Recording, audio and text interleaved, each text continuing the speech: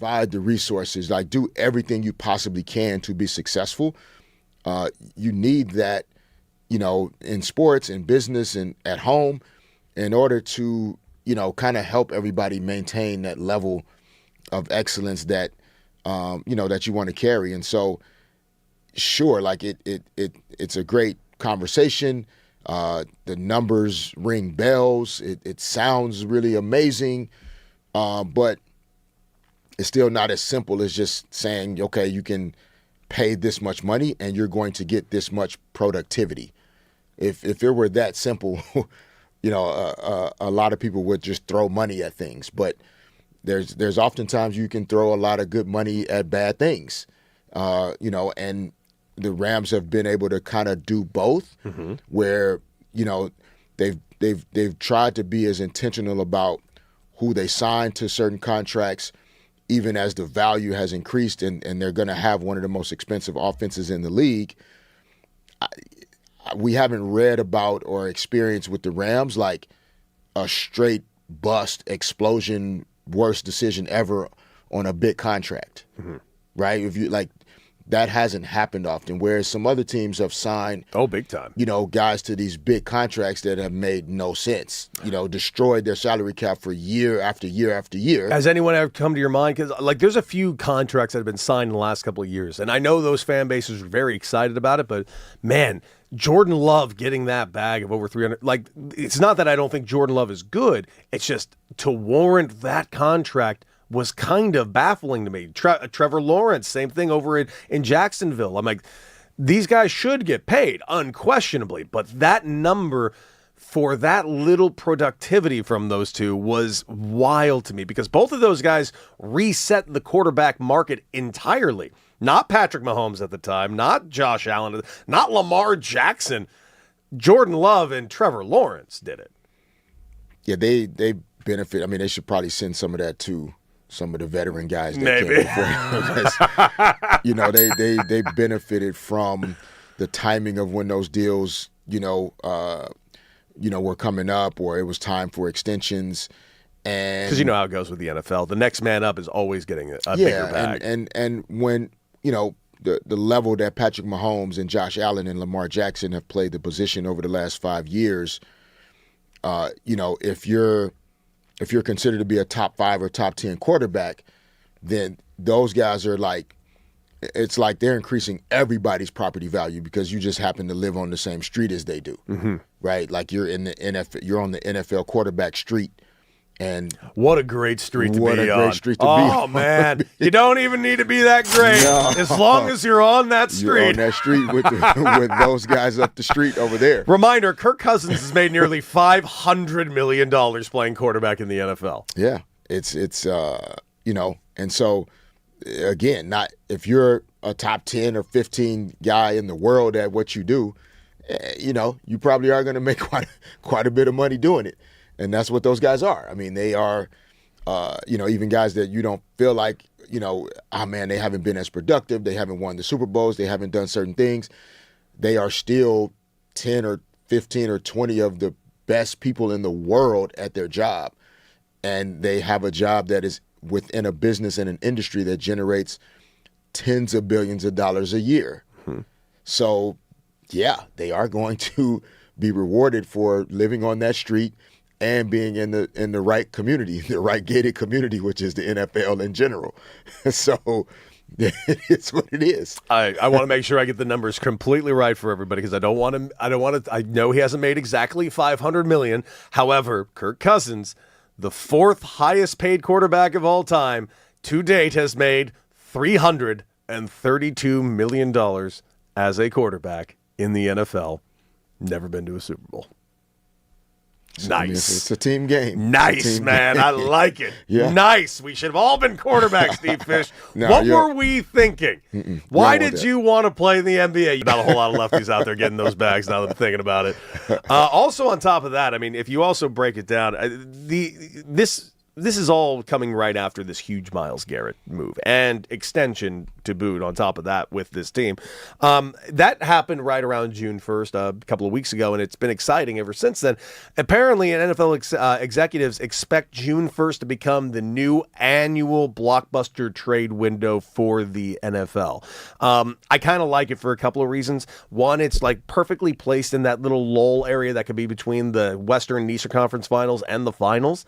And the NFL is really quiet in the early summer, especially right around this area. There's not a whole lot going on. How do I know that? The Diana Rossini story was somehow the biggest NFL story for 3 months, which is kind of baffling considering this is the NFL we're talking about here.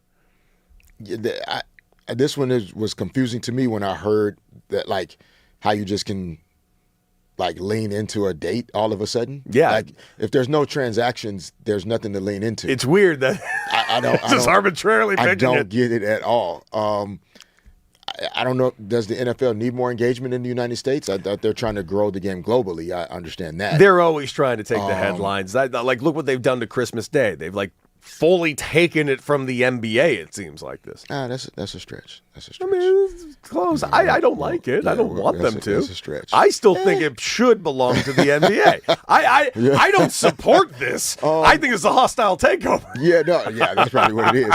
No, it was confusing to me because the reason why things like that happen in the NBA offseason is because the NBA ecosystem shifts more dramatically year in and year out.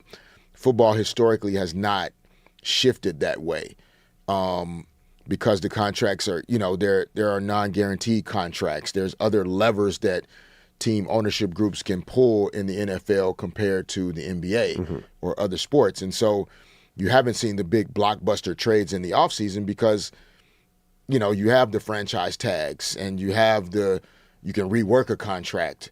You can do all these different things to avoid putting yourself in a position where you have to trade this player in this blockbuster deal in order to get salary cap relief.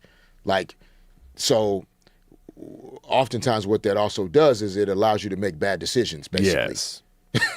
And then now we're going to, make this blockbuster deal to try to right the fact that we made this wrong decisions 3 or 4 years ago. And so, yeah, I understand the point of engagement, but we shouldn't be talking about players of Myles Garrett's caliber getting traded every year. Yeah. What in the NFL, blockbuster trades are not going to happen. I can't say that. They shouldn't happen every year because the quarterback position, those guys are not getting traded. Usually not. They are not getting traded. Aaron Donald at his prime is not getting traded. No.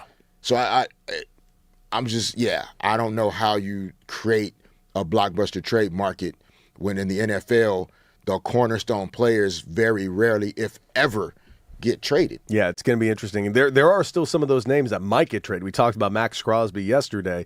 Who knows? And the teams that are apparently still looming, the Philadelphia Eagles, and which is not going to be good news to a lot of Rams fans, the San Francisco 49ers apparently very hot on getting their hands on Max Crosby, especially after that Myles Garrett trade. So this is going to be an interesting time. But is it a blockbuster deal if they didn't do it on June 1st? I don't know. And we can talk about it more. Is it a blockbuster deal if the players haven't achieved that? If it's not Patrick Mahomes and Tom Brady getting traded for each other, is it a blockbuster trade? It's a fair point. What necessitates a blockbuster trade? But here's the deal. I know how to do something that's very important. A new thing has been discovered by the World Cup.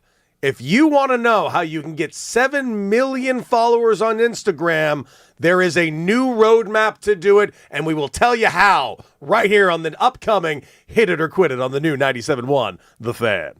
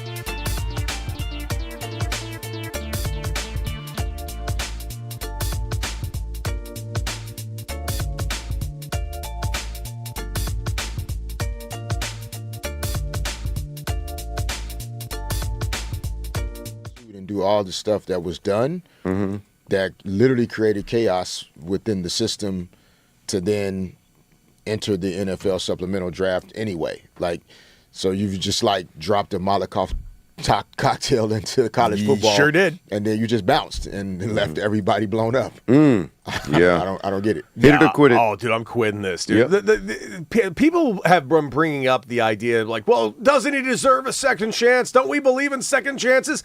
He's not in prison. That's his second chance. Congratulations. Enjoy your second chance. And I'm getting really troubling thoughts in my head, understanding exactly how you can be ousted due to your gambling ring in college to then go to the pro ranks.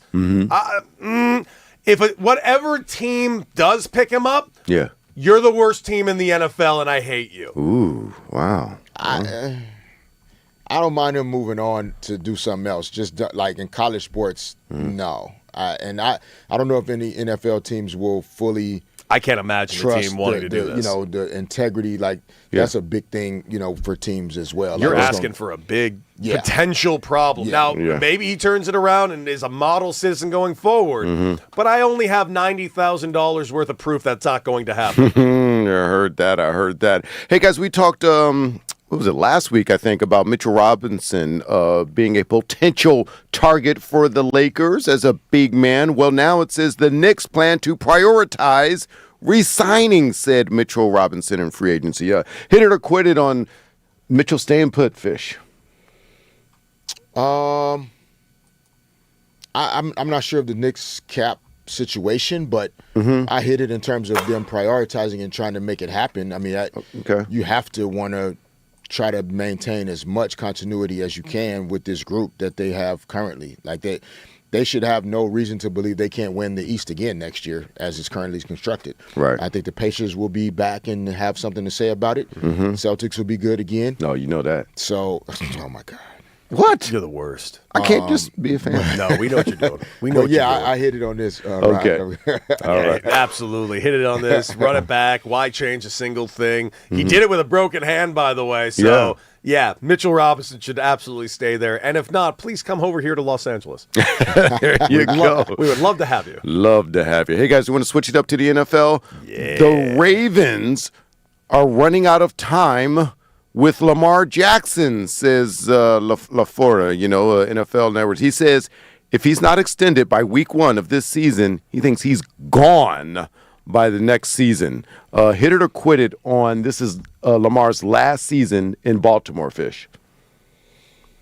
Well, it might be his last season in Baltimore, but just from a business standpoint, there's no way you allow Lamar Jackson to go into the final year of a contract without an extension or any protection. Yes, he's saying by week 1. If it ain't done by week 1 of this season, it's a wrap. Yeah, but as a team, you can't do that. That's my point. Yeah. Okay. Because then if he gets hurt, he has no trade value. Then he just walks in 2027. You get nothing for him. So you're losing on both sides of it. Would you trade him? I mean, I'm not saying I would. If I'm the Ravens, I wouldn't trade him. If I know I'm not getting him. Yeah. You don't Artie Moreno this. Yeah. Yeah, no, but that's fine. But I don't. The only reason an extension wouldn't happen is because they don't want to pay him the money that he feels like he's worth. Got you. I don't think he wants out. What say you, Dude, I if he doesn't get his money by week 1, I think he's gone too. And by the way, I think that would be at a massive detriment to the Baltimore Ravens. What are you? This guy should be a 3-time MVP. He's only a 2-time MVP only. Let's be real clear. He is unbelievable. He's one of the best pocket passers in the game. He's got legs on him. He's got a great running back with him right now that can also take the pressure off his legs. But we already watched this story happen one other time. For some reason, there's someone in Baltimore that does not want to pay this man and make him the face of the team, let alone the face of the NFL, which he honestly should be one of the faces of the NFL. And it's driving me nuts. Trust me. Everybody and their cousin should want Lamar Jackson to be their quarterback. He's unreal. Okay. All right. Feel you. Hey, guys, the Blazers, Rockets, and Hawks are among teams with potential Jaylen Brown trade interest. I'm going to say hit it or quit it that the Celtics should look into trading Jaylen Brown, Fish. That's a good question, to be honest. And not because Jaylen Brown is not like he's the leader of the team. Yeah, in a lot of ways, yes. No, he is. And I think he was a potential MVP candidate just this past season, right. While Jason Tatum was out. The reason why I'm hesitating for a second is because you can't just keep running it back 15 straight years, right? Right. Even if you're having a ton of success, sometimes you do need to shift things in a way that just incentivizes and gets everybody's juices going again. Right. And it's not just like same group, same guys, same personnel. But I don't know if those three teams have the type of players that I would be interested in trading Jaylen Brown for. Who from those teams are going to have if you can get Jalen Johnson from the Hawks, sure. They ain't doing that. They're not going to do that. From the Rockets, if you can get Şengün, sure. From the Blazers, if you can get Denny Avdia, sure. Outside of those three guys, I'm not trading Jaylen Brown to either one of those teams. I agree. Yeah. So I hit it in terms of the interest in Jaylen Brown. Yeah. Yes. Okay. I'll hit it for the interest. I'll quit it. That it shouldn't happen. You're a Boston guy, man. Yeah. Like, do you want Jaylen Brown out? No, he's the leader of the team. That's what I Tatum thought. is the best player on paper, but the dog, the one that really gets, the one that picked up in the finals, that picked up Luka full court every time he touched the ball, that was Jaylen. You know what I'm saying? Yeah, so I don't know. Yeah, I think it's weird that the rumors are even out there. Yeah, you joked earlier about, not joke, but there was rumored about getting Giannis. I don't want Giannis for that. Giannis is 32. We're all forgetting that, and injury problems. Nah. And also they make comparable money, so it's just a swap. I don't get that either. Hey, we got this one. Fish, you said you drove back from Arizona this week, right? Yes, sir. Did you race anybody on the freeway or anything? Or were you? I did not. I am a respectful highway driver. When I'm in the left lane and I see somebody approaching me quickly, I get over to the right so they can go ahead and go about their business. And then we go from there. There's no racing and competition. Well, I don't know. If I Sometimes believe you got to want it. Yeah, because there's an Arizona woman, hopefully it's not Joanna in Arizona from our YouTube chat, but she's arrested for going 108 miles per hour and says she was rushing home to watch Love Island. Oh, that makes sense. So, that makes sense to me. Yeah, it makes sense. You hitting that there, Cody?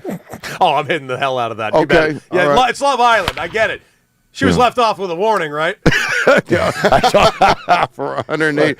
That might be up in the reckless drought. In Arizona, you're going to have to put that pink suit on. Yeah, you're going away for a month for that. Is it a pink suit? Is that what color they go to jail in? Wow. Okay. And last thing, real quick, the Williams sisters are back. It looks like they'll be playing doubles in Wimbledon. Buddy. Hit it or quit it on that, Fish. Hit it all day, man. All right. I love to see the Williams sisters doing their thing. Whatever, win, loss, score points, not look great playing tennis, I don't care. They are good for tennis. They're good for the human race. Yep.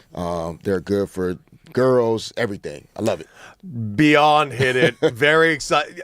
It's a chance to watch legends again. Who knows if we'll ever get another opportunity. We got to take this in and enjoy every single morsel of the moment, and we will. Guys, coming up, it's been an incredible week for men's soccer here in the United States, but did we just get some real bad news?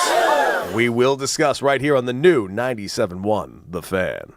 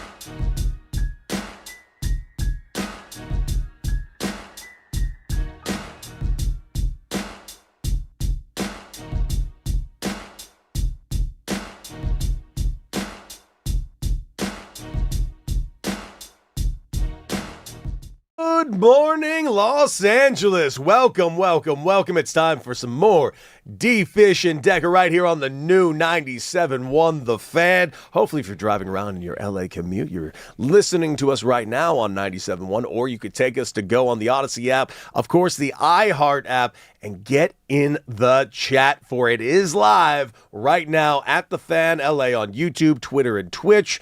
The chat has been live all show long. Of course, we've gone ahead and put out ourselves a poll. And earlier on the poll, did we end up getting results on that poll? Because we were talking about rappers/actors. Yes. What did we end up with? Because my number one pick was Queen Latifah.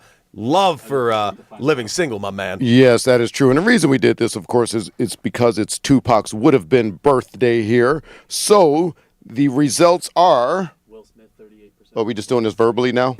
Okay, no, get the microphone in. That's what you're going to do. Get on the microphone. Get in there, Peyton. Video. Yes, sir. No, this is this is Mitch. This is video producer Mitch, and I'm here to report the he's supposed to put it on the damn rundown, but now he wants some microphone. He wants some I don't airtime. want nothing to do with this. That wasn't me. Yeah. Smart, Peyton. Keep your mouth shut in there. It's a smart move.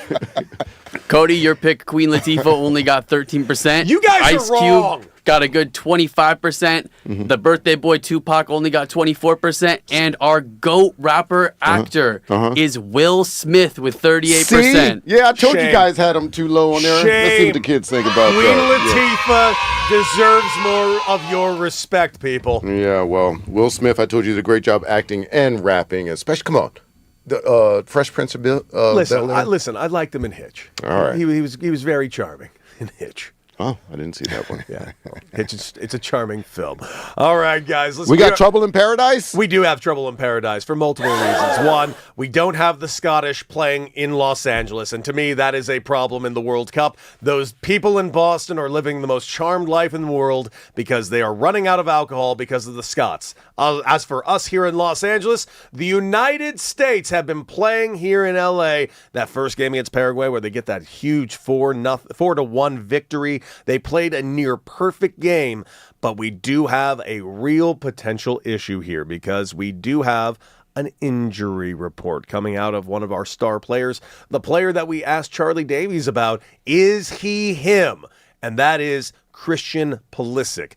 He was electric in the first half of that game, completely running everything humanly possible, but the cause of the injury, which, by the way, it is a calf strain and contusion that they are looking at, it actually happened before the match against Paraguay. It happened in training out on one of the pitches, and he did take a shot to his calf, and apparently he took another shot in the game against Paraguay. But he was still playing through it and playing fantastic until the half came around, and that cool down effect apparently really locked it up a little bit. As of right now, it's a bit touch and go, but here is Alex Freeman giving us an update on Christian Pulisic.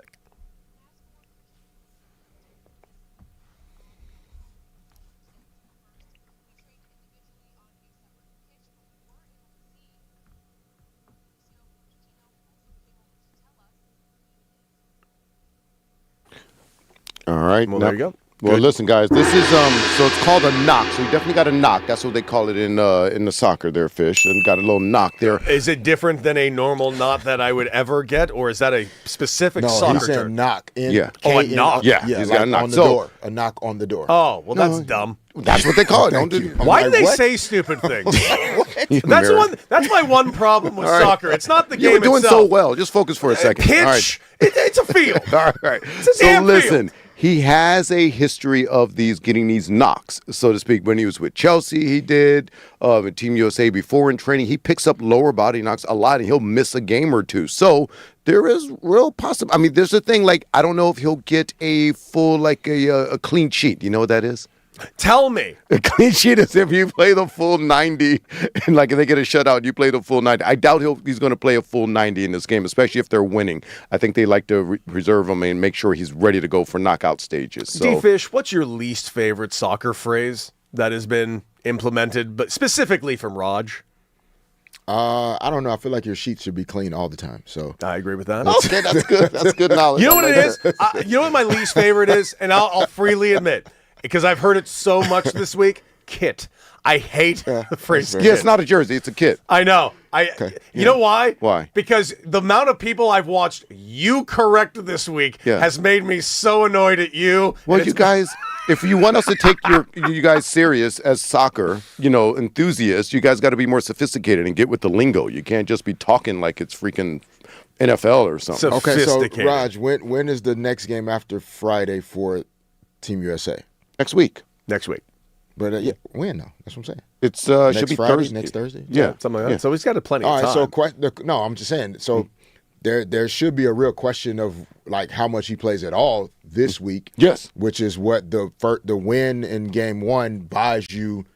You got the 3 points. Yeah. Right. So you're in a good position to win your group.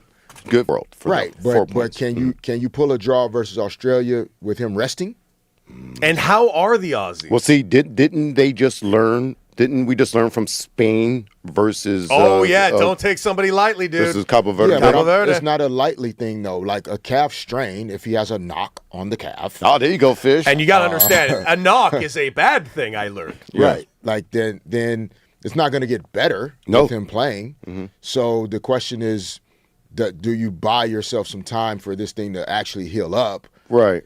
Well, I think with almost having a full week off Fish in these group stages helps, because he's on the side. He's not really trained. So he's resting now, not out there running, just doing stuff on his own. So I think it's day-to-day. We'll keep track of this. And would you say this is a good time for an injury report, Cody? You know what? Because you said that, and only because you said that, I would absolutely say that this Christian Pulisic injury update is very good for an injury report, brought to you by Ozer & Law, the Injured Worker Hotline. By the way, we've talked about some of our favorite things that we've seen around the World Cup thus far, and obviously the matches have been phenomenal. Of course, we got plenty more matches taking place today. I believe France is making their debut today, in fact, so that's something to definitely look out for.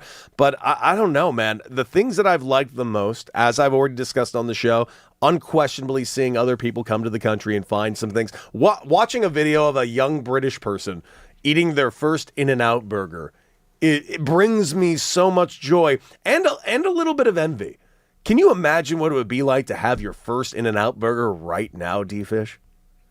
Like at this age? Like just right now. Like it would be like the nectar of the gods. You wouldn't know what to do with yourself, D-Fish. Oh, man. Yeah, it probably would be quite an experience if like you've never had an In-N-Out burger or just some of the things that people from around the world are tasting and experiencing, especially in LA specifically. Yeah. Like, because there's so many, you can go to a lot of cities and you don't have the options that you have everything available to you here in LA in terms of food. Well, I wouldn't say everything, because I will say this. As much as New Yorkers are very annoying about their bagels and pizza, I lived in New York the last few years. Damn it, they were right. Their bagels and pizza really are on a different level. I hate it so much. But on the flip side, can't get a good taco in New York anywhere. I tried. It was a nightmare. First thing I did when I moved back was I've just been eating tacos nonstop, and I'm thrilled to be back in the land of tacos. Yeah, it's I'm sure all over the U.S., Houston, like I'm sure people are eating barbecue or fried catfish or things that, like you said, biscuits and gravy for the first time. I watched a video of this British man eating biscuits and gravy the first time, and he looks at it because, I'll admit, when you see biscuits and gravy on a plate, it does not look appetizing. Though, that being said, we know better. We know what that actually is. The way he took his first bite and his face lit up, it was like he had just seen something. It's like he saw a UFO. It was wild to watch. So you're saying they exist? I'm not saying that. They definitely exist. They just don't exist here. Okay, we'll come back saying. to that another time. But and then what I was thinking about. Seattle. Right, like the fresh fish and the seafood that people are getting the chance to. Oh, dude, yes. In Seattle. That's some of the best part of sporting and sporting events. Like, is the food and the beverages and all the experiences that you get around the event. So really, it's not the commercials. No. Well, don't ask Alexi Lawless that, because if you ask Alexi Lawless, the commercials are definitely the best part of all things World Well, that's because his check is coming from. It better be. Yeah. We discussed this a little bit yesterday on the show. So Fox has been catching a lot of flack, my former employer. In fact, the World Cup was going on last time when I was on FS1. It was a very unique experience because obviously where the World Cup was in Qatar, we were watching the matches at between like midnight and 6 a.m. over there in New York, and there were some matches that were leaking into our show, so we'd end up doing like a 15-minute show right at the tail end of the final match of the night. Now that it's back in the States and we're watching it in our time zones, and it's amazing to watch in our time zones, by the way, Fox has obviously added some extra things to their broadcast. And yes, we discussed this yesterday a little bit, but I didn't really think we discussed it to the detail that we really needed to, because I did a little bit more research. And what we did discuss was during these, 3-minute water breaks, which are being added to extra time at the end of the matches, those are really happening for commercial breaks. And what we don't like about it, and as Raj mentioned yesterday, he doesn't like about it, and every major soccer fan doesn't like about it, is you're pulling the camera away, and instead of just doing a straight 45-minute half like soccer's always been played, we're basically turning World Cup soccer into 4 quarters of football, which is not exactly something we should be doing. Not to mention, on top of that, the commercial breaks are cutting away from the pitch entirely. And there have been a couple of times where play has resumed and the cameras were not back onto the field. That's a really, really big problem, if you ask me. Now, if they were to fix it, I think a very easy, solvable fix that we mentioned yesterday, in fact, D-Fish, I think it was your idea, why aren't they just doing like a double screen or like a picture-in-picture commercial thing so you can at least keep the match on? But then Alexi Lawless comes out and basically talks about how it's a win-win for everyone. It's great for the players, it's great for the fans, and it's great for the company. Boy, I truly hope the president of Fox called you himself and patted you on the back and said, "Good job, Alexi. You're doing so good. Just spreading the Fox News and name and brand. Here's an extra dollar figure." Like, it's such a weird thing to kind of sell out your sports so your company can get some more commercials.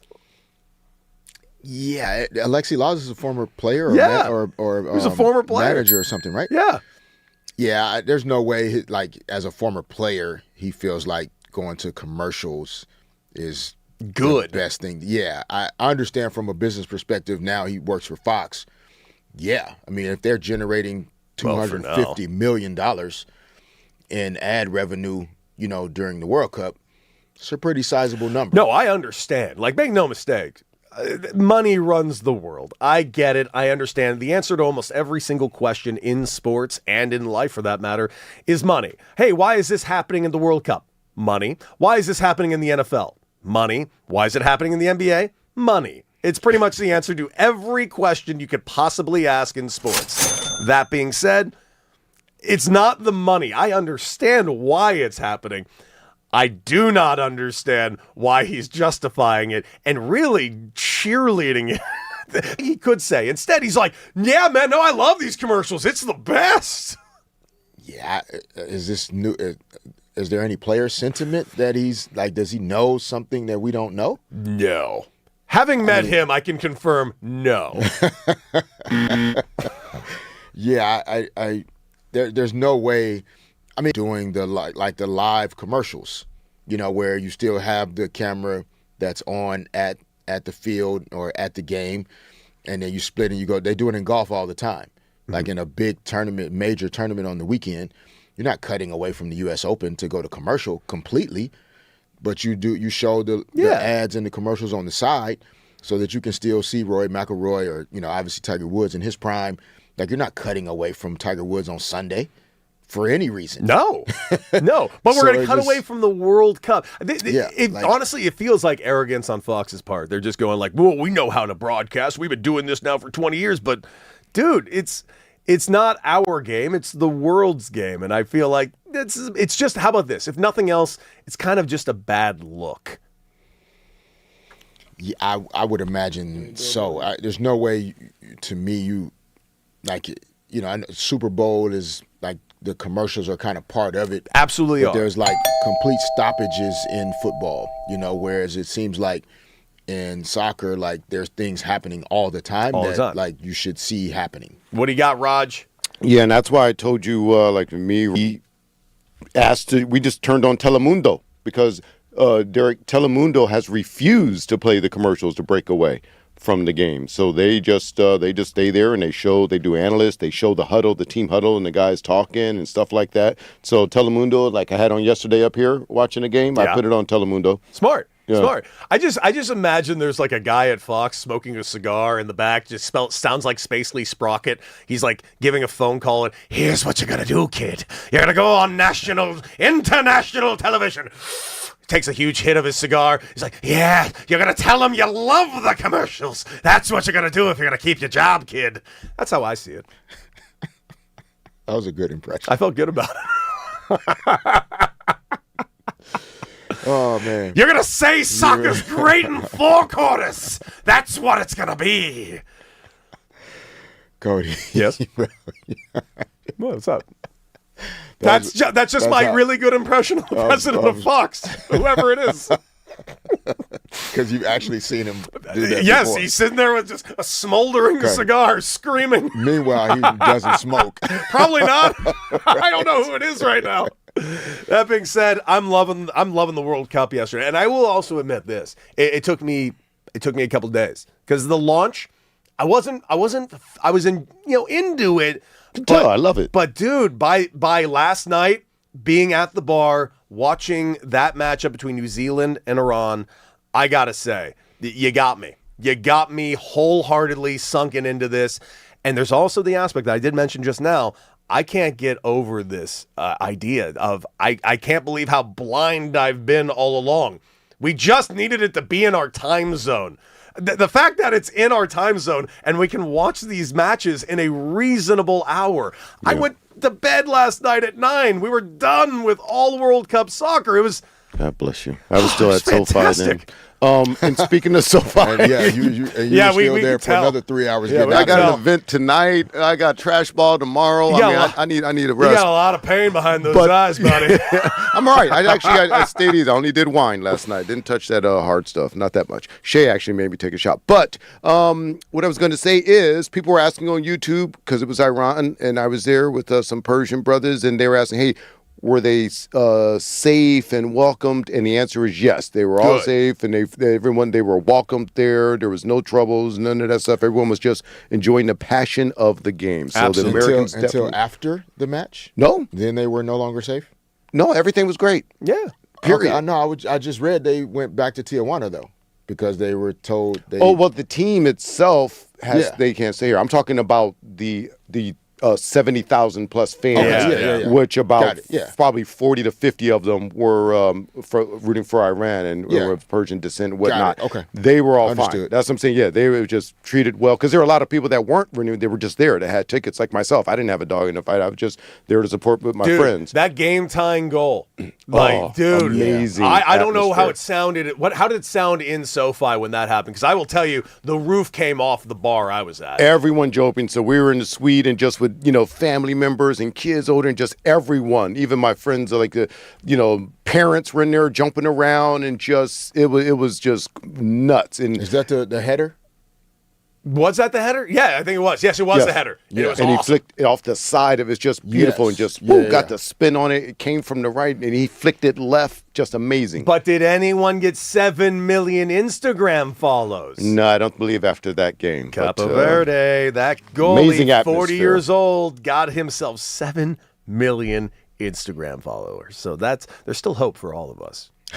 There really is. I don't know. I have no plans to save 7 goals in a World Cup soccer game. Oh, dude, against Spain. Oh. By the way, my blind pick favorite was Spain, and I celebrated right in Bill Reiter's face. And I did that very much on purpose because he wanted that team so very badly. He offered me everything under the sun to trade for it. And the reason, and I will freely admit this, I just wanted to see him in pain. I didn't want it. I would have traded with anyone else. But the fact that he wanted it so bad meant I wasn't going to give him the satisfaction. Built like that. Yeah. No, now that this happened, I'm furious I didn't do it. Who do you end up with? France? Else There's a bunch played of last there's week. still plenty. Like there's still like let me look it up right now. The schedule still's got. Let's go. Today we got France versus Senegal, their first matchup. We have Iraq versus Norway, their first matchup, and Argentina finally plays against Algeria. And by the way, how cool is the Algeria story where they're practicing right now? Apparently, they've taken over an entire town of Kansas, and like Kansas is like loving them. Like truly loving. It really goes to show you, as divided as we all feel, and boy, do we feel that sometimes. This is really showing some really greatness of humanity in the United States right now. Not everywhere, obviously, but the good people are showing up, and I love it. Well, I mean, as you said, money is, a big driver of sporting events, even youth sports events and grassroots events. Like, cities and towns and counties, like it's providing jobs. It's saving lives, actually, in terms of the amount of people that show up and are, hotel rooms, visiting restaurants and bars and cafes, you're buying groceries, Airbnbs, renting cars. Like, it's an entire ecosystem that sporting events create for towns and cities. Big time. Big time. Big and so time. For a town in Kansas to have people from all over the world, from other countries, it's an opportunity to show what your city is about, not what the United States even in general is about. But yeah, you may hear the noise about the U.S., but let us show you who we are and the type of people we are here. So I'm glad all these different places are embracing having visitors from all over the world. It's obviously making for some cool stories, too. It's making for some very cool stories. And again, I strongly suggest it. Fall down the rabbit hole that I did yesterday, looking up Scottish people in Boston taking over that city. The bars are running out of beer, and that isn't a joke. They are drinking the city dry, and it's amazing. Someone thinks they do so much that they are betting their life on it. Would you do the same thing? We will discuss right here on the new 97.1 The Fan.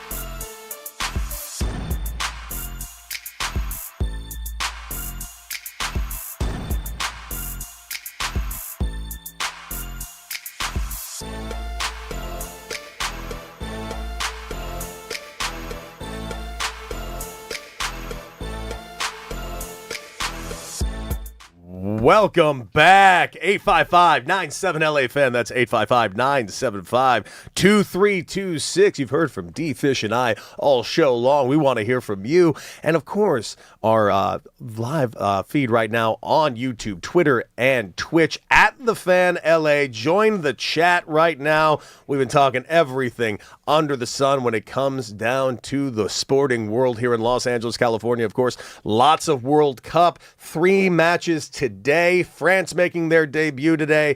Argentina getting on out there. So lots to discuss going forward, not to mention the potential injury scare to Christian Pulisic for Team USA. Of course, they are scheduled to have their next match right here at SoFi Stadium over against Australia. Looking forward to, of course, that matchup. And we got to talk a little bit about the Lakers, obviously, because the offseason is here after the finals came to an end, D-Fish, and all eyes are on all the potential looming moves. Of course, the dominoes that are Austin Reeves, the news that we were talking about earlier today about the Lakers potentially looking to bring back specifically Jackson Hayes and potentially bringing back Rui Hachimura, which does open up the question, are we comfortable with the idea of the Lakers just straight up running it back with the same exact team? The more and more I think about it, dude, the more I get interested in that idea, considering the fact that I don't think I've seen enough of what this team can do when they're all healthy. Because if you can give me a full season, actually, scratch that, forget a full season. If you can just give me that March again, all the way through the playoffs, I do think we have a potential finals winning team here. Yeah, I mean, that might be a stretch. I mean, maybe a little bit. Yeah, you have to get there in order to win it. Very true. So look, the team won 53 games this past season in the West, playing in the Western Conference, playing the same schedule as everybody else, 82 games. You consider LeBron not having training camp, and so the start of the season was a little bumpy and rocky for him as he worked his way back into game shape and condition, as well as kind of getting the timing and rhythm of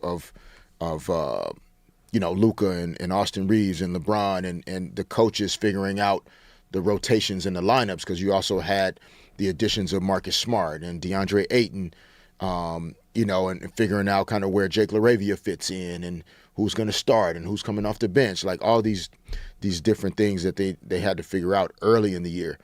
And so then, as the season goes on and, they start to really figure out who they are, playing some good basketball, et cetera.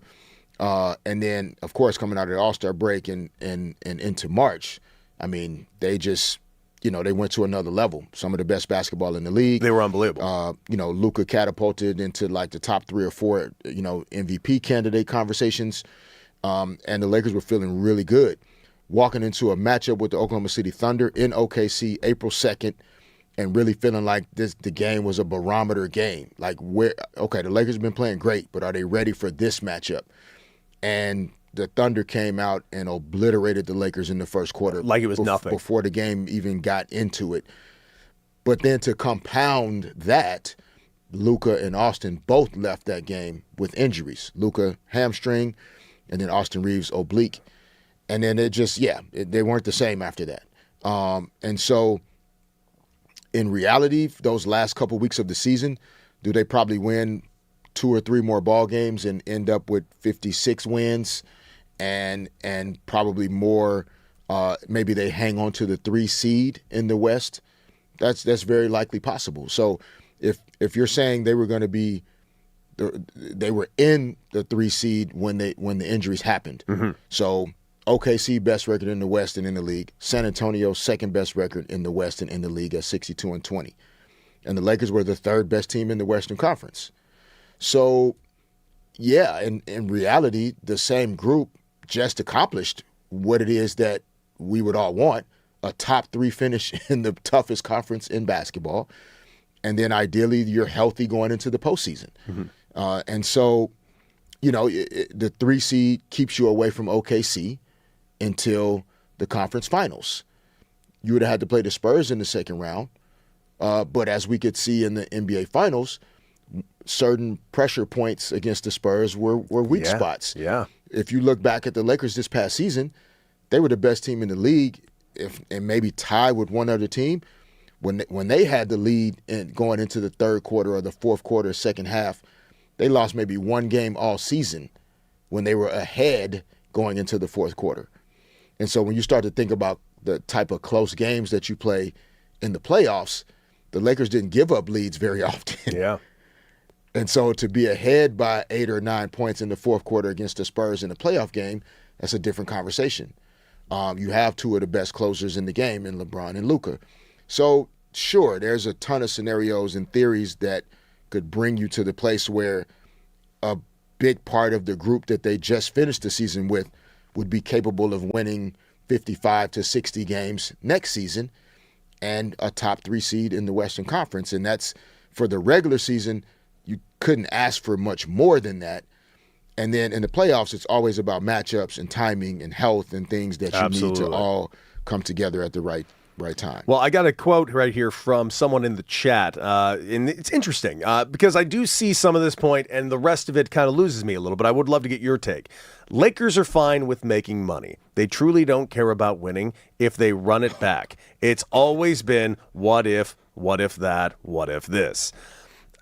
I can understand kind of where you're talking about mildly, but if you're going to tell me that the new owner, I should say, Mark Walter, who also owns the Los Angeles Dodgers and the Los Angeles Sparks, is not extremely interested in winning based on the track record that he is showing us already, I don't know what to tell you. I have a feeling the Lakers' number one priority, because they're already making all the money humanly possible, I have to assume the Lakers' priority is absolutely winning.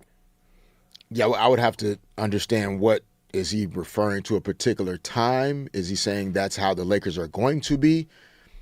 I don't know. I think they're saying more along the lines, if we run it back, then this team is not interested in winning. But at the end of the day, it's a salary-capped league, and there's only so many moves that can humanly be made.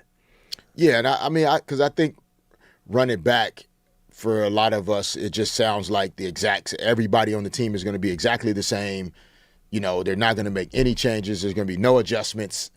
And run it back, meaning essentially like Luka, Austin, and LeBron, and then, Jake LaRavia, Jared Vanderbilt, re-sign Rui Hachimura, Jackson Hayes.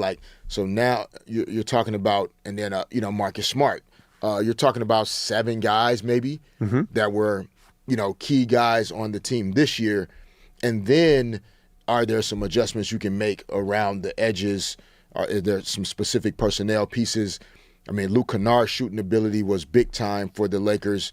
And he was awesome to watch, too, when he joined that team. Yeah, so when we're saying run it back, it doesn't necessarily mean like everything is going to be exactly the same. There's definitely going to be some changes.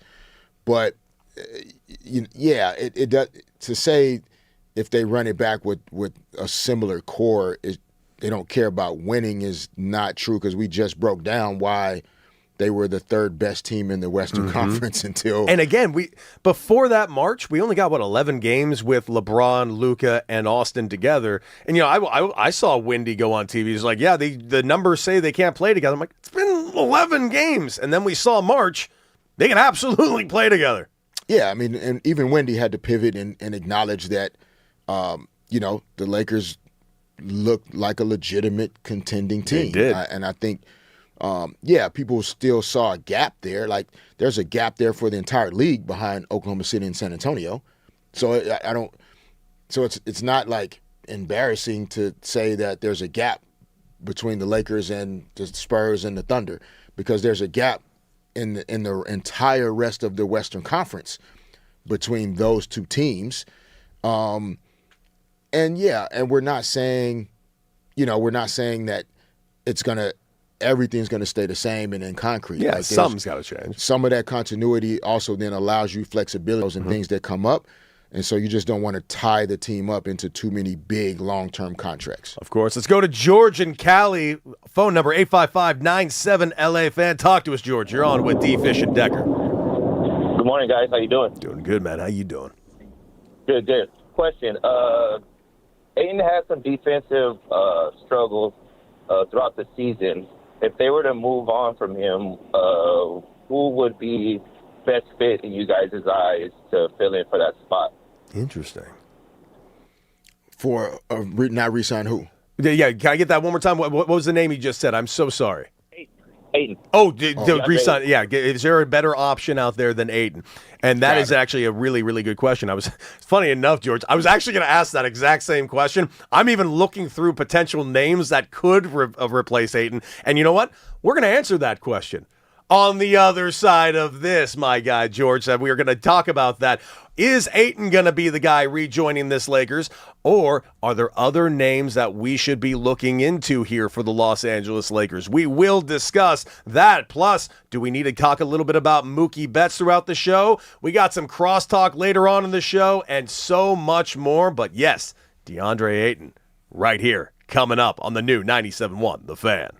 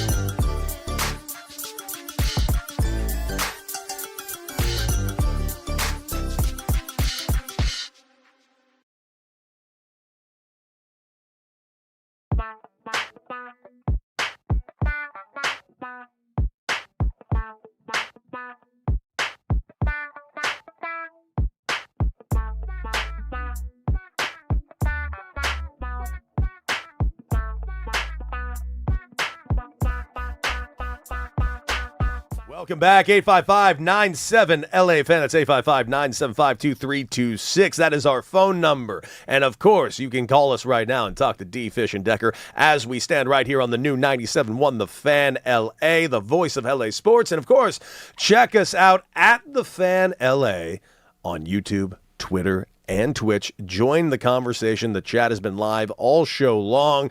And we did have just a caller that asked specifically about DeAndre Ayton and the Lakers situation when it comes to their center. And he was asking, is he the guy to also run it back with, or is that someone we're looking to replace him with? And we did not have enough time to answer that question, so we'd answer on the other side. And D. Fish, it's a very solid and interesting question, one of which that I've been thinking about quite a bit, because he does carry a certain type of price tag that you need to find something relatively comparable, assuming that you do get back Austin Reeves and LeBron James. So the question is, who in the league is physically comparable to DeAndre Ayton and also fits the price tag of right around $8 to $10 to $12 million?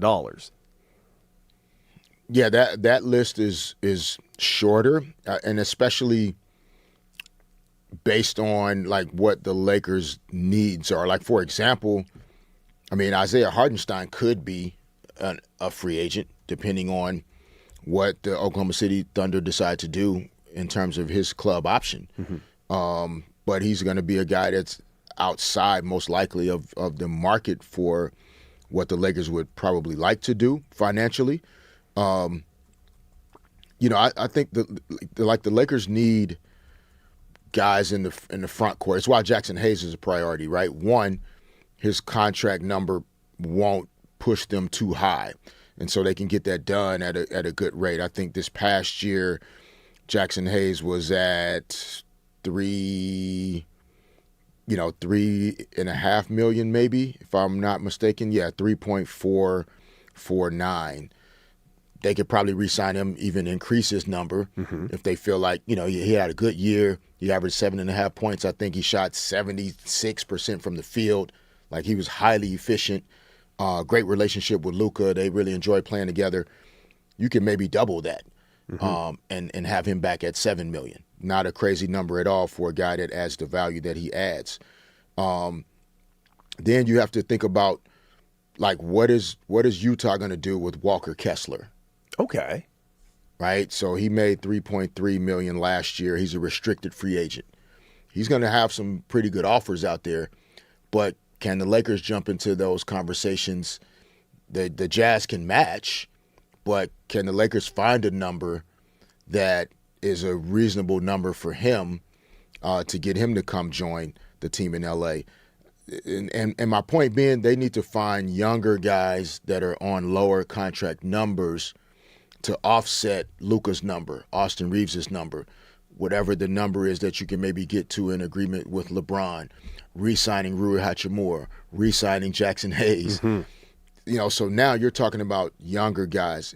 The young guy mentioned from the New York Knicks, Ariel Hookporty, he's a restricted free agent.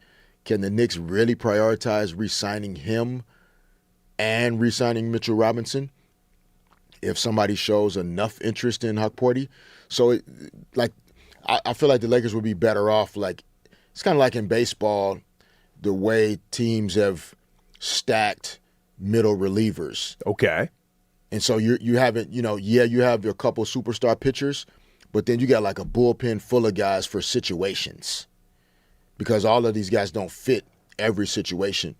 And the NBA has really turned into, it's all about matchups. I mean, you saw in the Thunder Spurs series, Lou Dort almost got played off the court against the Spurs because he hit a stretch where he just wasn't shooting the ball well enough for them to have him on the court.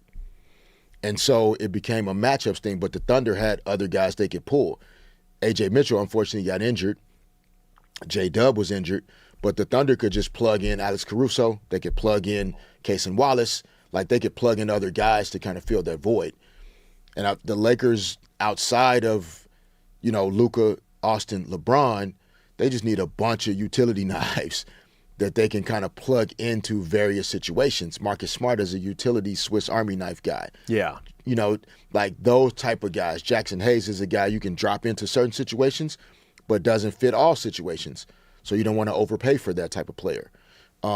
And so I don't think the Lakers need a name at the center spot. They need a worker. They need hard hat guys.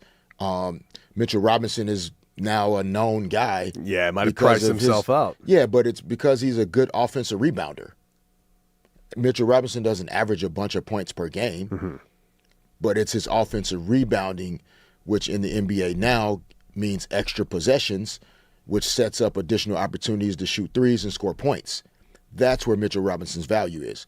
So the Lakers need guys that are focused on doing the things at the margins that it takes to win, not how many times am I touching the ball. Yeah. That's where I think DeAndre sometimes got a little frustrated and caught up, and the Lakers have to move away from guys that have – that's why Marcus Smart worked so well. He wasn't worried about scoring, even though he could score, and there were nights where he did score. But that's not how he saw his value for the team at its highest level. You know, the name that's been thrown around quite a bit in the chat right here is Gafford. Is Gafford a potential guy, or is he someone that's might be a little priced out as well? Another name that I've brought up to you once or twice has been Jared Allen, but I don't know how realistic that is either. Yeah, but these are all scenarios where we're talking about guys having to be traded. Yeah. Daniel Gafford isn't on a list that I've seen of free agent centers. So in trade scenarios, like, you have to give up something. So what are you giving up to get Daniel Gafford? Opens up a whole different list of questions. Yeah, what are you giving up to get Jared Allen from Cleveland? Are you talking like sign and trade with LeBron? So, okay, I mean, I'm not saying Jared Allen is a bad player, but are you swapping LeBron and Jared Allen? I mean, why? But why? Yeah, I'm just saying, like, so some of the names, again, it's sure the name sounds good, but timing wise, in terms of free agency, it doesn't line up with where the Lakers have cap space to sign free agents. It's just you have to get it right, though. You have to find the right player at the right price with the right mindset. And there are guys out there that'll do it, but it's getting guys that are almost undervalued in the market. You know, the Knicks are full of guys that aren't high-priced guys. And the Lakers arguably have a bet. Like, if you have Luka, Austin, and LeBron, I would argue you could be just as productive as Jalen Brunson and Karl Anthony Towns were in terms of productivity. But then Josh Hart's a glue guy. Mikal Bridges is a glue guy. Mitchell Robinson is a glue guy. OG Anunoby is a glue guy. Oh, well. Mitchell Robinson is a glue guy. Yesterday, he might be a lot of things guy. Yeah, that's true. Hopefully, dude. By the way, hopefully glue wasn't on that. How many times have you watched that video? Because I can't stop watching OG Anunoby yesterday at Good Morning America. It's so funny because somebody weekends at Bernie's him and just plopped him in there. He looked like a cadaver. And also, by the way, him being in the front, that's twice this week. Because compared to how out of it Josh Hart also was, no one paid attention to Josh Hart. Everyone's paying attention to how out of it OG is. That's twice this week he saved you, Josh Hart. Yeah. You owe him so much. The other part, too, that I want to highlight is what allowed the Knicks run to also be as impactful as it was is like, and you don't always know for sure, but they also got it right around guys that could embrace playing in New York City for the Knicks. It's different. And so, is there a similar thing in playing for the Lakers in LA? Yeah, it's arguably, I don't want to say it's worse, but it's comparable. In New York, it's playing in Madison Square Garden and Knicks fans, that's a different experience, but the pressure and the expectations from fans in New York were just about like wanting the team to compete and have a chance to win. Yes. In LA, it's not about having a chance to win. It's about winning. It's about winning. Yeah. So players that come play for the Lakers also have to have a certain internal wiring to be able to handle those expectations that, like, you doing what you've done on other teams, whether it's, playing well and getting good numbers or whatever it is, how even the media, more of a national media focus compared to most other teams. everybody's not wired to handle those things. Marcus Smart came in and was able to handle, he embraced what it means to play for the Los Angeles Lakers, and he was able to handle it and wear it well. Some other guys have come through over the past few years and haven't. So it's also not about just like somebody that has a good name that could be a good fit, but then aren't wired to play for the Los Angeles Lakers on that stage with those lights on. So there are a lot of things you have to keep in mind with bringing in the right guys. And when you're teammates with guys that are as accomplished as Luka and LeBron are, you also can't bring in the wrong guys. Oh, yeah. You like if you are not as mentally tough and strong as they come, you won't make it, because those guys set a standard that most people will never reach. But that's the expectation if you're a teammate of theirs. So everybody doesn't work just because on paper their name says it does. Oh, yeah.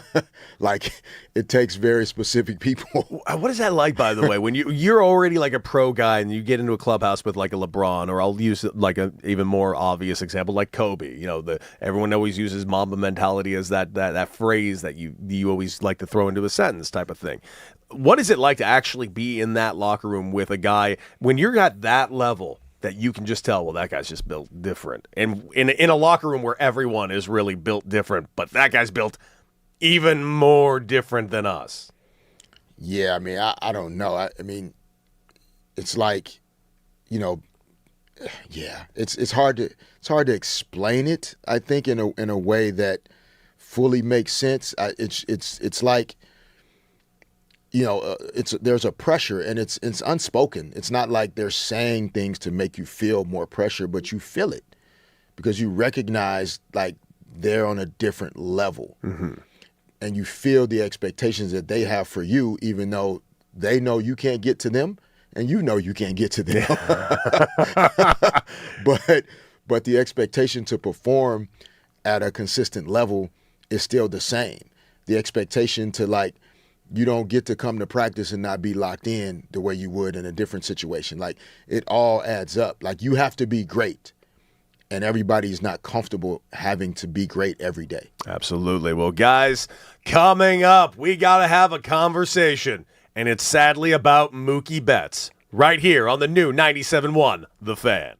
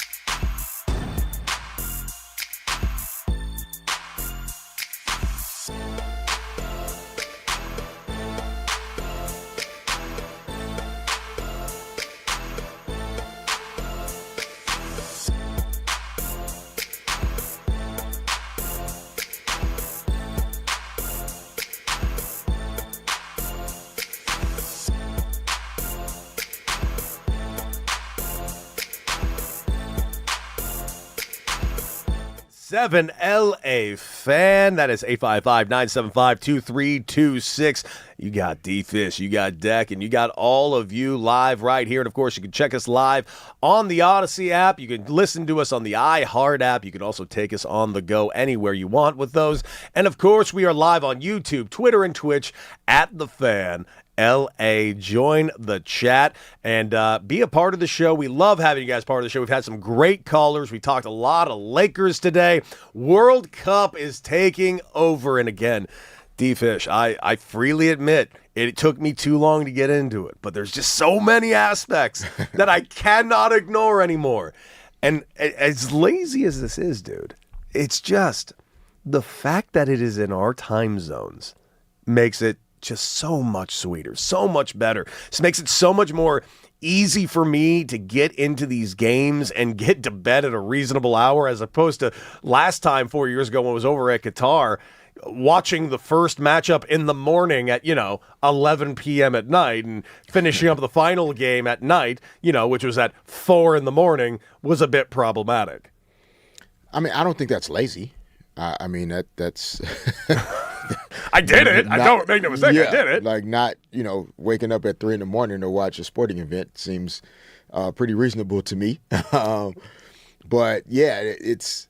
I think especially with it being literally like in arm's reach too, in terms of it. It's at SoFi. It's like you feel the presence of the energy, and then just I think the matches, the increased size of the tournament, it's really allowing, which I think is smart. There's games every day. So it's, where like when the tournament was smaller, you could have days, where maybe there weren't, matches. Mm-hmm. And so then you kind of forget that, oh yeah, it is the World Cup. Right now, we're not forgetting that it's the World Cup. Not at all. Not even a little. It's 4 games a day. Every day is stacked up. Fans are going crazy. People are turning out. And so it's just, there's a energy that just collectively is continuing to build. And a lot of games have been entertaining. Some surprising, not even upsets, draws and ties, matchups that we didn't expect would be as competitive. So it's a lot of great stories. Obviously, the goalie from Cape Verde, man. What a story, dude. Goes from under 50,000 Instagram followers, gets himself 8 blocks over there against Spain in a matchup that they were not supposed to be competing in. Keep in mind, Cape Verde is the size of Rhode Island. It is a small island off the coast of Africa, and it is not big. And they just went toe-to-toe with the shortest odds to win this entire tournament, Spain, going 0-0. Unbelievable. That goalie, over 7 million followers after that matchup. How cool is that, man? And he's 40. That's actually the extra cool thing. Dude's 40. That's killer. Yeah. That's badass. Out there with, just making it impossible to score a goal against his team yesterday. But those are the stories, that make sports what it is. It's the athletic accomplishments and achievements and, us watching great athletes do great things, but it's the human aspect of it, the relatability of it. How many folks at 40, I don't still have it. I can't compete at the highest level, in my office, in my men's league, in my church league, whatever it is. And like a dude at 40 years old is out there just swatting 22-year-old soccer players. The best soccer players in the world. Yes. Just like it's nothing. 40-year-old crafty vet. Just I got these kids. Don't worry about it. And according to Raj, the Cape Verde fans, apparently, and I think he was specifically referring to the women, very beautiful. So I look forward to their next matchup. What the hell does Raj know? I agree with that. I agree with that wholeheartedly. But that's nice, Peyton. That's a nice. Peyton's on fire right out the gate. That is nice. Yes. He's not even here to monitor you, and you're just throwing crap his way. I dig that. That All is right, nice. We got France and Senegal today, followed by Iraq and Norway and Argentina taking on Algeria. Of course, Algeria, who is staying over in Kansas, having the time of their lives over there in a small Kansas town that has absolutely embraced them. You got Scotland taking over the entirety of the city of Boston. And yes, this is true, has been drinking the city of Boston dry. And do you think Boston fans are mad about it? Nope. They have been posting nonstop saying, we must protect these lads at all costs. They've made our city better than ever before. I saw another video going like, question, can we do this again next year? We need to have them every year. And also, Scotland's now at the top of my list of places I'm going to go vacation to. I didn't know that before, but I'm going to go there now. Dude, I've been to Scotland. It's a blast. I'm thrilled they're in this tournament and got a win. So they got 3 points. There is a real possibility Scotland can move on in this tournament. And yeah, I already saw one elderly Scotsman in a full kilt and outfit crying coming out of that stadium. You imagine if they move on to the next round, how much that guy's going to be in tears? I want to see it. Yeah, and how many pints of beer are going to be. Dude, we're going to set new records that we were just never prepared for, and I'm excited for it. Here for it is an understatement. Dodgers got themselves a nice victory last night, and by the way, a little bit of extra Dodger news for you. Tommy Edman will be returning to the Dodgers today. First showing of the season after his long injury. So welcome back, Tommy Edman. Dodgers got a great win last night. They were down 3-0, and Kyle Tucker, a guy who has been a little maligned and marred with a real rough start to his Dodger tenure, despite being paid $60 million this season, highest AAV on the team. Listen, great game from him, a 3-run home run to tie it. Love seeing that. Love seeing a guy that hasn't been hitting his best kind of get a moment that he kind of needed to get that monkey off his back. And then later on in the game, saves a run by throwing out a runner at home plate. Then, of course, Miguel Rojas, hero of Game 6 and 7 last year, with his theatrics in a wonderful pinch hit opportunity.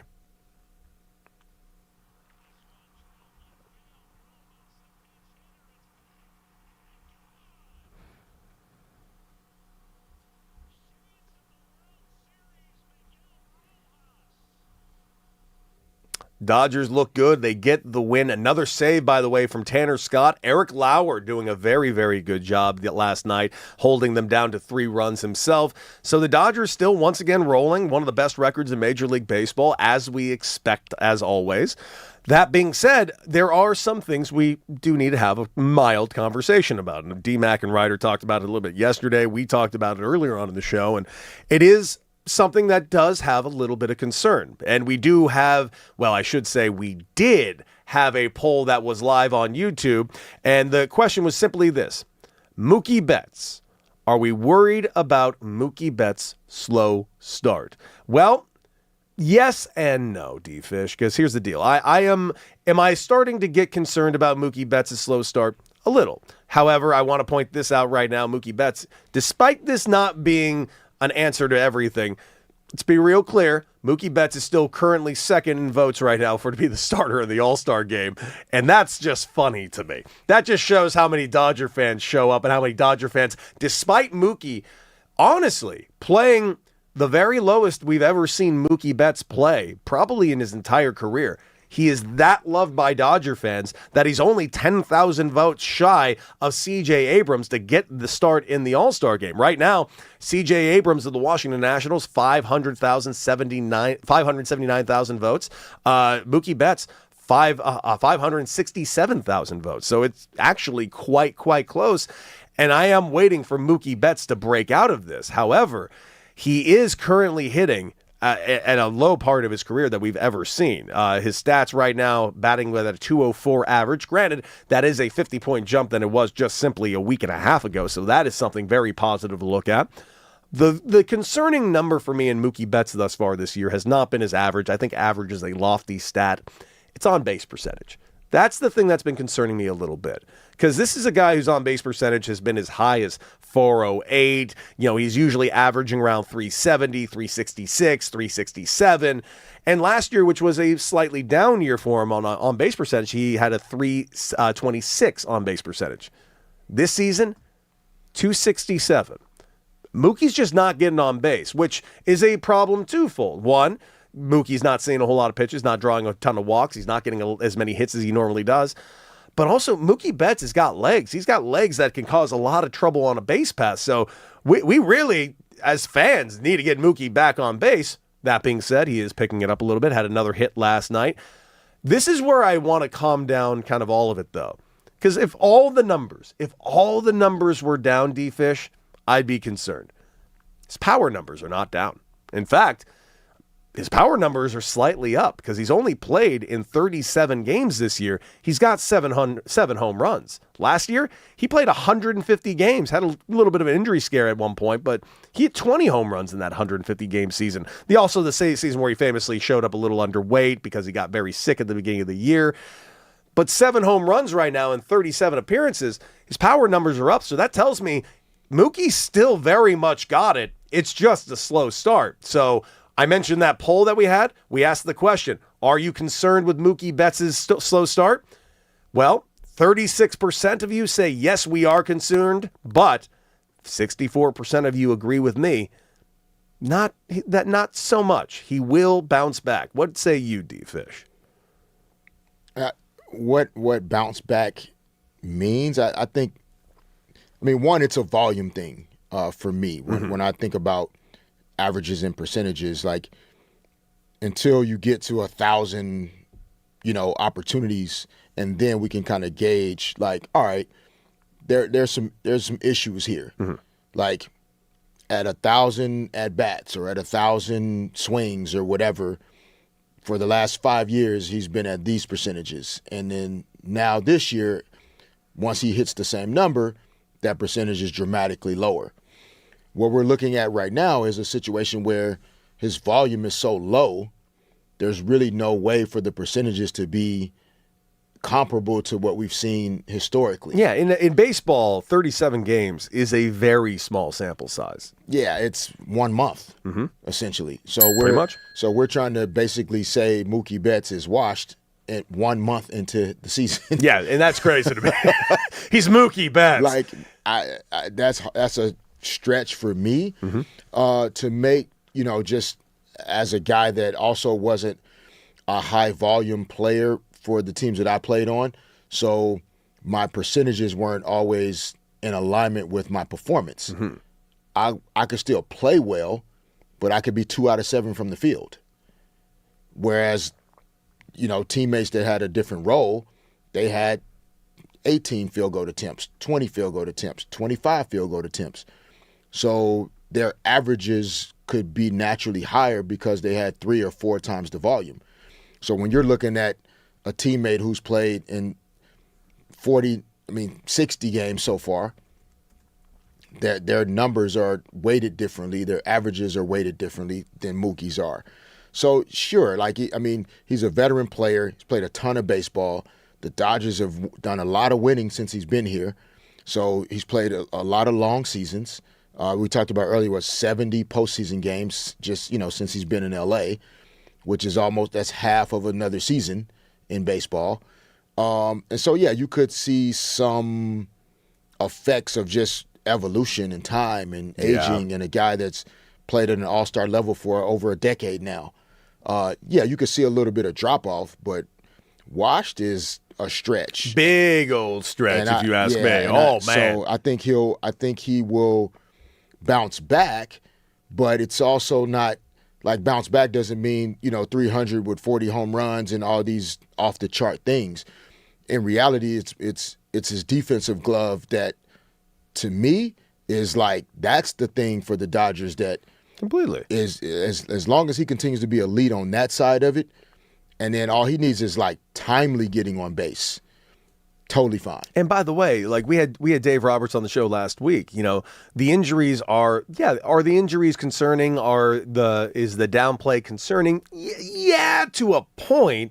But this is a team that's built for October. We just need this team to be ready for October, full strength. And even we've seen in the past 2 years, they don't even need to be that. The bullpen last year was anything but full strength. Roki Sasaki wasn't in the bullpen all season last year at all until the playoffs hit because they needed him in the bullpen. And he did a phenomenal job in the bullpen. The year before that, the Dodgers basically won the World Series against the Yankees with like their AAA pitching staff. Everybody was banged up, and they got it done then too. So I really, really love where like the Dodger mentality is. I love where Dave Roberts' mentality is as the manager of this team. I think this team is going to just do what they do going forward, and I'm excited to see it. It's just, man, I would love to see some of this money that is currently on the IL, which is a lot of money on the IL, to come off the IL. You still got Glass now. You still got Snell, who is starting his throwing program. Tommy Edman finally back today, so excited to see Tommy Edman back out there. But Kike Hernandez still out. Edwin Diaz, who got a lot of money from the Dodgers, is pitched roughly 2-3 outings this season. So the Dodgers need to get those guys back. However, next man up mentality for this organization, these players, they are fun to watch, even when they are banged up and a little shorthanded. Fun to watch. They have, that kind of quiet, steely confidence of a veteran, experienced team, a team that, doesn't panic, doesn't really get too high or too low, regardless of what's going on. And that's the benefit of the success they've had in recent years.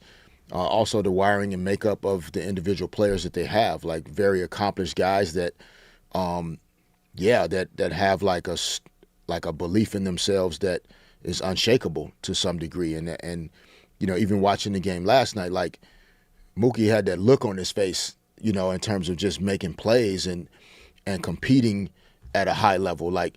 The broadcasters were talking about his work ethic and how hard he grinds it out and the transition he's made from outfield to infield. And he was originally drafted as an infielder and then went out to play the outfield and then made the switch back to infield. And he's like a Gold Glover in all spots. It's insane that he can do that. He was drafted to be an elite glove. And then he's a smaller statute guy, so he's never been a power guy necessarily, even though he's able to generate power. But he's got some power, yeah. And so, he's going to be fine. And I think the Dodgers their best baseball is in front of them, which is actually a great thing. Incredible thing, in fact. But let's go ahead and bring in our crooked hype man, Raj, because, Raj, you got some...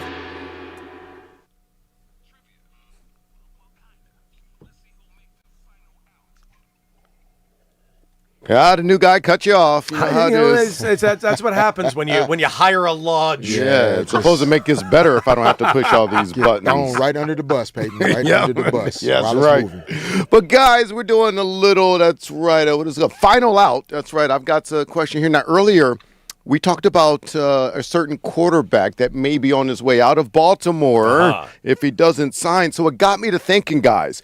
Career-wise, am I looking good on camera here, Mitch? Can you see me on camera? You see my hair and everything? All right. Career-wise, NFL's leading rushers, the 10 leading rushers career-wise from the quarterback position. Derek, did you win last time? I believe I did, Cody actually. won last time. Oh, okay. Look at the honesty from Derek. He's so cute. That's so great. Are you looking up something on the computer? No, I'm not. If you want to see my computer, I'll show it to you. All-time leading quarterback rushers. Yes, career. This is actually going to be trickier than because the game has changed over the last couple of years. Obviously, we have a lot more. You don't need all this commentary. I just need answers. You know what? I'll go with one of the original guys. Steve Young has still got to be on that list. Steve Young, one of the most dangerous guys in the world. Yes, right. He's number 7 on the list. Nice. Number 7 on the list. Fish, you got somebody? I'll throw Randall Cunningham on the list. Oh, Randall Cunningham. Number 5 on the list. You got that one right. All-time rushing QBs. God, I'm going to throw it out there because I think he's played long enough now. Has Josh Allen officially made that list? Well, you tell me. Josh Allen. Yes, number 6 on the list. Ding! You did it. I'm not going to lie to you. I'm getting a little scared on this. I'm going to throw Michael Vick on the list. Oh, that's a good one. Why didn't I think of that? You know what number that is, Fish? Number 1. Nope. Número 2. Number 2, though. That was pretty good. Good job. Good job. All right. Looking for the all-time leading quarterback rushers. All-time quarterback rushers. Yep. Fish, what are you looking at on the computer? You're looking mighty hard at that computer. I'm looking at I'm looking the at this Chicago right Bulls here. have hired Tiago Splitter as Okay. their Oh, head coach. nice. All right. I'm Be up there going to cheating. go ahead and throw out another. I'm going to throw Patrick Mahomes. Patrick Mahomes. That's about the worst damn answer you could think Oh, of. So that no means way! Derek Fisher is the champion. Damn Yes. Oh, I thought Mahomes would have gotten in the back end of that. Oh, no. That was a horrible answer, actually. How is that a horrible answer? Josh Allen's on Congratulations, the Fish. list. Congratulations. Number one would have been Lamar Jackson. Duh. We just I was going to say Lamar, but I didn't think I'd get to him yet. Yeah, that was Lamar would have been one. Number 3, Cam Newton. Yeah. Oh, heard of him? you know what? I didn't. I didn't think that because I didn't think he played long enough. I did. I just thought they were all short. I thought they were all touchdowns. I don't think I would have guessed him on yardage. Yeah. Now, here's one that surprised the hell out of me. Was Drew Brees on this list? No. Recently retired quarterback. Recently retired. Pretty much. Recently retired Phillip Rivers twice. No. That's funny, though. Russell Wilson on the Oh list. yeah. Would you have guessed that? Number 4 on the list. 4? Yeah, I would never wouldn't guess have that. guessed 4, but Yeah. that is an answer. I Now, should have thought of. here's a name that you need to have on all these damn lists when it's career-wise. Like when It's got to be Brady then. No. Brett Favre. Jesus Christ. He Cody. played for 25 years. Yeah, but he didn't run the. Just turn Occasionally your he ran mic. for No, 10. turn your mic off for a little while. he didn't. Fran yeah. is on every list. Yeah, that's a good talking one. about a Minnesota. Yes, and every. Aaron Rodgers, and then to wrap it up, Steve McNair. Wait, just so we're clear, Aaron Rodgers is on that list. Really well known for his legs, huh? Yes, especially early in his career. Well, not freaking Tom Brady. He's played for, Knucklehead. I only said Tom because he played for 100 years. Could have played for another 100. He never ran the ball. Jesus. All right. Oh, I'm sorry. He said this guy should be on every QB list ever, and that's Fran is on- Yeah, because everyone thinks Fran Tarkin when they think that. Yes, if you look at highlights, half of them are him running, and he was like a video game guy. It was interesting, but anyway, what's coming up, Cody? Well, what is coming up is, ladies and gentlemen, we are in the midst of an incredible World Cup. We got more matches coming today. A little bit of concern on the U.S. side. We're going to discuss that and so much more, plus your calls, 855-97-LA-FAN. It's D. Fish and Decker right here on the new 97.1 The Fan.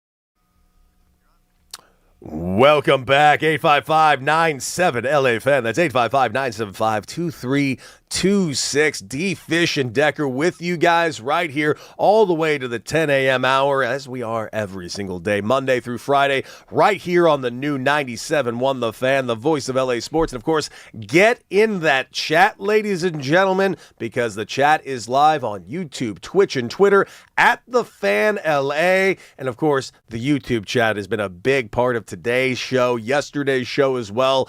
Lots of people very, very excited about the World Cup. Lots of people, very excited here in LA, obviously about the Dodgers and the Rams. But the World Cup being here, dude, it's just such a different vibe and feel. And if you need any more like great examples of this, I think we should all be taking a massive cue from soccer fans worldwide, because the Boston Red Sox the other day, and I know I've talked a lot about what Scotland has been bringing to the table over there in Boston, but there was a baseball game for the Boston Red Sox where the Scottish fans took over the stadium. And they took it over. And it wasn't just after the game, like you've seen the video of them after the game, taking over and refusing to leave. It was during the broadcast. And I'm talking mid-game, these fans would not stop singing songs loudly over the broadcast, and the announcers couldn't get enough of it. Like, they were singing Dancing Queen by ABBA at an octave that has never been sung at a major league stadium while the game is going on. How are the players and managers reacting to this, and coaches? Here's my one, I'm not positive, but two, I don't care. Because the crowd was just so damn electric that I have to assume they had to look around thinking, this is just so awesome. Because I'll give you an example. I did play in Japan in the World Baseball Classic. And I don't think people pay attention to this, but that's how they actually do it in Japan and down in South America. I played in Venezuela. This is how they handled games in South America, how they play in Mexico. Fans are singing songs throughout the entire game. It's much more like a soccer mentality. Japan, they had a different song throughout the stadium at the Tokyo Dome for every single player coming to the plate. Every player that came to the plate, the crowd had full lyrics, verses, and choruses for everybody coming to the plate. It was unbelievable. And now seeing this happen in Major League Baseball games here, because the soccer fans have come in, I would give anything for us to do more of this in American sports. You tell me right now you wouldn't love to see like Country Roads being sung by an entire stadium during the third down of a play in an NFL game? That would be awesome. Yeah, I think at stadiums, with the outdoor vibe, is like really cool. I think it'll be trickier in a basketball. Yeah, I think that works. But also, like, if it's literally like irrelevant to what's happening on the field, then I could also see how that would be kind of weird. Like, if you're Shohei Ohtani or you're Mookie Betts, and it's one of the big plays of the game, and the fans are just kind of going crazy singing a song that has nothing to do with anything. Are they watching the game, or do they care what we're doing out here? I still kind of dig it a little bit. I mean, I'm sure it would be fun. It's energy. Just feed off that energy if you can. Yeah. If you can, I should say. Right. I'm sure it had to be an amazing experience for a ton of people. And like you said, I don't know how the players and coaches and everybody felt about it, but it's great for TV. It's great for social media. It is so fun. I'm just can't get enough of it. And yeah, we got a star-studded Tuesday heading your way, because the stars coming out. Mbappe for France. We got Messi, and I've always had trouble with this guy's name. Holland or Holland? Island, like almost. So you get rid of the H. Pretty much get rid of the H. I've always been bad with all those Norwegian things. It's almost how Jamaicans talk. Okay. Because they say you're not happy. You're happy, man. You know what I mean? Okay. See, I don't feel like I should be saying that, but I get that. It's okay. You're not I don't think nobody. I should be doing it. I think you guys, Raj, I think you're doing a great job. What do you mean by you guys? What guys? That. You guys? Who's you guys? I'm talking about talented, smart people who can do accents. Raj, that is not right, bro. People who can do accents. I can't do accents. Raj, you can. Okay. And by the way, yes. No, I'm gonna ask this over to Peyton. Peyton, did I say you people or did I say you guys? No, just the guys. Thank you. So you said you nice guys. Try. You said yes, you I guys. said you guys, and you dropped a you people.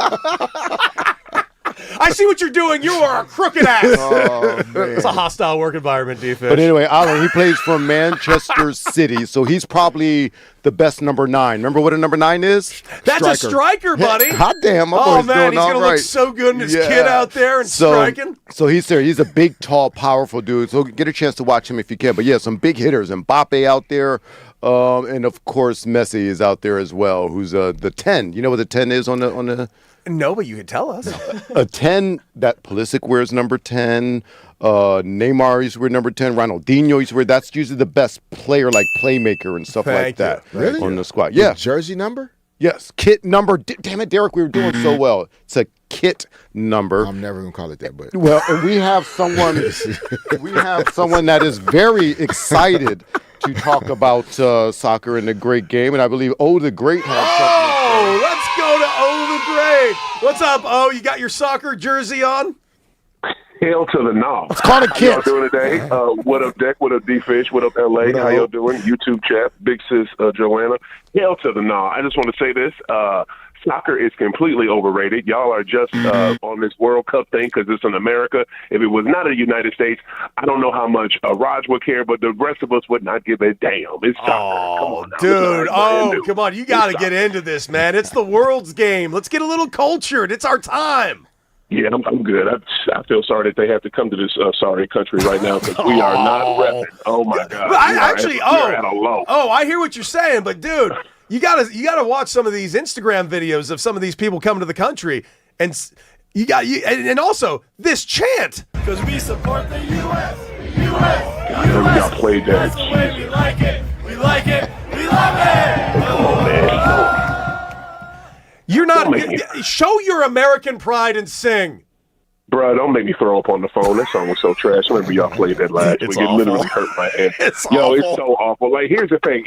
What's more important is 2 years from now we're going to have the Olympics. So the Olympics is my world game. That's what I care about. I dig More that. importantly, for real. This is what, man, stop hating, Raj. You're gonna be all about the Olympics in 2 years. What is it? D-Fish is probably here with me, man. I am really sad right now. I didn't call yesterday because as soon as I called and talked about the finals, that means it's officially over. I'm sad. I missed the finals. I thought for sure San Antonio was gonna pull out Saturday night and win that game, but no, they just want to get leads and blow all of them in every game. Major props to the Knicks. They finally did it. I love that team that has that ebb and flow. Like, we win, then we lose. We win, and they keep getting to different levels of get knocked down and da-da-da-da-da. Same thing. They went through it. San Antonio's going to have to go through it. The Knicks finally won. I give him props. But NBA, can you please call fouls on Wemby? This dirty stuff that this cat was doing in this series is ridiculous. Y'all did not touch on it yesterday. If Brunson could not finish that game because Wemby had his foot out there, and guess what? Not a single foul call. But let Cat touch Wemby and push him a little bit in the back. Push him a little bit in the back. Scott Foster. So, thought on that, D-Fish. I don't know.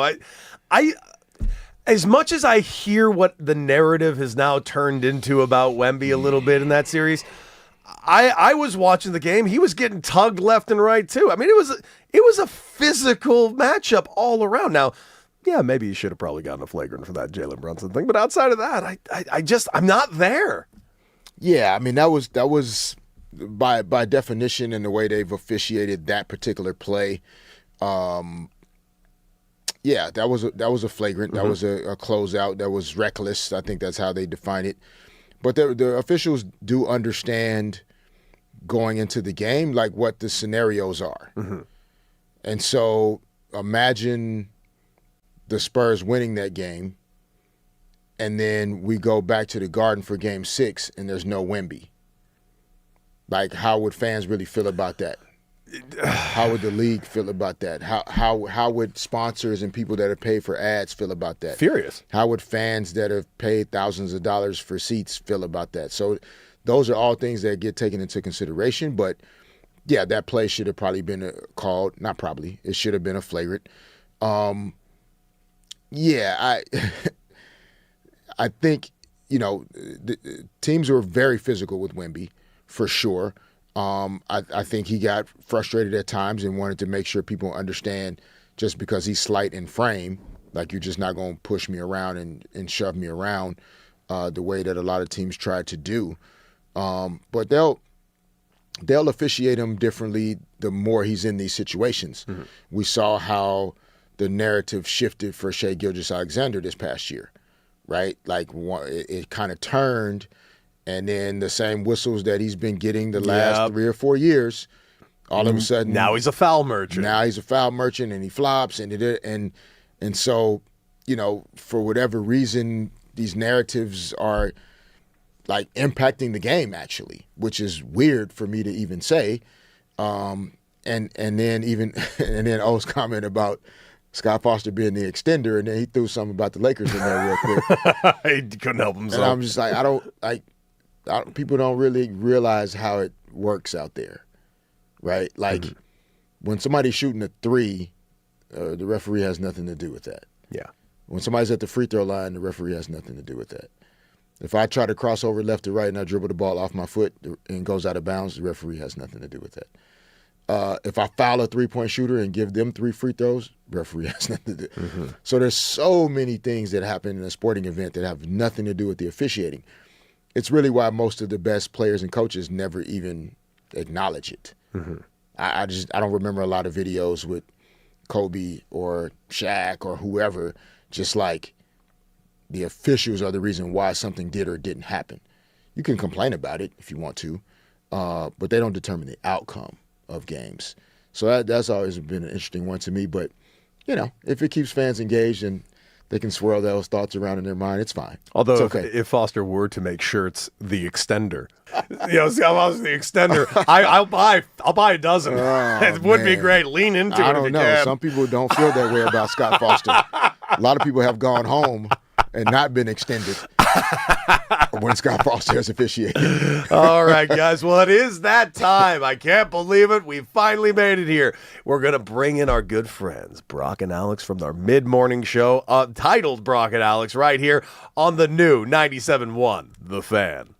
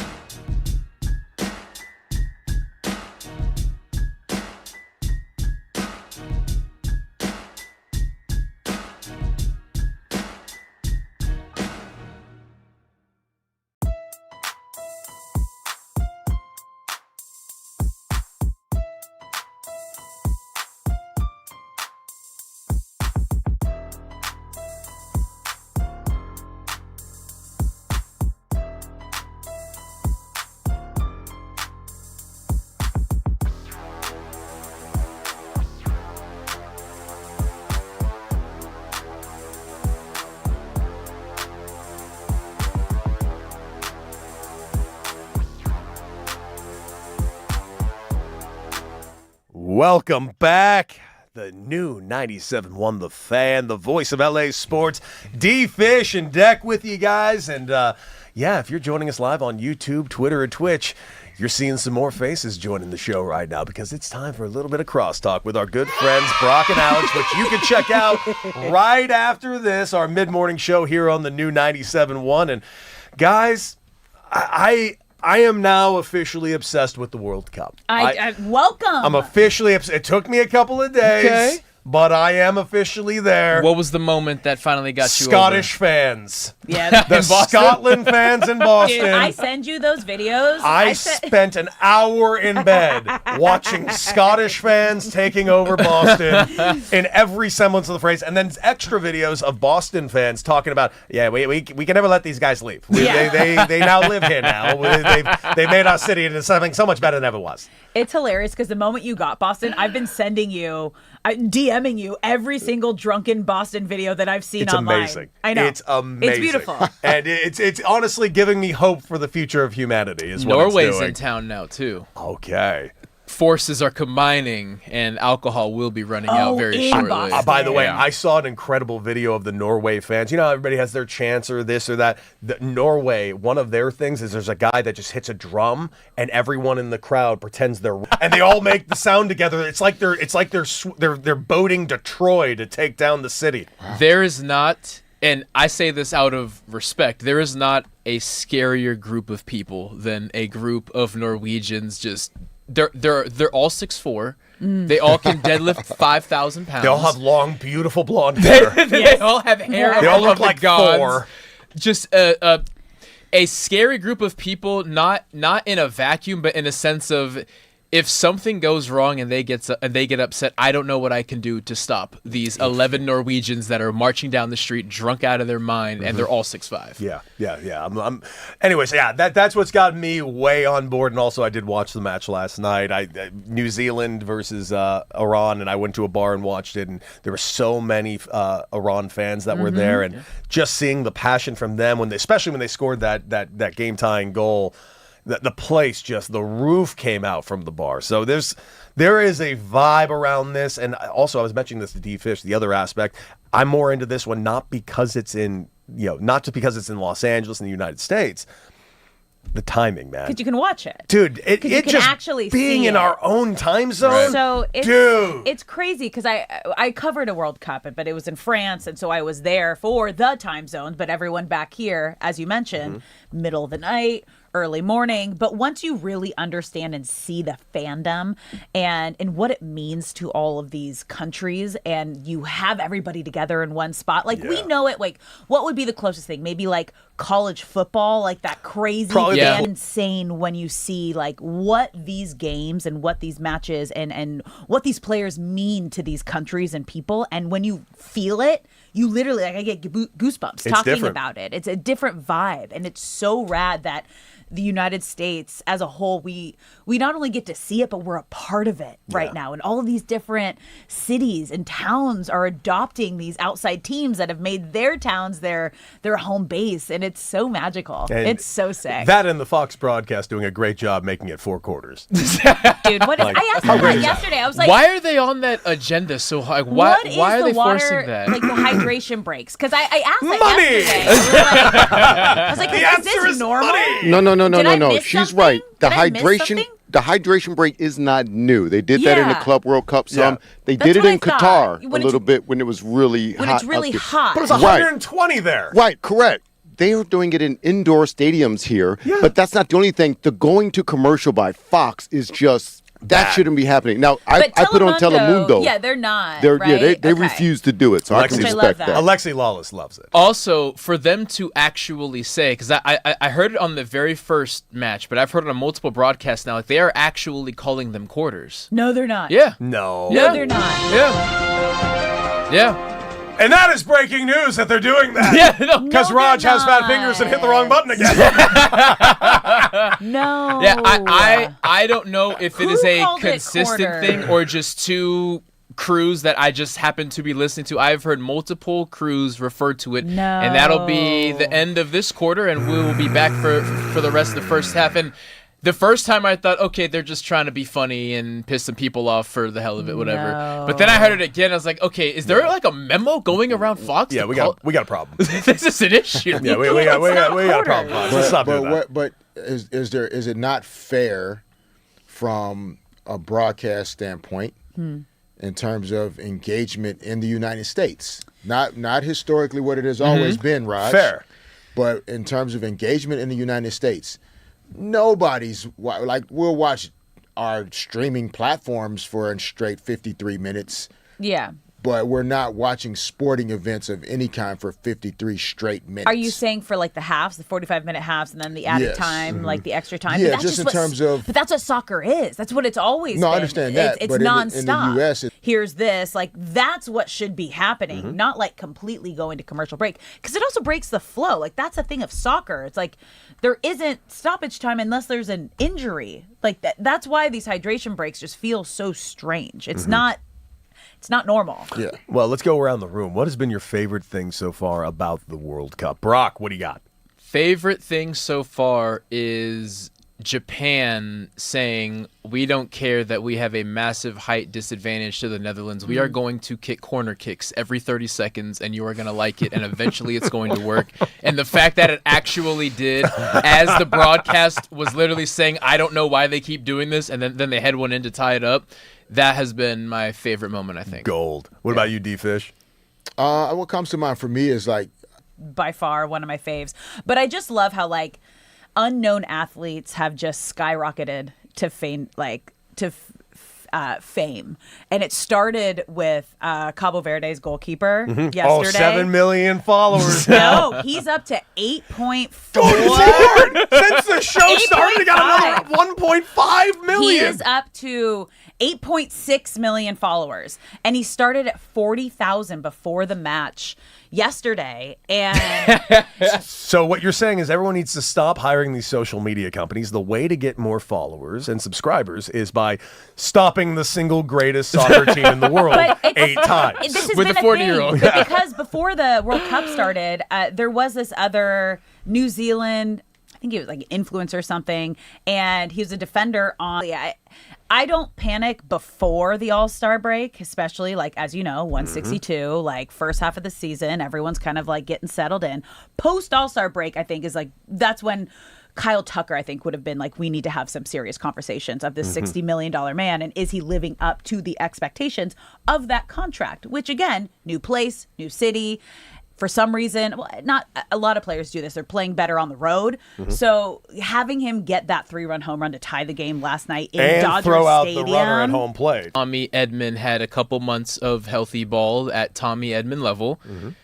Tommy Edman, Miguel Rojas, and Alex Freeland in the shortstop second base rotation.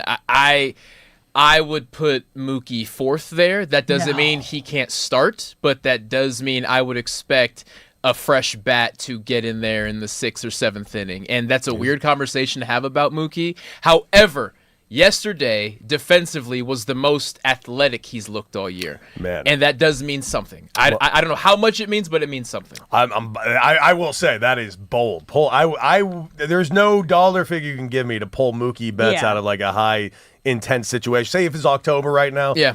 I don't care if you're hitting 0, Mookie. You're playing every one of these games. Okay. That's just me, though. Yeah, That's, no, yeah. And that's because I've seen what Mookie does, and I just need all these guys to be ready for October. That's the Dodger At the way end of the right day, now. that's the three-peat and the security of it is the only thing that matters. But I'm just amazed at how these young guys keep getting thrown into the fire, and until amazing. there is a mountain that is too tall for them, I'm just going to keep putting chips in. I dig it. Well, guys, you don't want to go anywhere. You want to stay right here on the new 97.1 The Fan because Brock and Alex are next for the next 4 hours of your drive commute, Los Angeles. And D-Fish, another great day, my man. doozy. My Have man. a great rest of the day. Everybody, enjoy yourself some sports. Kick rocks. See you tomorrow.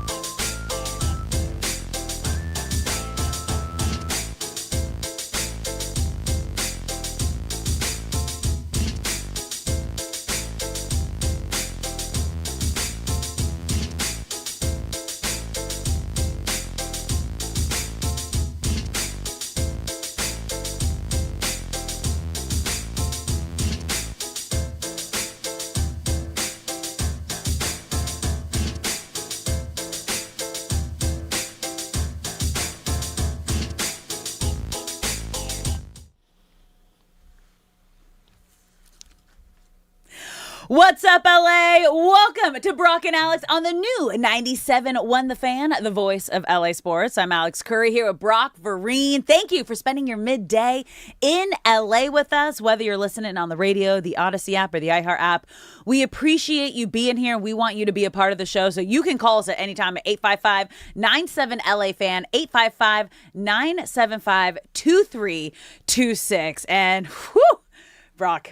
Yes. World Cup is taking over the U.S., and it has been so fun to watch. It's got its claws in me. Like, the fact that we just had our crosstalk with Cody Decker and D Fish, and Cody being like, I finally feel like I'm into soccer. I'm like, okay, if you're saying this, I get it. But it's been so much fun to go down these rabbit holes on social media and just seeing the celebration of just the world coming together, I think, is what warms my heart the most, because I mean, we all know leading into this, there was so much negativity. There was so much hate. We were focusing on the things that sometimes the news wants you to focus on, opposed to bringing everybody together for the love of sport.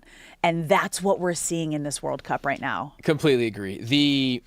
The storylines seem to be endless. No matter what match you are watching, you will leave that match with at least one player on either team that you just say, well, I'm just going to root for that guy for the rest of my life. Yeah. Like the goalie for Cabo Verde, who went from 50,000 followers to what was it now?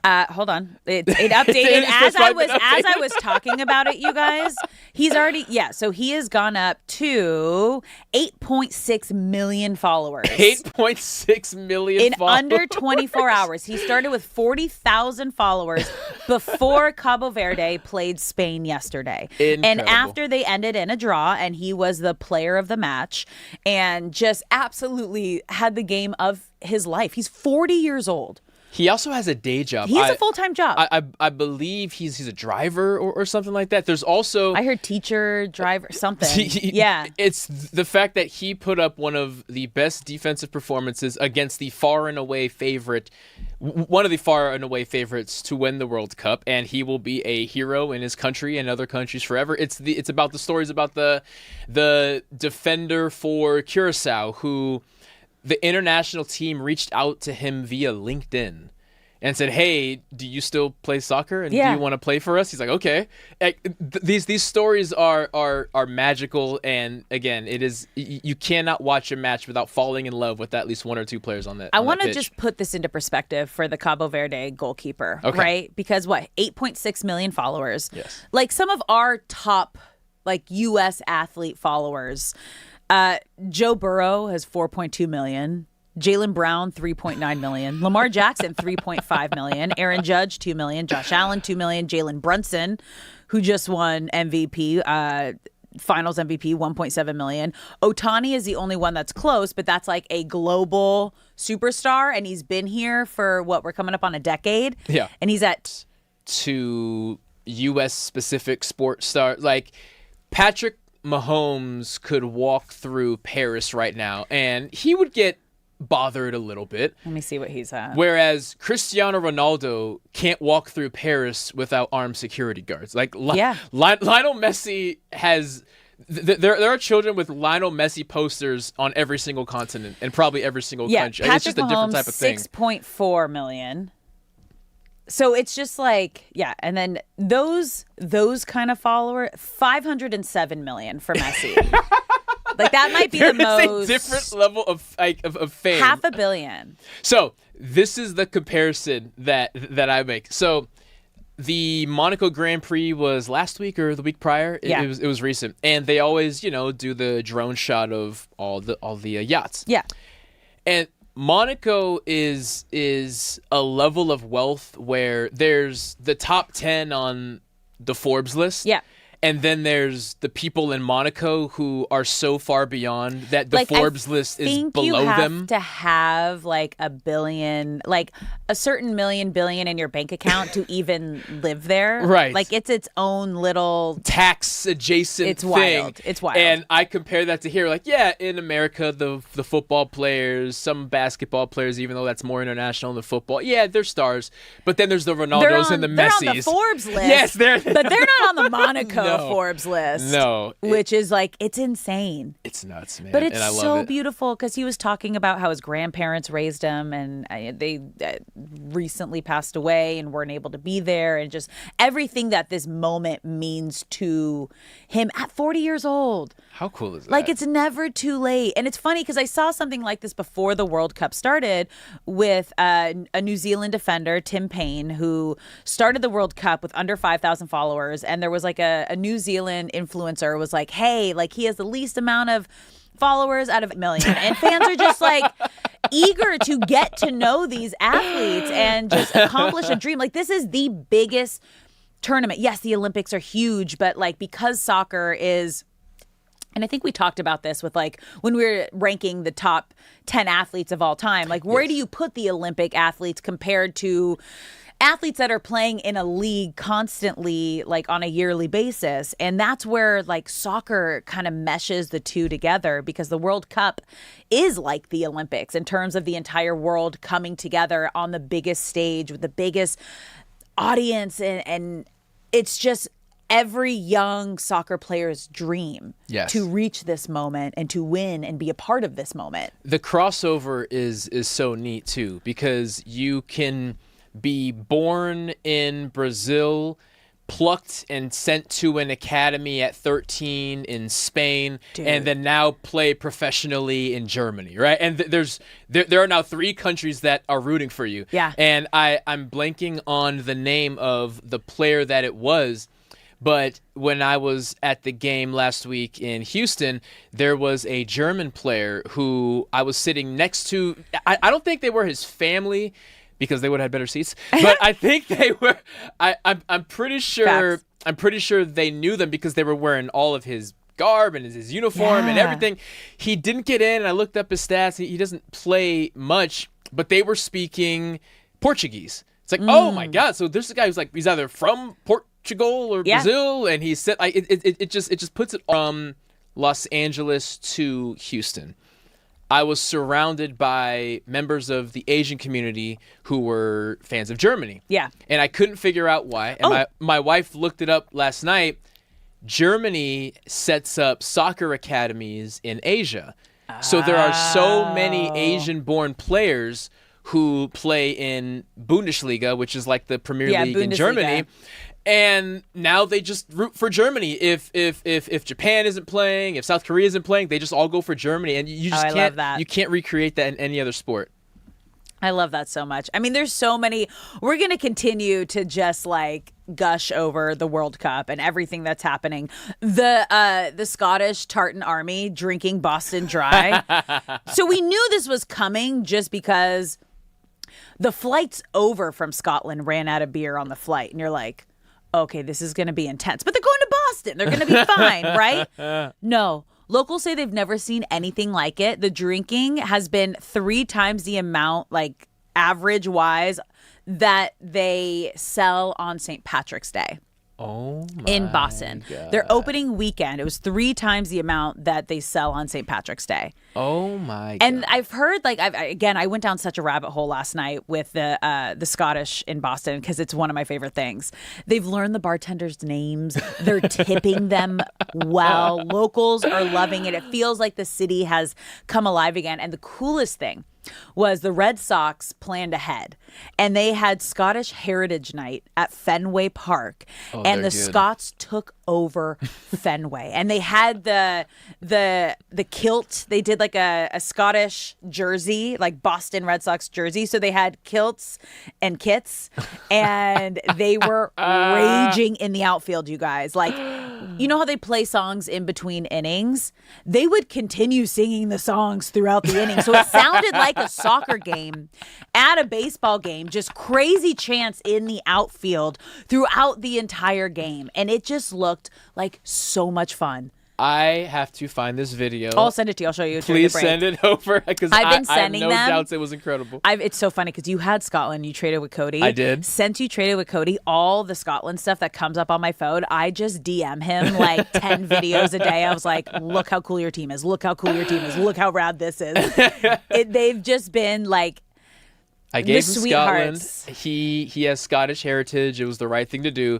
But I also got Senegal, who is going to shock the world and beat France today. Oh, but you have France. I have France. Oh, no. Yeah, no, we're at odds. They are not beating France. We are at odds today. They are not beating France. So, yeah, we got some fun games today, you guys. France and Senegal at noon. So we'll be on for that and keep you posted. Iraq and Norway at 3. And then Argentina and Algeria tonight at 6 p.m. So it's another that's going to be it. This is a big day. It is. This is a big day of matches. Oh, yes, it is. I am so excited. And then, obviously, Rays at Dodgers tonight at 7:10. So let's dive into that. You're listening to Brock and Alex on the new 97.1 The Fan, the voice of LA sports, because Dodgers got right back as a Tampa Bay jumped out early. Yes. And Eric Lauer could have crumbled at the scene, but he did not. And I think that was probably the most impressive thing of the night, just because of what his season has been like. And it's not how you start, it's how you finish. Mm-hmm. And we've heard Dave Roberts talk about, okay, what do these guys do when they get into trouble? Are they going to crumble, or can they get back to where I need them to be to have a solid outing? So the fact that Eric Lauer was able to do that, and very quickly the Dodgers bats showed up. My key to the game yesterday was Kyle Tucker needs to get hot at Dodger Stadium. He heard you. He needs to get hot at Dodger Stadium because he has been struggling this season. And not only specifically he's been struggling at Dodger Stadium. He's done well on the road, but he needs to play well in front of these fans, because once these fans get behind him and they lift him up, and I could see it. Everything was going to go in the right direction for him. And he had the perfect opportunity, came to the plate, 2 on, and he hits a 3-run home run to tie the game. And you could just see his face light up in a way that I haven't seen yet. And you got to think okay, use this. That's got to feel so great. Use this as your now jumping off point to where we know you can get Kyle Tucker. The Kyle Tucker at bat was as intense as of a Dodger Stadium moment that there has been this season, because as we spoke about yesterday, before the 6-game stretch where they were on the road, Kyle Tucker had a rough outing offensively and defensively. Oof. And there weren't boos, but there were groans. And we were talking about yesterday how it bordered on. those groans grow to boos once everyone's pretty quickly back in their seat. Yeah. So he's up to bat, and I believe the count was 2-1.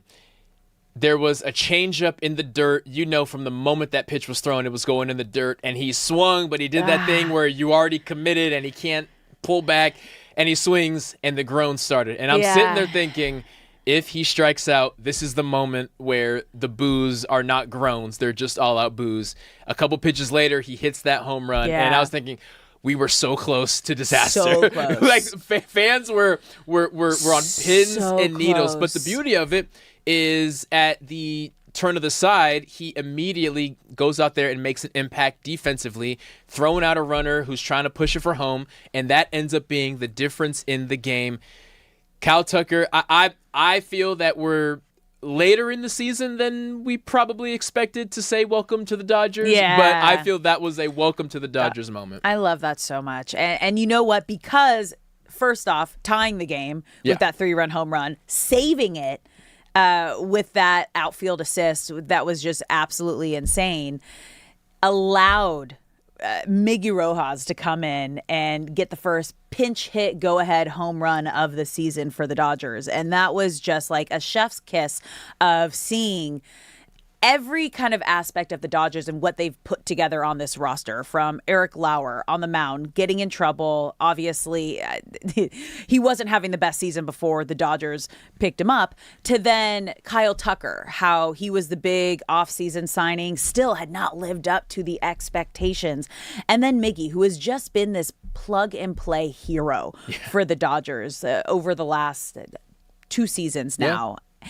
And just seeing how everything has come together, you never know who it's going to be each night for this team. I would say last night was as complete a game that the Dodgers have played all year. They've put up more runs, they've done better things defensively, but just from start to finish, being in it, never letting things spiral, even though there were opportunities for it. That was as complete a game that they have played from top to bottom of the roster. The fact that you beat the Rays, who are second in the AL, 4-3, without really any offensive contributions from Ohtani or Pages, your 1 and 2 hitter. They went a combined 0 for 8 with 3 strikeouts, and you can sit there and say we won 4-3 because Max Muncy stepped up, Mickey Rose stepped up, Kyle Tucker stepped up, Mookie Betts, that was probably his best defensive game that he's played all year, coming off of a series where he had 2 of his best offensive games. Yeah. So like that felt like a complete team win, instead of Shohei's going to do something incredible and then the rest of the roster is going to wake up in the 7th inning. That was a complete game. Well, that's when you have such a packed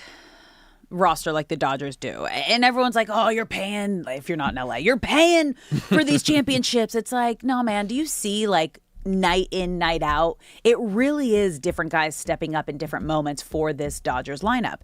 And last night, again, most people would be like, Kyle Tucker, he's supposed to do this. Like, right. You paid him $60 million. Like, you are buying this three-peat if you get there by doing that. It's like, he's human too, okay? And he got off to a really rough start. And we haven't been easy on him talking about it here. Like, did they make a mistake? When do we need to start worrying? Okay, if it's after the All-Star break, some serious questions need to be asked and some big conversations need to be had around Kyle Tucker.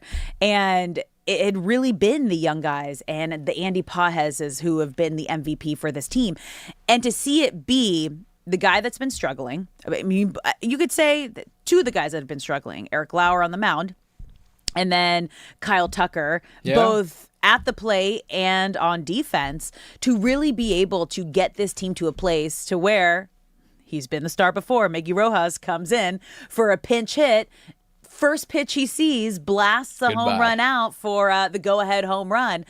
Like, that's how you see it really can be any single player at any moment on this team. It's a beautiful game. It really is. And Kyle Tucker's my favorite moment of the game was he has the home run after the boos were starting to bubble up, and he shut them up with the home run, turns right back around on the other side and guns out, I forget who it was, at home, keeping the Rays off of the score sheet there. And then the next time he's up to bat, he hits a single. And he got like a mini standing ovation. I wish that the camera lingered around the diamond for a little longer. But there were a good number of Dodgers on their feet, screaming. And Kyle Tucker even looked to the first base coach. And he tried to play it cool, but he cracked a smile.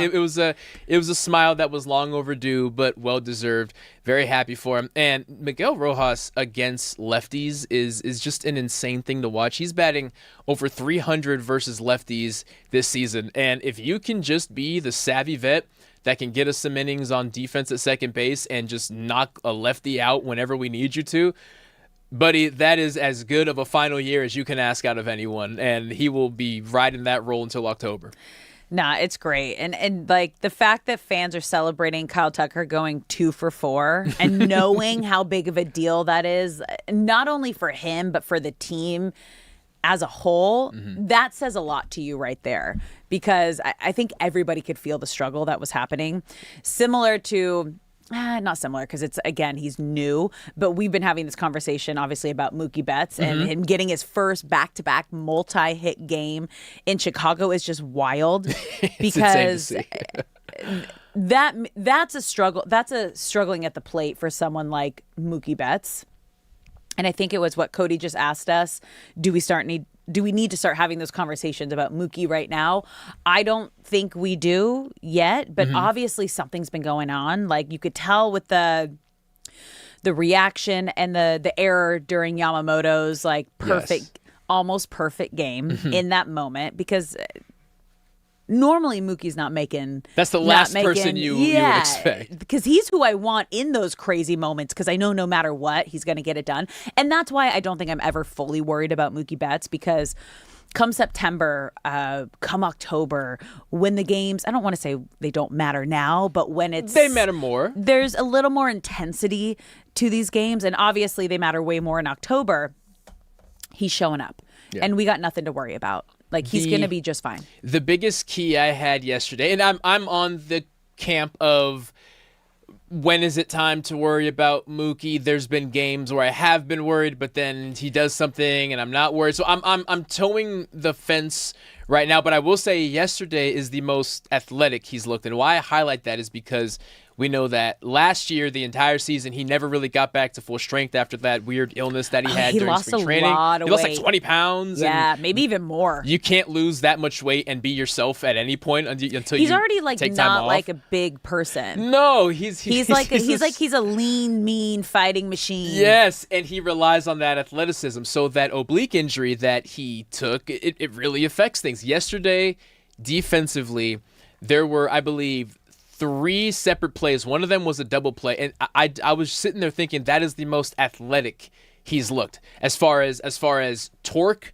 Turning that, rotating to throw the ball, reaching out, grabbing balls that would get by other shortstops. Like, he looked healthy and athletic and spry. And 33 years old is not old in baseball, but 33 years old with an oblique injury can make you old.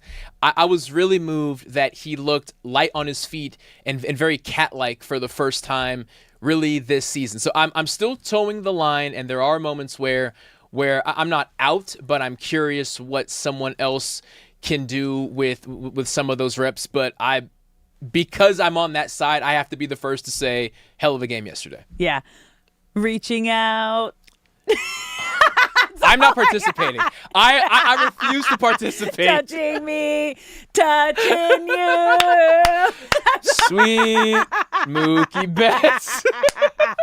Did you see my face light up? Your eyes lit up, and I was like, did Shay say something to her? Because she is glowing right now. Brock was like, if you guys are just listening, he was mimicking what Mookie was doing, and he said, reaching out, like he looked so athletic, and I started singing this song in my head. I was like, Sweet Caroline. I was just wondering if you caught that. I am that person that if you say a song line unintentionally in a word, I am immediately singing that song. You have to finish it. I have to, and I respect that about you. Thank you. We can finish up this this segment here. You're listening to Brock and Alex on the new 97.1, The Fan, the voice of LA sports. When we come back, who is going to be the best fit around Luka? Do they already have the guys? How many more do they need to go get? That's coming up next here on Brock and Alex.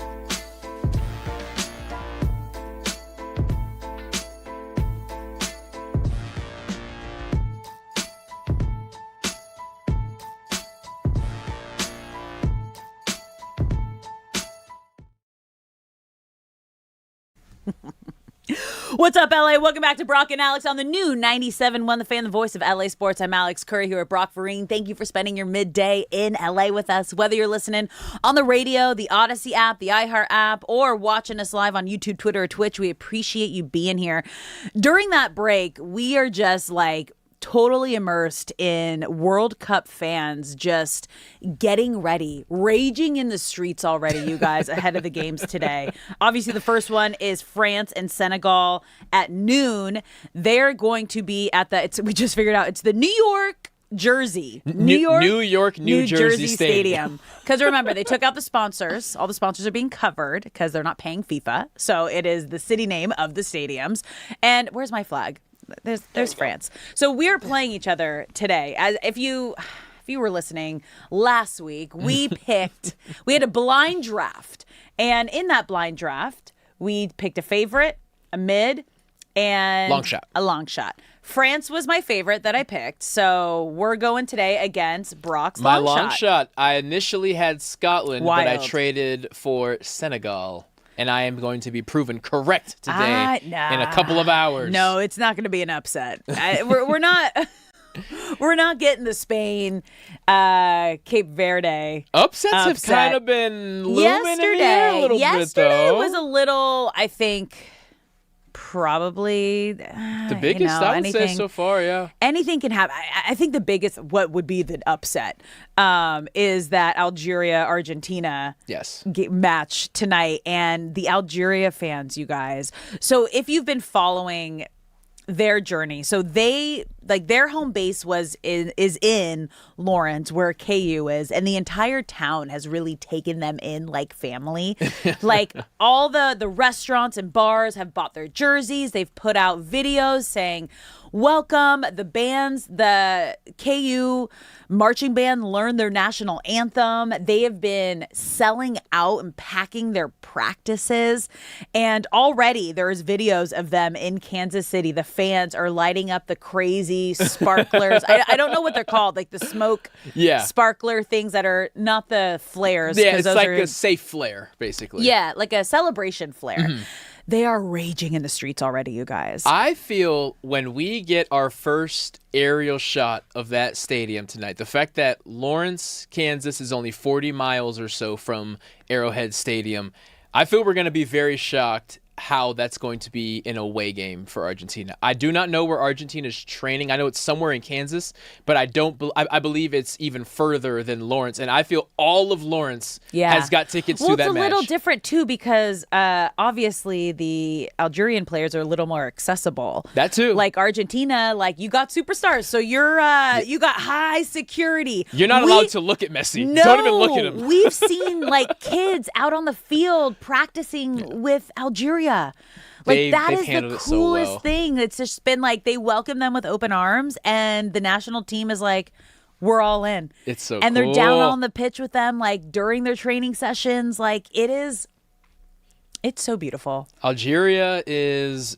the adopted team of Kansas now and for forever, because like you said in those videos, to be that 10-year-old young girl that I saw that they threw her in practice with them, she's gonna root for them for the rest of her life. She's gonna know every single guy on that team's name, and oh, I love this World Cup. It's great because I think we're getting so many crossover fans right now. And we talked about this yesterday with the Knicks winning the NBA title while the World Cup is in New York right now. There are going to be so many European fans, and just whatever team is based there, Brazil's based there too. Like whatever teams are there right now, if there are kids there and they got to see any sort of championship game, finals game, you understand. Even if you don't follow the sport, even if you don't speak the language, you understand the celebration and what it means to be the best and win. And there's going to be so many Knicks fans now from this World Cup getting picked up. But then again, all of these different countries that are based all across the United States, like Boston now is going to be Scotland. Scotland Junior. Like that is like that is going to be a destination. I feel like there's going to be like a lifelong connection there between both those fans. Like it's so beautiful to see how the World Cup is really bringing everyone together. Our world needed this right now. Agreed. Like, yeah. we needed this healing. We needed this happiness. We needed this coming together. And sports are one of the only things that can do that. So we're going to continue to talk about the World Cup throughout the day, you guys. We got 3 matches today. France at Senegal at noon. Iraq at Norway at 3. Argentina at Algeria at 6 p.m. So it is going to be so much fun. But so I mentioned the NBA Finals. And now that they are over, everyone else's season is kicking into high gear. And for the Lakers this offseason, obviously we're talking about the big names, right? What we know is Luka Doncic is the face and the future of the Lakers. And the 2 biggest names, obviously, we've been talking around him, Austin Reeves. What are they going to do with that max contract situation? Is he going to get the max? Are they going to be able to keep him with, now that we're hearing there's a couple other teams that are interested? And then what is LeBron James going to do? We don't know, because he's going to sit back and wait to see what the Lakers do and make his decision. He said possibly July, August. But those aren't the only pieces that we need to be talking about. Okay. And there's a lot of other layers. And I think the biggest thing is going to be who fits with Luka Doncic, both on the court and off of it. Because as we've seen, as to why the Luka and Austin thing works so well, they have such a great relationship. Like, they are besties, brother vibes, on and off the court. And there's a couple other guys on the team too that he has a close connection with. And Jackson Hayes is a big one there, because the deeper layer is he helped Jackson Hayes get dual citizenship. So Jackson Hayes now holds citizenship with the U.S. and Slovenia because he got a Slovenian passport. And this was because he wanted to play on the national team with Luka. And that right there, you have to understand and know he's going to do everything he can to try to keep him here. He's not going anywhere. No. And he is a player who has embraced being the backup center, right? If you're Jackson Hayes, the fact that over the course of the playoffs, when DeAndre Ayton was having his brain fart moments, which is often to have, we've all been there, Jackson Hayes would be in the game. There were many games, even in the regular season, where you would imagine, okay, there's 4 minutes left, and it's a close game. Our starting center is obviously going to be in the game. It would typically be Jackson Hayes in those high pressure moments. Yeah. So Jackson Hayes could probably leverage himself to maybe a starting center role in like Brooklyn or Portland or a team that's not going to play much. But I believe he's made it very clear, I'm fine with this backup role. I know what I can contribute, and Luka is quite literally one of my brothers now, so I want to play with him. That Jackson Hayes contract will be finished the very second that the Austin Reeves ones is. He's high on their priority list. Yeah, so just to give a little background here. So the whole reason this went down is because Hayes shares an agent with Luka Doncic, and the move allows him to get, when he got the Slovenian passport, allows him to spend his summers playing with Luka on the Slovenian national team. Now, he talked about the reason he pursued the passport is because he wanted a chance to play international basketball, pointing out that the, quote, invite-only selection process for U.S. basketball makes it difficult for a lot of the NBA players to make the American roster. And he was granted citizenship through FIBA's naturalized player rule, which allows each country's national team to include one player born outside of the country on its roster. So Luka helped Jackson Hayes become that player for Slovenia. Got it. Okay, I knew that there was a connection. I knew that Jackson Hayes was born and raised in America. Yeah. I wasn't sure where this all came about. I just knew that somehow he had a passport and Luka called in a favor or two, but that makes sense. And yeah, Luka is sitting there saying... When the same agent. And the same agent helps as well. And Luka is sitting there saying, okay, not only is Austin Reeves not going anywhere, Jackson Hayes is not going anywhere, but Jackson Hayes is not going to command a contract that will significantly impact other moves that can or cannot be made. So quite honestly, maybe the Jackson Hayes contract is the first one that gets done, and then they can put all their attention on Austin Reeves. The Athletic is reporting that Rui Hachimura and Jackson Hayes are believed to be like the kind of internal free agents that the Lakers would like to prioritize re-signing this offseason. So we know obviously the big names of Austin Reeves and LeBron James, but these two pieces, I think is Marcus Smart also someone that they got to figure out this offseason as well. So it's hard because you're like, well, you don't want to run back the same team because did it work? We saw stretches of it working, like that March stretch. That was incredible. But then you also have to go back to this team wasn't healthy altogether that often besides that March stretch. So if you bring both these guys back along with an Austin Reeves and a LeBron James, is it too much of like you're just trying to run back the same team? I will say the biggest domino that has to fall, two of them really. Okay. And they will fall either on draft night or before draft night. Draft night is exactly a week from today. The Giannis trade and the Jaylen Brown trade. So not that Jaylen Brown would be a Laker. You think he's moving?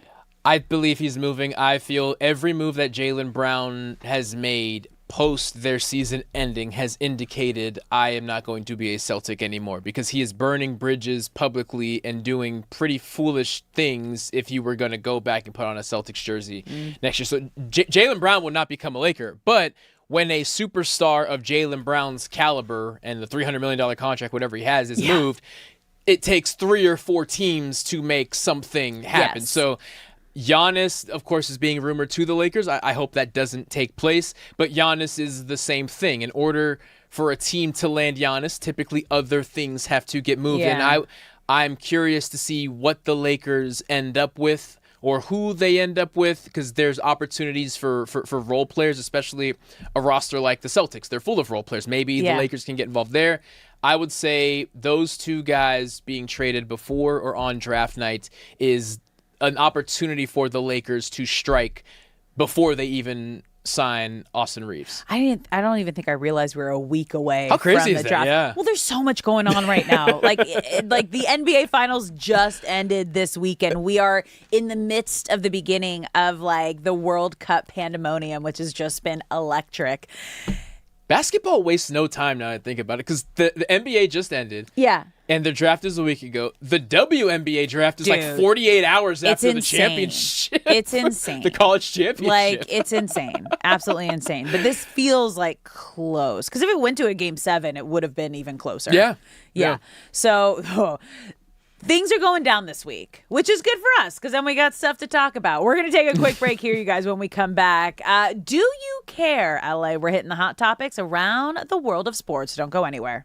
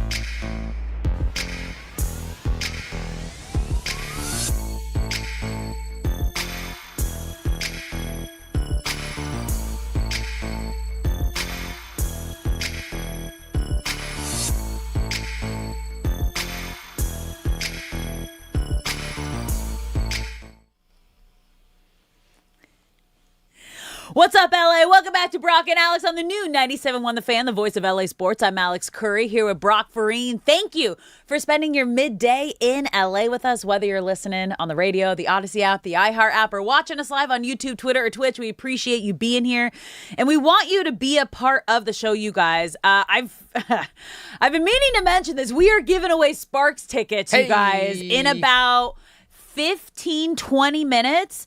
All you have to do is call us at 855-97-LA-FAN, 855-975-2326. We're going to be doing this at the top of the next hour. So in about 15-20 minutes, just listen to when we say call now, because we're giving away some Sparks tickets. But right now, we're going to bring in producer Shay for Do You Care LA. How are we feeling, Shay? He was at the game last night, and what I had heard, he was making everybody take shots. Of so you water. Were He said the shots party of water. Animal. Nah, man, it's the World Cup. Everyone's out there drinking. Good morning, guys. You look a mess, dude. How we doing? He looks how he feels, okay? You never want to say, like, wow, you look tired. But, Shay, you look tired. I'm feeling it. Yeah, I know you are. Your voice is an octave lower than it normally is. No, it was a good time. It was the FIFA game was so if everyone doesn't know, we were talking about it yesterday. I went to the FIFA World Cup match, Iran versus New Zealand, and I definitely experienced insane my first FIFA World Cup match the way it should be experienced. Good. So I had a good time. Raj Good. brought me into his box, so that was a good time too. So I was wondering. We had fun. Okay, if that was your box, his box, so that's great. Yeah, that was his box, but no, I was in a different box because my mom got into a different. So it worked out. It worked out really well. Yeah, it worked out really well. Love that for you guys. But Do You Care LA? Let's Why? get Because to I'm it. showing up. I'm here. Because I got a segment to do. And Do You Care LA? It's a segment where I get to ask Alex and Brock if they care about certain sports stories around the world. It's not just in LA, but it could be out in China. Who knows? But we're going to see if we care or not. Okay. Going Is on. there one out in China? No, Is that but what you went there? you know what's funny? It's like, was there a story I missed? No, it's very local actually. Do Okay. You Care LA? Texas Tech QB skips the NCAA fight. We've been talking about this for a little bit, guys. The quarterback Brendan Sorsby is done fighting the NCAA and now plans to enter the NFL supplemental draft. So he was ruled ineligible after admittedly to roughly 90,000 in sports bets, including bets involving Indiana football when he was on the actual team. So there was a lot of speculation. A lot of people were not happy with him. A Texas judge basically gave him cleared him to play this season, and it caused a lot of controversy, which then in the end he goes, I'm joining the NFL supplemental draft. Do you care? Go, Brock. Yes, and we will expand on this much further when it's time to switch from tea to coffee. But the short of it is, Brendan Sorsby was not punished firm enough. And because of that, the windfall around him and Texas Tech became too big to manage. Texas Tech tripped over themselves trying to do a PR spin with their athletic director and head coach. It didn't work. Other schools around Texas agreed, we are not going to play Texas Tech. That is where the judge that Shay was referring to in Texas said, you can't do that. We're going to sue you. And then those Texas schools said, well, we're going to sue you back. And then schools like Michigan, Nebraska, Georgia, they said, well, we're not going to play Texas Tech either. And it started to spread of we're just not going to play them. And eventually it just got too big of a mess.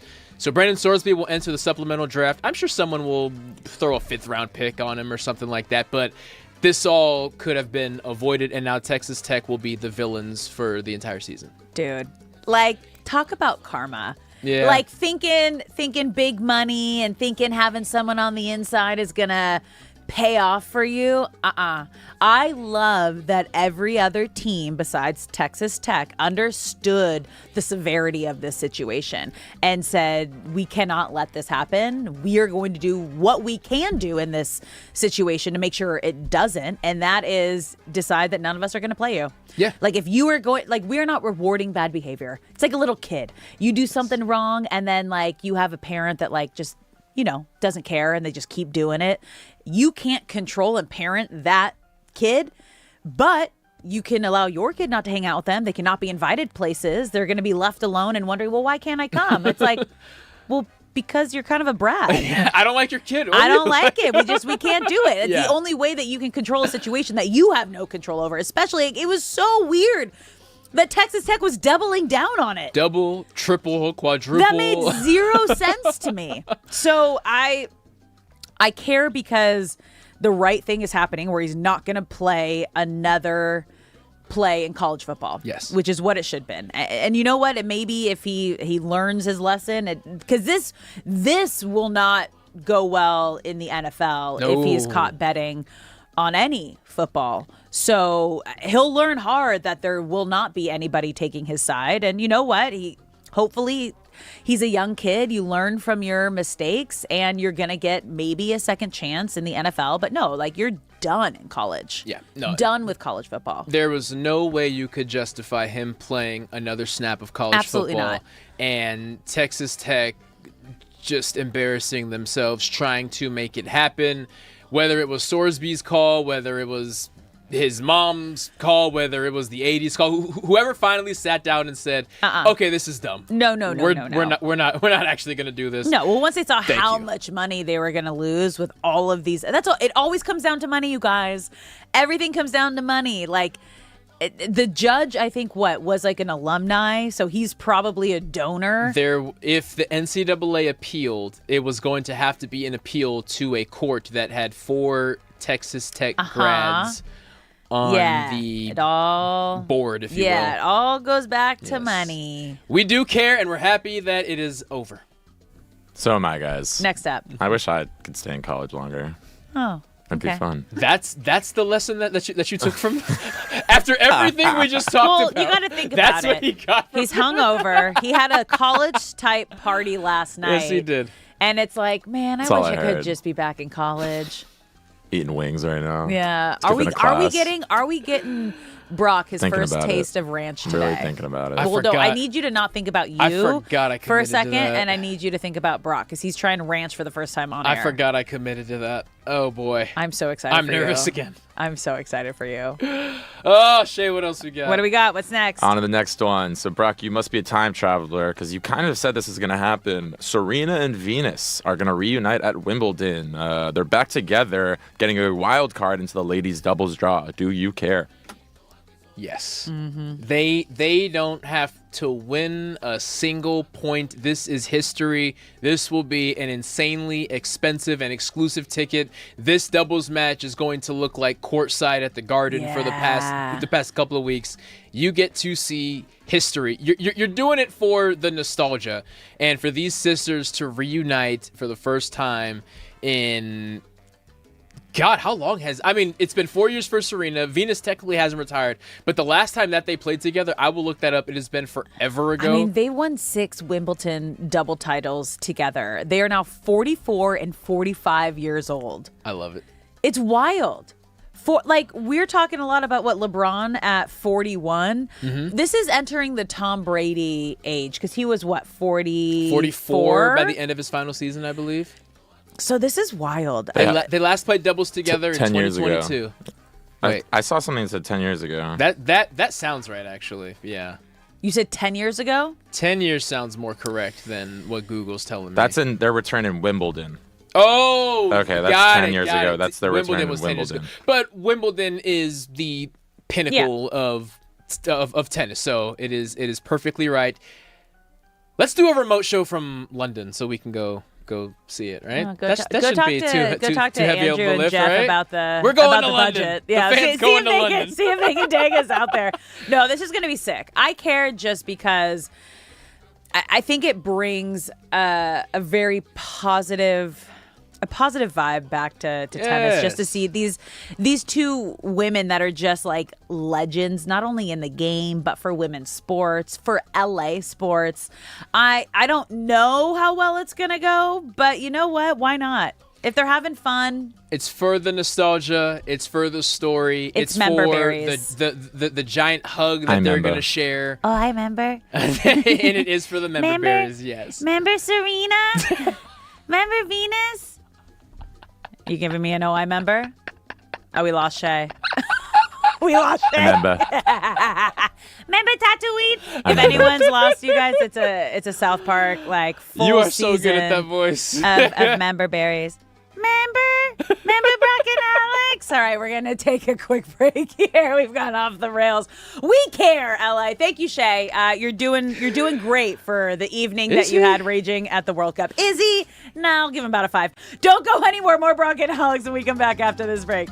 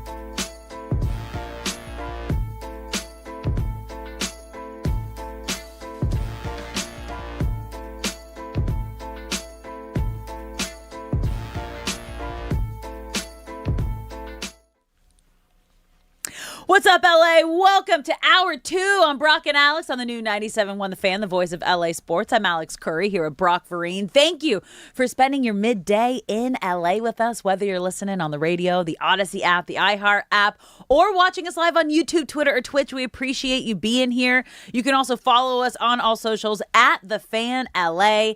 And you know what time it is, Brock? What time is it? It is time to give away some Sparks tickets. So if you want a chance to go to a one-of-a-kind celebration celebrating their 30th anniversary, call 855-97-LA-FAN, 855-975-2326 for your chance to win a pair of Sparks tickets. Once again, it's the biggest celebration that's happening at Crypto. It's going to be Sunday, June 21st, when the Sparks take on the Liberty. They're going to have special guests like Warren G to one-of-a-kind giveaways. It's also going to be an unforgettable night celebrating their 30th anniversary of the first ever Sparks game. So call right now at 855-975-2326 if you want to win a pair of Sparks tickets. You just have to be caller number 4. Once again, 855-975-2326. I got to get to a Sparks game, too. Yes, you do. I do. All right. There's so much action going on today, you guys. Obviously, we got Rays at Dodgers tonight at 7:10, and then 3 World Cup matches. Big ones. France and Senegal in about an hour at 12 p.m. That's Brock and I's... our drafts going against each other. I have France. He has Senegal. Then we have Iraq at Norway at 3 p.m. and Argentina and Algeria at 6 p.m. And let me tell you, you guys, because obviously everyone loves Argentina because of Messi. Lionel Messi. Yeah. Would you say probably one of the most popular teams? Yes. Yeah, especially because they won 4 years ago. The expectations aren't as high, but when you have what half of the world regards as the greatest soccer player ever, I believe so. But if there was I was going to say, Ronaldo, what side are you on, the Ronaldo or the Messi side? I'm firmly on the Messi side. Yeah, for sure. Same. And as long as he's there, you have a chance. So you think going into this game, you're like, oh, it's just going to be Argentina heavy, right? Well, have you been following Algeria's story and where they've been? Because you guys, it has been so heartwarming. Every team has had a home base within closest to where their first games are. And because they're playing in Kansas City, Algeria has been staying in Lawrence, where KU is. So it's a college town. And Brock was informing me, because I haven't been to many of these towns. When you're in a college town and it's the summer where there's not much going on, it can get pretty quiet. There's nothing to do. Mm-hmm. So the fact that Algeria has made Lawrence their home base, this entire town has turned into like Algeria 2.0. Like, they're rooting for the U.S., but they are also rooting for Algeria just as much. And it's so heartwarming. Their practices have been packed, sold out. Kids are down on the pitch kind of playing with them a bit. All the bars and restaurants have bought their jerseys and welcomed them with open arms. And they're already in Kansas City getting ready for the match tonight. And the scene is insane. They have the crazy smoke glowing. What did we call them? The safe flares? Party flares? Yeah. Party flares? Party flare, like going that. off like, so this might be... There might be more Algeria fans there than I think most expected. I would expect... Okay, so before any of the practices started, before Algeria got to Lawrence, I would have firmly said it will be an 80-20 split for Argentina. I was going to say 90. Yeah, and that is not the case. I'm thinking 50-50 at worst, because everyone in the Kansas area who has access to a ticket is supporting Algeria. Argentina is practicing in Kansas as well, but you cannot tell me that the Algeria story is not one of the more heartwarming stories in this entire tournament so far. And don't let Algeria score first, because that place will crumble to the ground. My living room is going to crumble. I will be on my feet, and I have Argentina as a team. Even I have to sit here and say, God, it would be cool if Algeria pulled this off. It's just crazy, because you think about the access that fans have to these teams. And Argentina is probably one of the most protected teams because of Messi. Like, he can't go anywhere. We talked about this earlier. Like, they have full-blown security 24/7. Like, you can't get close to the pitch. You can't get close to the hotel, I imagine. Meanwhile, Team Algeria is like, just come party with us. They have become part of the family. They have become part of the town and the city. And something like that, like we've talked about throughout this week, whether it was the NBA championship with the Knicks or the World Cup happening, the new fans that are being brought to life in the U.S., whether it's young kids who might not have been exposed to soccer the way that Americans are normally exposed to soccer here in the U.S., to now absolutely falling in love with the game. And I think we might get like a new generation of passion and soccer players and fans in the same way that I think with the Knicks winning the NBA championship while the World Cup is in New York, they're going to have so many Knicks fans now all over the world. Yes. It's going to be insane. The increase in soccer participation and just soccer fandom will grow exponentially from this year going forward, right? In America, it's football and basketball and sometimes baseball when they want to make it fun and not be living in the past. But right now it's definitely baseball as well. We're on the eye. Then you got like hockey and soccer I would put on the next tier. Soccer, 5 years. Wait. I would put soccer a little ahead of hockey. Okay. But it is unfortunately been below football and basketball, I would say. Whereas going forward, soccer will rightfully be seen as a sport that, no, my kid wants to play soccer. We have soccer on TV when we're watching. Now, streaming services did us a huge favor in recent years, making a lot of the overseas games much more accessible instead of having to go to your local bar that opens up at 3 a.m. to catch a Premier League game. So this increase was naturally happening, but with all these memories being made over the course of this month, there is no going back. This is soccer's moment, I feel, in America. I think what helps too is being able to actually see it at the times we're seeing it, because the visibility is everything. So not only they get the experience of if they're living in towns where one of these teams has made it their home base and you really get to be a part of it, but you actually get to watch it. The games are at 12 p.m., 3 p.m., and 6 p.m.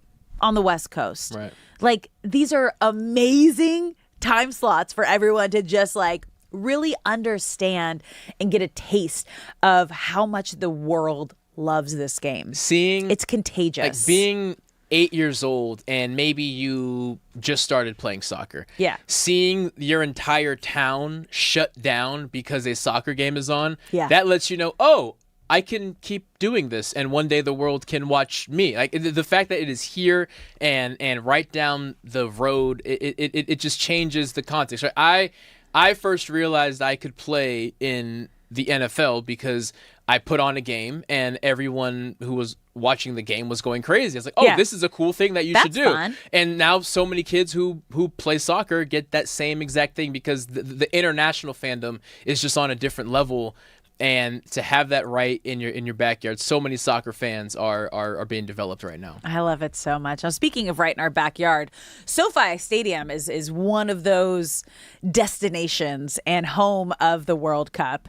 It's being called Los Angeles Stadium right now, but the home of our LA Rams, you guys. Now, the Super Bowl faves could still be making more big moves. Now, what do I mean by that? Now, already, the Rams have made the biggest splash this offseason, obviously trading for Myles Garrett. That, I think, shocked the world, that the team that was already the most complete team in the NFL got even better. The first team in the history of the NFL to have the reigning MVP and the reigning defensive player of the year. And then you look, you're like, well, what do they actually need? Because I feel like they filled all of their holes this offseason because corner was their biggest hole. And then they acquired Trent McDuffie from the Chiefs in a trade. And then they signed Jalen Watson, also from the Chiefs. So they were just like, thank you, Chiefs. We will take your corners. We'll take those.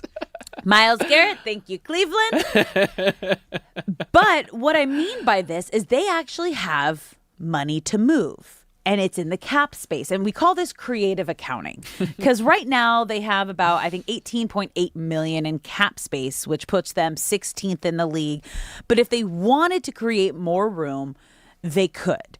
And obviously the potential restructure would be Stafford's contract, Devontae Adams' contract. But my question to you, when you look at this team right now, what moves do they need to make, and should they be aggressive in creating more cap space right now? The creation of cap space, one, allows Aaron Donald to get paid a number that he's happy with. I feel we start there. My mind did not even go there right away. And that is like, okay, now this all makes sense. Because I was like, what? Like, what are we talking about? So that's there we go.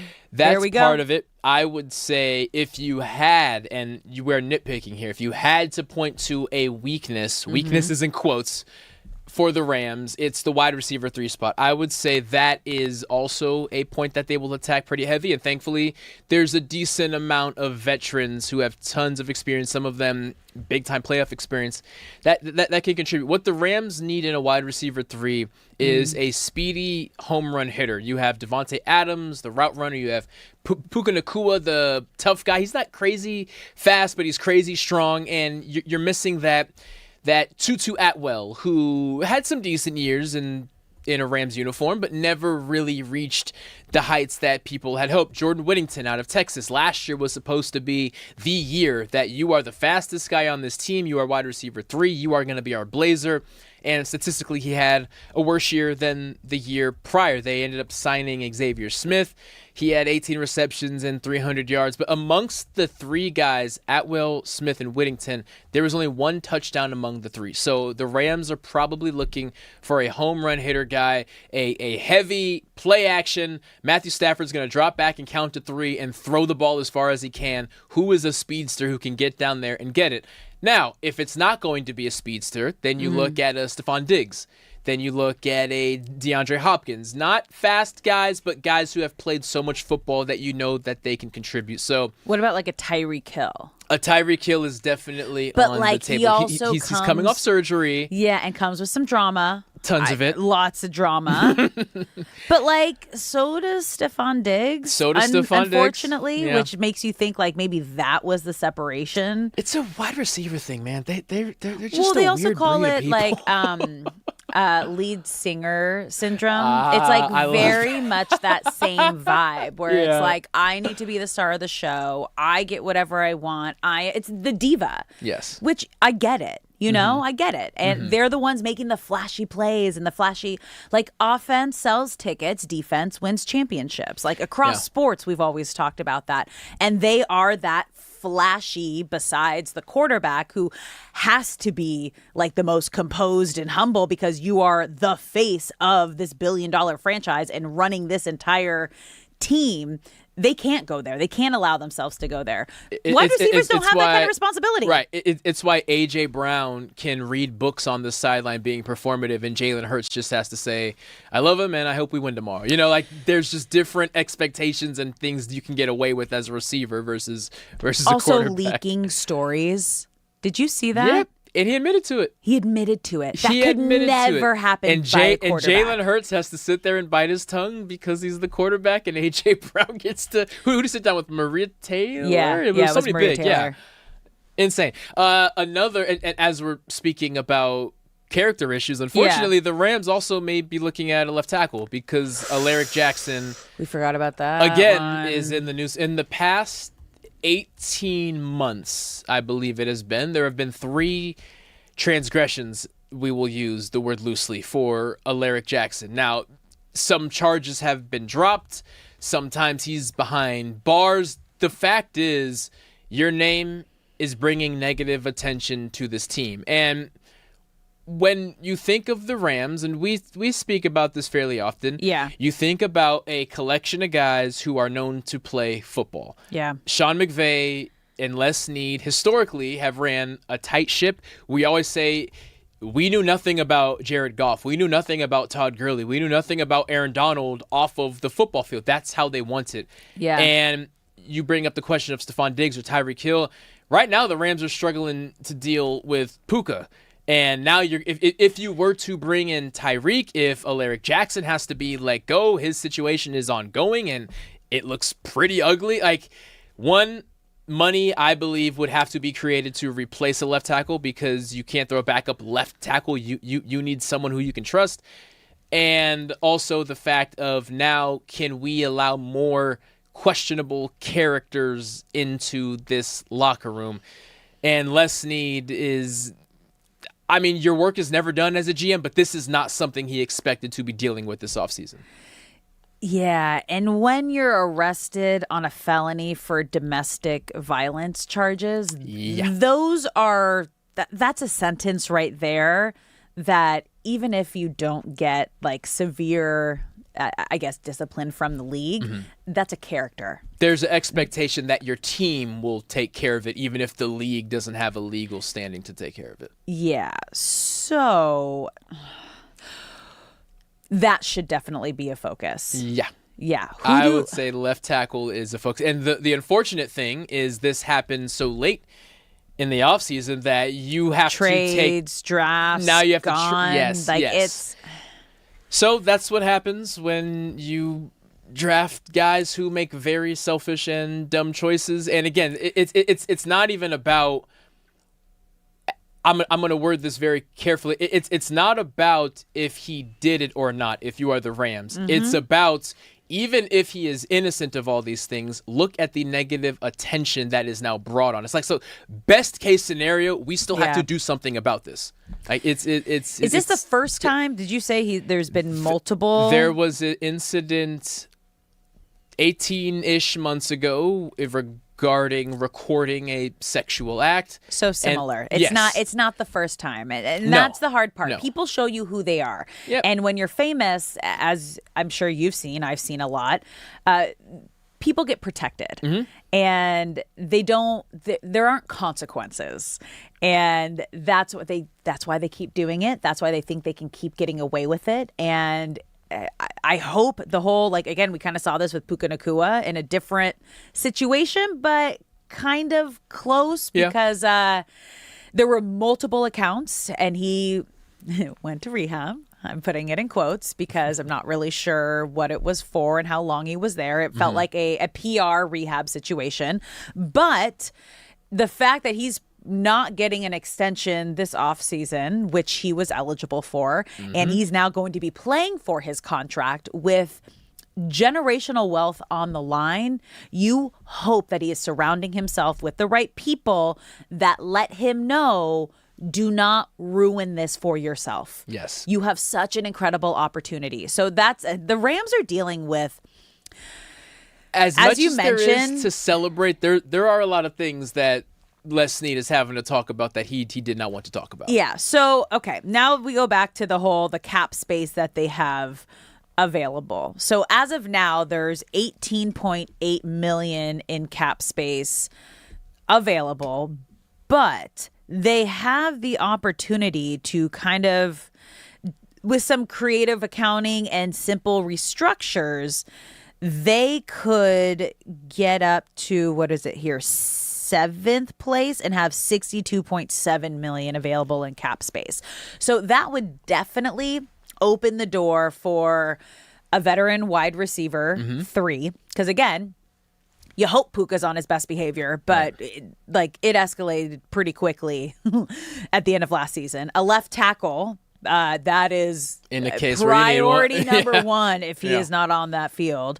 And then the possibility of Aaron Donald doing a last dance, which I think we haven't been talking about it a lot because obviously we had the NBA Finals and the World Cup kicking off. And this is kind of the perfect time for him to be out of the limelight with all that going on. And what you were saying, what maybe he's like in a private facility, seeing if he still has the itch and the fire. So that's going to be really exciting. You know what else is exciting? We have a winner for our Sparks tickets, and it is Romeo in LA. Congratulations. You are going to the Sparks Liberties game to celebrate their 30th anniversary. How are we feeling?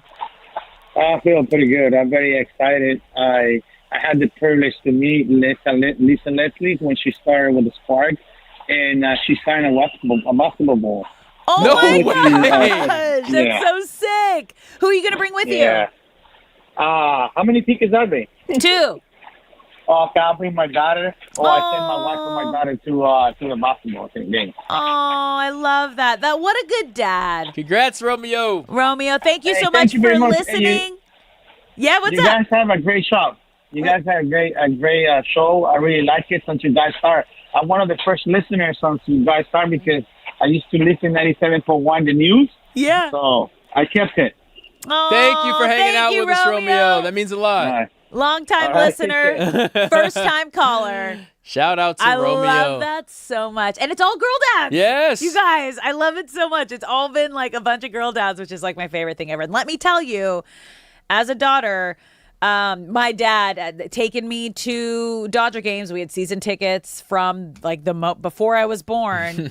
I was a lifelong baseball Dodger fan. So these dads taking their daughters to Sparks games, it's going to be the beginning of such a fun fandom for the whole family. Him being able to show his daughter, hey, remember Dad's sacred basketball that has the signature on it? This is where she played. Like moments like that to create connective tissue from one memory and passing it forward. So sick. That's special. It's so sick. Good job, team. We're going to take a quick break here. When we come back, Lakers offseason starts now. Who are they going after? We're talking about that next. You're listening to Brock and Alex on the new 97.1 The Fan.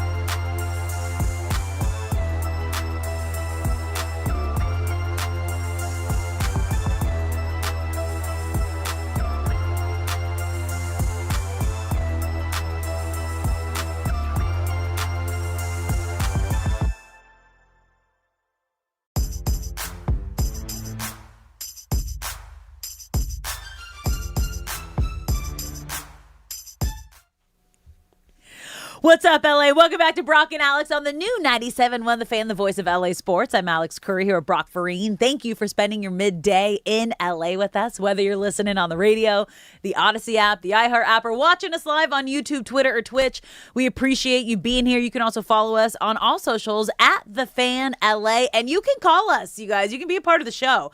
You just got to call 855-97-LA-FAN, 855-975-2326. And Brock and I are so invested in all the crazy fans right now, you guys, across the United States. We've been talking about it, but I got another really fun story that just came up on my algorithm. But I had been following this story from the very beginning. And again, we're back in Boston, and it's about Scotland. And what happened was when they arrived in Boston, there was a post that this man across the street shared. You know, the Scots are here, 6 a.m. They're outside in their kilts, drinking beers, playing bagpipes.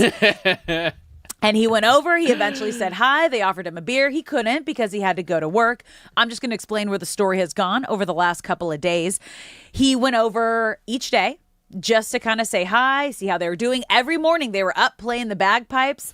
And eventually he ended up, before the match, making them like barbecuing sausages, bringing over more beer. And I don't know who got him a ticket, but someone ended up getting him a ticket to go to the match with the new neighbors that he had. Way. And he posted all these videos like from the stadium, like, this can't be real, freaking out. And he's shared, the Scots say, I've been adopted. I say, I've been rescued. And I feel like like I said, all of Boston is now going to be like Scotland Part 2. That's how you rally behind. And a year from now, when that guy takes his family to visit Scotland, it is. And He's gonna hang with his new buddies, he's gonna find those people. I'm telling you, you guys, the way U.S. like sports fans are catching World Cup fever, like, I have chills. I am so excited because, again, like, I tried to explain it to people, and you don't really know until you experience it. And I was lucky enough to experience it when I was covering the Women's World Cup in France. And there's just nothing like a world event where so many people, there's just a different level of passion. Like, we were talking about in Crosstalk, I think the closest thing we have to it here in the States is probably like college football, where there is that just like tribalism. Yes. Yeah. It's a religion. Mm-hmm. It's so intense. And the World Cup is just on another level of fandom and just obsession and love for the game. And I love that so many Americans are understanding it now. And because it's here. Yeah. And they're getting firsthand experience from it. It is so special to see. And as the tournament continues, what I always love about the World Cup is, say your country gets knocked out. Yeah. Because there are players who play for your favorite club team in your country, even though internationally they play for their home country. Like, fans don't just stop watching the World Cup because their country's out. It's, no, now I'm going to root for two teams because our goalkeeper plays for this country and our striker plays for this country, and it just grows and grows and grows until the final two. And it starts today when Senegal beats France. I need a European team. Like, I'm saying, like, a professional team. Like, that's what, like, after this, I am so excited. I am in the market for one. So I'm seeing if I just get attached to any player throughout the World Cup and then figure out what team they're on. And I think that's how I'm going to... Let it happen organically. It has to be. I have to have... That's, like, kind of like how we do, like, the words of the day, you know? Like the Gen Zs, or you are bringing up the... vintage words of the day. Do we want to call it vintage? And it's funny because I use like vintage lingo. I'm like a gnarly, rad, sick, like also like beach vibes. Yes. But I won't use like the new lingo and words unless like I feel a connection to it. Mm-hmm. So I want to feel a connection. Same kind of thing. I don't want to I want a bandwagon, but like in a way where it feels authentic. Yes. You know what? That is the only way to do it. We tried to lobby you on rooting for some teams, but you have the entire world and the best that the world has to offer in front of you 3 times a day for the next month. And Yeah, you just gotta see who calls out to you. Who says I'm excited Curry to see who is it's on going to my be. side. And you guys, we got 3 World Cup games today. We are about 30 minutes from the first one. France and Senegal at noon, Iraq at Norway at 3 p.m., Argentina and Algeria at 6 p.m. And I just want to let you know, Algeria fans were raging in the parks with those party flares before the sun was rising in Kansas City. And their game's tonight at 6 p.m. They are going to 6 p.m. our time. Yes, are they they're 2 hours ahead. So 8 p.m.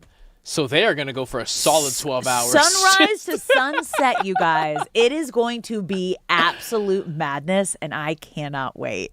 I'm just imagining being sound asleep, getting ready for work on a Tuesday morning in Kansas City, and I wake up and the sky is just red. Yes. Because so many fireworks have been set off. That's what it looked like. And like the orange flares. Yeah. It's beautiful. It's a beautiful thing. But let's get back here to LA and talk some Lakers, because as Brock, you informed me when we started the show, we're about a week away from the NBA draft, which is crazy. And the Lakers offseason, I mean, it started the moment you're out of the playoffs, but it really starts once the finals are over. And yes, LeBron is out vacationing. Players are doing their things, but when we were talking about a couple weeks ago what the Lakers need to do to get back to championship level, it was, okay, what do they need to do to compete and beat with the 2 teams that were top of the West, which was OKC and the Spurs? But what we saw in the finals with the New York Knicks, that is more of a blueprint that the Lakers can follow, digest, and really know as Laker fans too, give you some hope that, okay, we can do this. This is something that we can obtain and we can get to. And the way they're going to have to do it is through free agency, through trades, and then the draft. But obviously, they're not going to have high picks. With the 25th overall pick in the You're draft. not drafting anyone who you can ask to legitimately contribute this season. No, but you do have draft capital. So this is where it's going to get interesting, because as you mentioned in the last hour, there's going to be a domino effect, and it's going to start with Giannis. And Giannis is probably going to be on the move sometime around right before the draft, during the draft. And once that goes down, then I think we're going to have a better idea of who the Lakers really can get. And they need a big guy starting center. Mm-hmm. They need depth, they need youth, and they need to be athletic. Yes, those are the pillars that Andrew Friedman and Rob Pelinka and the rocket scientist Rohan Ramadas, literally, that they have surrounded with this new management and the new way of running things analytically. So, as you mentioned, the draft is a week from today. The conventional thinking right now is that there is no way by the end of the draft that Giannis is still a member of the Milwaukee Bucks. No. He will be moved before the draft or on the first night of the draft. Whether he is traded to the Lakers or elsewhere, there is an expected windfall that comes with trading a major superstar. Yeah. That the Lakers could make some things happen, whether that's acquiring a role player or acquiring capital to then make something happen on draft night. Jaylen Brown is another one who, despite recently winning a championship with the Celtics, proved that he was unhappy, said some things that a player who wants to be playing on that team next year would not ever say. Did I miss something else that he said? So he went on a live stream the day after being bounced out of the playoffs, which bold decision. Share this one. I heard this one. Yes. He said that, the fans on Twitch or whatever he was streaming through were asking, hey, so how was the year? He said, quote, "This has been my favorite year of basketball I've ever played," which, to those who don't know, is notable because Jason Tatum, which has kind of been a 1A, 1B situation between whose team it is,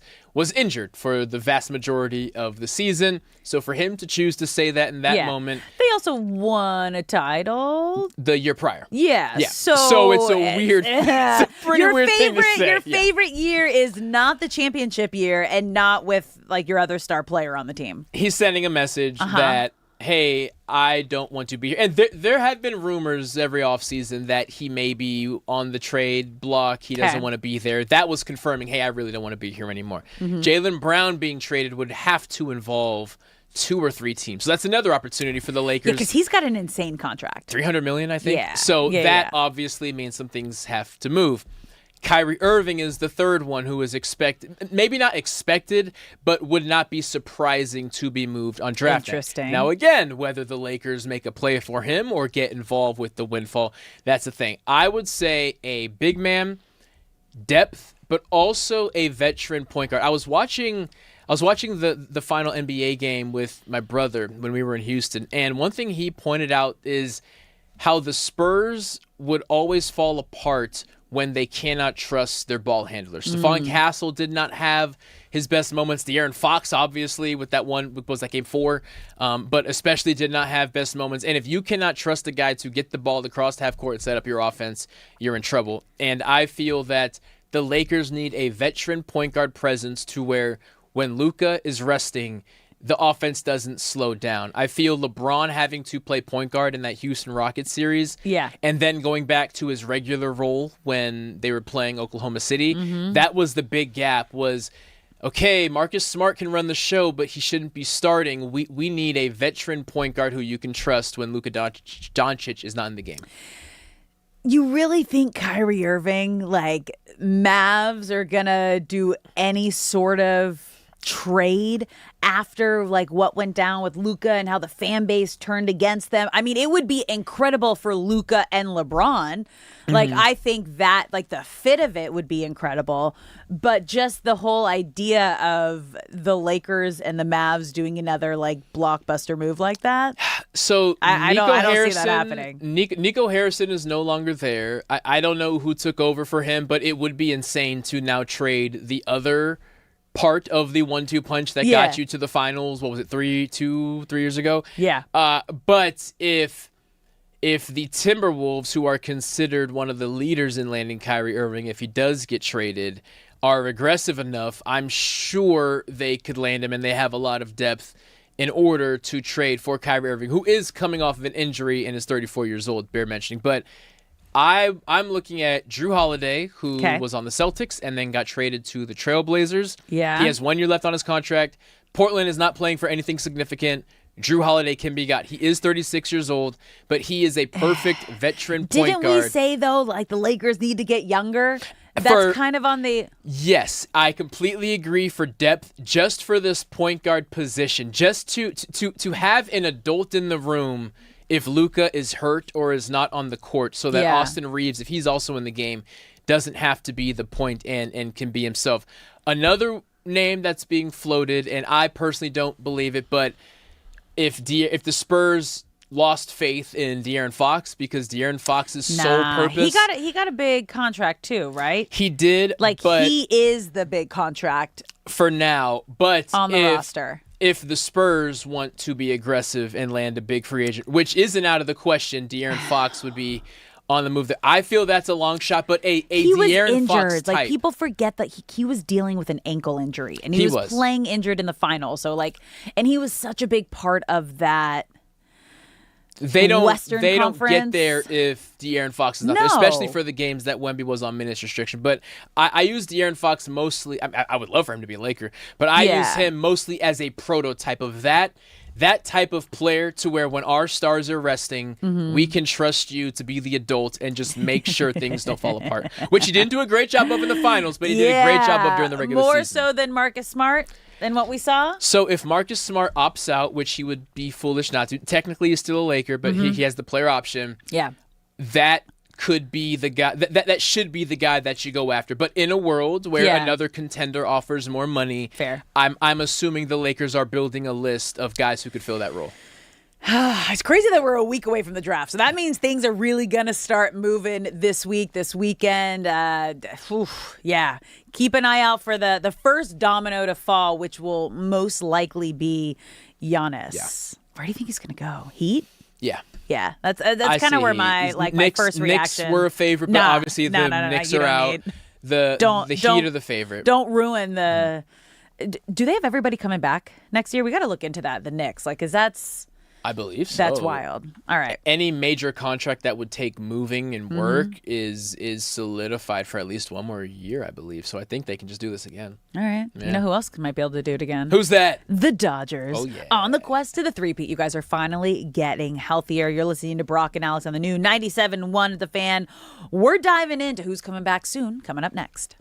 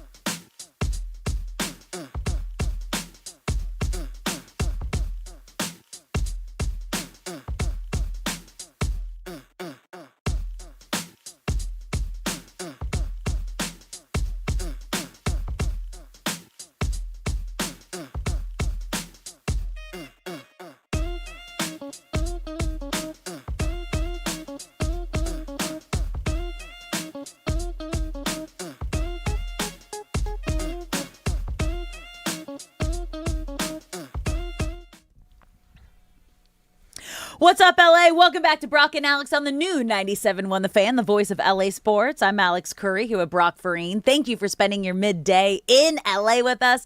Whether you're listening on the radio, the Odyssey app, the iHeart app, or watching us live on YouTube, Twitter, or Twitch, we appreciate you being here, and we want you to be a part of the show. You can follow us on all socials at The Fan LA. You can also call us at 855-97-LA-FAN, 855-975-2326. We are about 12 minutes away from our first World Cup kickoff of the day, you guys. France and Senegal. Then we have Iraq and Norway at 3 p.m., Argentina and Algeria at 6 p.m. Do you have all the flags over there? Did you get all the flag guessing right? I did get the flag. Yeah, guessing so right. if you guys are new to the situation, all of the talent here at the Fan LA, we did a blind draft the day before the World Cup started. And we each picked a favorite, a mid-team, and a... long shot. Why does that never stick in my brain? You do always struggle with the long shot. Why is that not? Because it didn't say. It was a star. On the cards, I'm a visual learner. And so I saw like fave, mid, and then it was just like a star. We need to talk to Raj because why didn't he just spell it out? I don't know. That is strange. I don't know. Blame Raj. Anywho, I picked France as my fave, and Argentina Brock was my got- fave. Oh, you got two playing today. I do. Yeah. It's a big day on this side of the table. It's gonna be fun. It's a big day in the world, like for the World Cup. Because I know this was one that a lot of fans had circled. Even though leading up to this, you guys, I think a lot of like that were like maybe like casual soccer fans or just like weren't fans, but just like love sports in general, who were like ready to get involved in the World Cup. You guys, yesterday, this like whole week has just absolutely given all of the U.S. sports fans World Cup fever. Whether it's the fans taking over the cities, whether it's the content and the field, like the product that we're getting on the field is the best in the world right now. What gets people involved more than anything is an underdog. Yeah. And yesterday, every single underdog either gave a favorite a run for their money or tied a favorite. And that alone is enough of a reason. Okay, so the example of the Cabo Verde goalkeeper, right? Yes. 40-year-old man. He's a bus driver or a teacher, but he has a day job. I love that. We're like, I think he was a teacher. Like, I think he was a bus driver. And here he is showing insane defense for 90 minutes against one of the most dynamic offenses that the World Cup has to offer. How do you not rally behind that? And everyone slowly turns on their TV and says, I got to check this guy out, and they fall in love with him. So he started that match with 40,000 followers. And after shutting out Spain, who is the favorite heading into the World Cup, I haven't checked the odds if they're still the favorite to win now. He went from 40,000 followers to 9.2 million followers in 24 hours, you guys. He'll be at 10 million before our show's over. Easy. Shohei Ohtani has 10 million followers, and he has an entire country on his side. That like just puts into perspective the entire world is watching. People love underdog story, and this right here, like he earned all 9.2 million followers. Like the fact, like he was the star of the match. Like that was insane. Like the shots on net that he stopped to shut out the favorites and how big of an underdog Cabo Verde was is insane. Similar to the Olympics, for a lot of these smaller countries who you could argue only were admitted because they expanded the field this year. Yeah. You know, this doesn't pay the bills. Soccer doesn't pay the bills. And I bring up the Olympics because, yeah, you're a bobsledder, but there's not enough bobsled leagues to where you can build a living around this. And I love how everyone rallies behind the people who are taking time off of work to go compete in the World Cup. You're literally paying money. Yes. Like you're paying money. Like people don't understand. It's like it's sponsors, partnerships. Like that's what pays for a lot of these athletes to be able to quote follow a dream every 4 years. And now this guy is going to leave this tournament, even if they don't advance. He'll leave this tournament with 25 million followers and you're can saying, leverage You're saying that. 25 million? He's going to get up to 25 mil? At this point, yeah. I mean, he still has 2 guaranteed games left. That's insane. And he can then then leverage that into Oh, a no, that's- career. that is your career. He will be famous Yeah. on his island and in Africa for the rest of his life. And Yeah. moments like that are what it's all about. That's so cool. I'm so excited. Well, the Dodgers championship team, you guys, is getting healthier. And reportedly, we haven't heard anything yet, but if the timeline is projected correctly, the Dodgers should be getting Tommy Edman. He was expected to be activated off the 60-day injured list. They said today, again, we don't have any for sure word yet, but this was the date that was circled. So what does this mean for the Dodgers? And I think the first thing you have to look at is that World Series core is getting healthier and it's coming back. Now, the young guys that have had their name called have been stepping up to the plate and have done an incredible job. But once Tommy Edman is back, what do you see happening to this Dodgers lineup? One, I expect Tommy to get plenty of reps at second base. I hope that does not move Alex Freeland, because he has more than earned his opportunity to remain up on this roster. But if you bring someone up, you got to move someone down. To your point of what we're expecting, Dave Roberts, although I just checked, it hasn't been officially done. Yeah. Dave Roberts says he expects Tommy Edman to sub in later in the game today and then start tomorrow. He likes Tommy Edman as a hitter, as a matchup against Shane McClanahan for a full game. Okay. So Tommy Edman, for those who feel like it's been a lifetime since you've seen him, which it kind of has. It kind of has. Super utility guy. Him and Kike are kind of similar in that they're solid at the plate and can play basically every position except pitcher. They can just do everything. So maybe Mookie needs a day off. Maybe Freeland wants a rest. You know, there's multiple places you could sub him in today. But I am very curious where he actually starts tomorrow, because that's an indication of, okay, well, who has been starting there and now how does that affect that rotation going forward? And I really hope it isn't Freeland, but it may have to be. Yeah, I mean, this is what Dodger fans have kind of been waiting for, right? You're getting a more experienced option at second base. His bat is great to have back in this lineup. Again, he has the World Series experience, and this is what we were hoping for. I think his return took a little longer than expected, but you guys, he had that ankle surgery right after the World Series, and he was talking about this during spring training of like, we're looking, you hope that it's only a couple months into the season, which, what are we now? We're April, June. We're over a third. Yeah, April, May, June, July. Like Yeah. 2/5 of the way there. That sounds right. I'm like, I should not be doing math live on here. Like, that is not something I should be doing. Maybe producer Shay will do that math for us if he's actually listening. I'm staring at our hungover producer today who had a time at the World Cup game. It's okay. It's the World Cup. You're just doing what every fan is supposed to be doing. We would be disappointed at this time of year. if he wasn't. Yeah. And it was funny. I wasn't going to ask, but morning producer Raj, I don't say threw him under the bus, but shared the experience that Shay was giving shots to everybody at the game last night, which I'm proud. You're making us proud, Shay. I'm doing what I can do. You know what I mean? We're the young show here. We got to represent. We got to represent. You've never sounded older, so that's his voice is like 10 octaves lower today. I know. There's so much bass. I'm going to stay off the mic. Okay. Are you putting yourself in timeout today? Your sweatshirt actually kind of like, is that Patrick? Yeah, that's like a ghost. I was wondering what that was. Yeah, from SpongeBob SquarePants. It's the Cactus Jack SpongeBob collaboration. Oh, that's sick. I guess anything can collaborate nowadays. You know it. No, that's sick though. So but he Cactus looks. Jack with I feel Patrick. like the look that he's making is how you feel on the inside.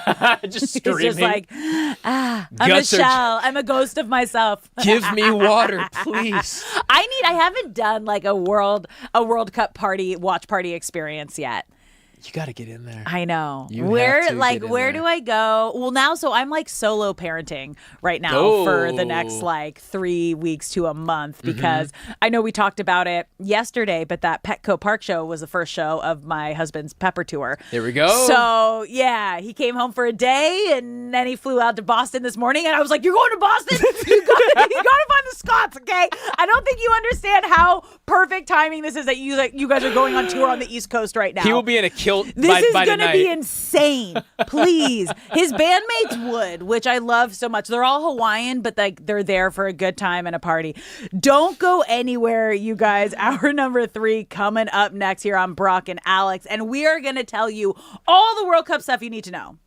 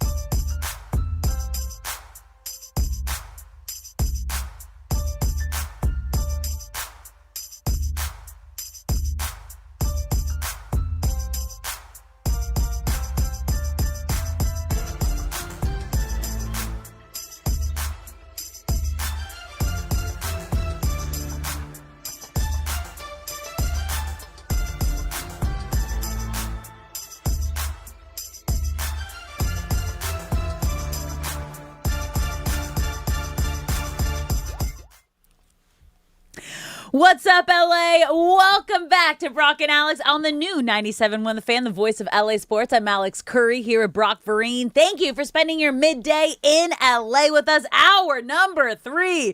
Whether you're listening on the radio, the Odyssey app, the iHeart app, or watching us live on YouTube, Twitter, Twitch, we appreciate you being here. And if you're watching us, has the game officially started? It has officially started. We're in the first minute. Hey, France and Senegal. I am on Team France today. And Brock is on Reppin' Senegal. Senegal. Baby. And that is because, you guys, we did a blind draft with all the talent here on The Fan where we each picked a favorite, a mid, and a long shot. Got it. I thought about it before. I was like, I literally saw the star in my head. I was like, Curry, it's not the star. Remember what it is. And I picked France as my favorite. And you traded Cody, Scotland for Senegal, which, like, I wish I would have traded for Scotland. Yeah. Right now, it looks like a bad teams? move. I don't even remember who. Is there? Oh, here we go. There we go. There's a list right here. Okay, France. You have Ecuador. No, you have Colombia. Colombia and Austria. Yes, you have Austria. Okay. Oh, you really need France to help you out. But France, of course, one of the favorites. You drafting France is enough to carry the weight of Colombia and Austria. Is this the updated? Is that what this is? Dude, D-Fish had Germany. Oof. Yeah. That's going to help a little bit. That's going to help a lot. I will say this, as we are sitting here in now the second minute, and it looks like France has a corner kick. France, with the kit, magical. Why? Because they have collars. I always love the classic soccer kit with the collar. Can I just say it's so cute? It looks so cute. Oh, look at the little soccer players wearing their little polo shirts on the field. Like, that's what it looks like. It's insane. I always loved that. I always loved I love anything that makes one sport unique from any other sport. And the fact that their kids used to always have collars, and now they're kind of few and far between. So I love that France is rocking that. Where are they playing? They are in the New York, New Jersey Stadium, also known as MetLife. Which is so funny. Because it's like where the New York teams play, but it's in New Jersey technically. It's so funny with all that stuff. You guys, I am so happy all the World Cup, like, fandemonium that has been taking over the U.S. has just been absolutely insane. Okay, so, it looked like we might have had a goalkeeper down for an injury, but no, he's just fine. That was just the little ambulancia, is what we like to say. Sometimes they just need a breather, and I'm just going to roll around a little bit. It's like what I say to, like... So I say this to like my dogs or my baby. I'm like, oh, ambulancia, like, get it out. Everything's going to be fine. It's actually been nice. Like, it hasn't been like insane flopping. It hasn't been terrible. No, I hope that as the rounds get later and the games get more stakes, that we don't see an increase in that, because I really enjoyed the lack of that. I also wonder if the hydration break means that guys don't have to force getting a breather. They can just use that one. I wonder if that's correlated. So how do you feel about this hydration break? So this is something that isn't normal throughout soccer games. Like, you don't have a break in the action where you go to commercial break during a soccer game. We saw this in the last World Cup, but that's because it was in Qatar, where it was over 100 degrees for all of these matches, and that needed to happen. But I know it's hot. You were probably in one of the hottest locations in Houston this weekend. But was it hot enough for the athletes to need to stop and have a, quote, hydration break? No, but I understand why they're doing it. So in Qatar, some games had hydration breaks and some didn't. And the complaint was it has to be universal. It has to be consistent. Exactly. Because, okay, so this guy runs around for 45 straight minutes and pulls a hamstring. If he had a hydration break, I bet he would. You know, so you start getting in the what ifs. So for the U.S. for some games to be in domes and some games to be out in the open, they said it's only fair if every single match has it. So I understand how we ended up here, but I also sympathize with longtime fans who say this breaks up the flow of the game and is almost a new game entirely. Yeah, it does. And the weirdest part is, like, Fox is almost... Again, they do an incredible job covering the World Cup. I've been a part of these World Cup broadcasts, so I'm not talking negatively on the broadcast, but they're selling ads and it's a commercial break and they're breaking it up into like, they've even said quarters. Yeah. Like it's wild. They are trying to Americanize the game. Yes, and as foolish as this is to say now, I was surprised the very first match last week when they cut to commercial. I thought they were gonna like go to Erin Andrews on the sideline and she was gonna interview someone, like how they interviewed Jenny Dave Taft. Roberts between innings. Yes, Yeah. Jenny. Oh yeah, was Jenny Taft at a? She was at the first one. She's doing Team USA. Oh, okay. So Erin Andrews was on a different game. Thank you. So it was Okay. it was Jenny Taft down there.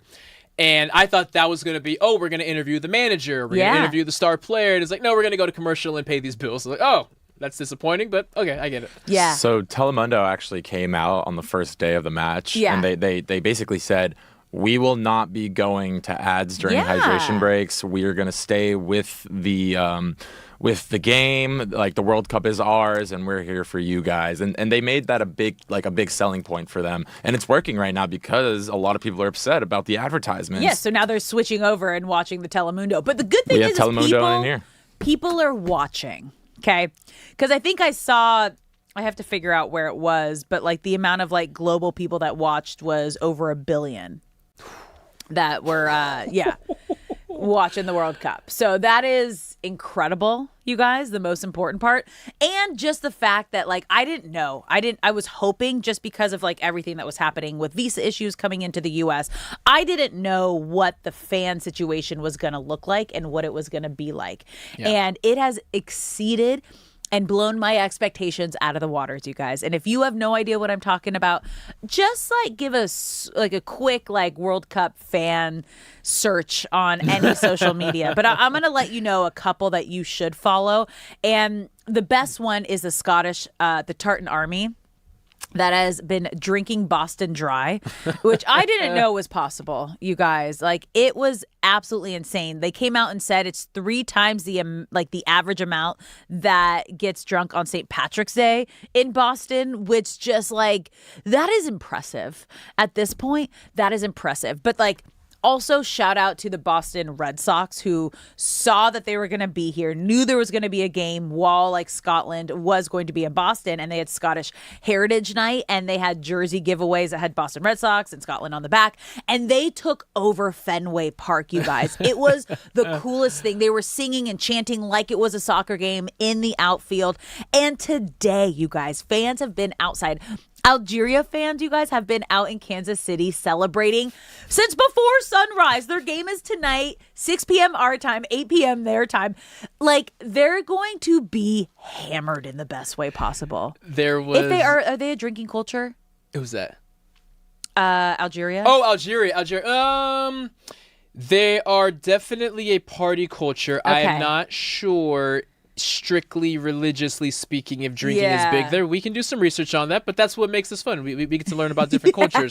The Scotland interview I saw, because you mentioned that they were at the game earlier. When we took a break, I looked up a video or two.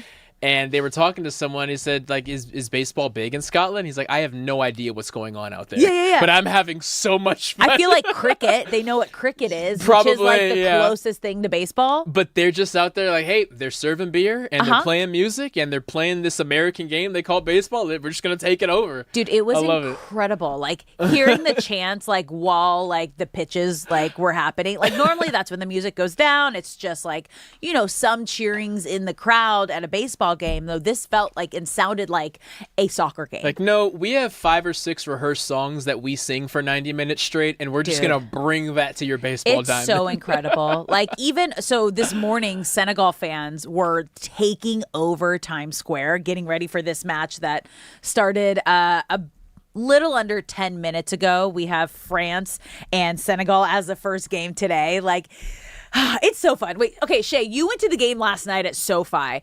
Paint the picture of what it was like for fans here in LA. If they're going to be going to a game, is it gnarly, crazy? Because, like, Rams games, like, it's gotten better, but, like, you have to get there a couple hours before. If you want to get in your seat, get food, get drinks before the first down. Now, Taylor Swift concert was insane. That was, like, a couple hours before, 3 hours trying to get out of there. Like, kind of...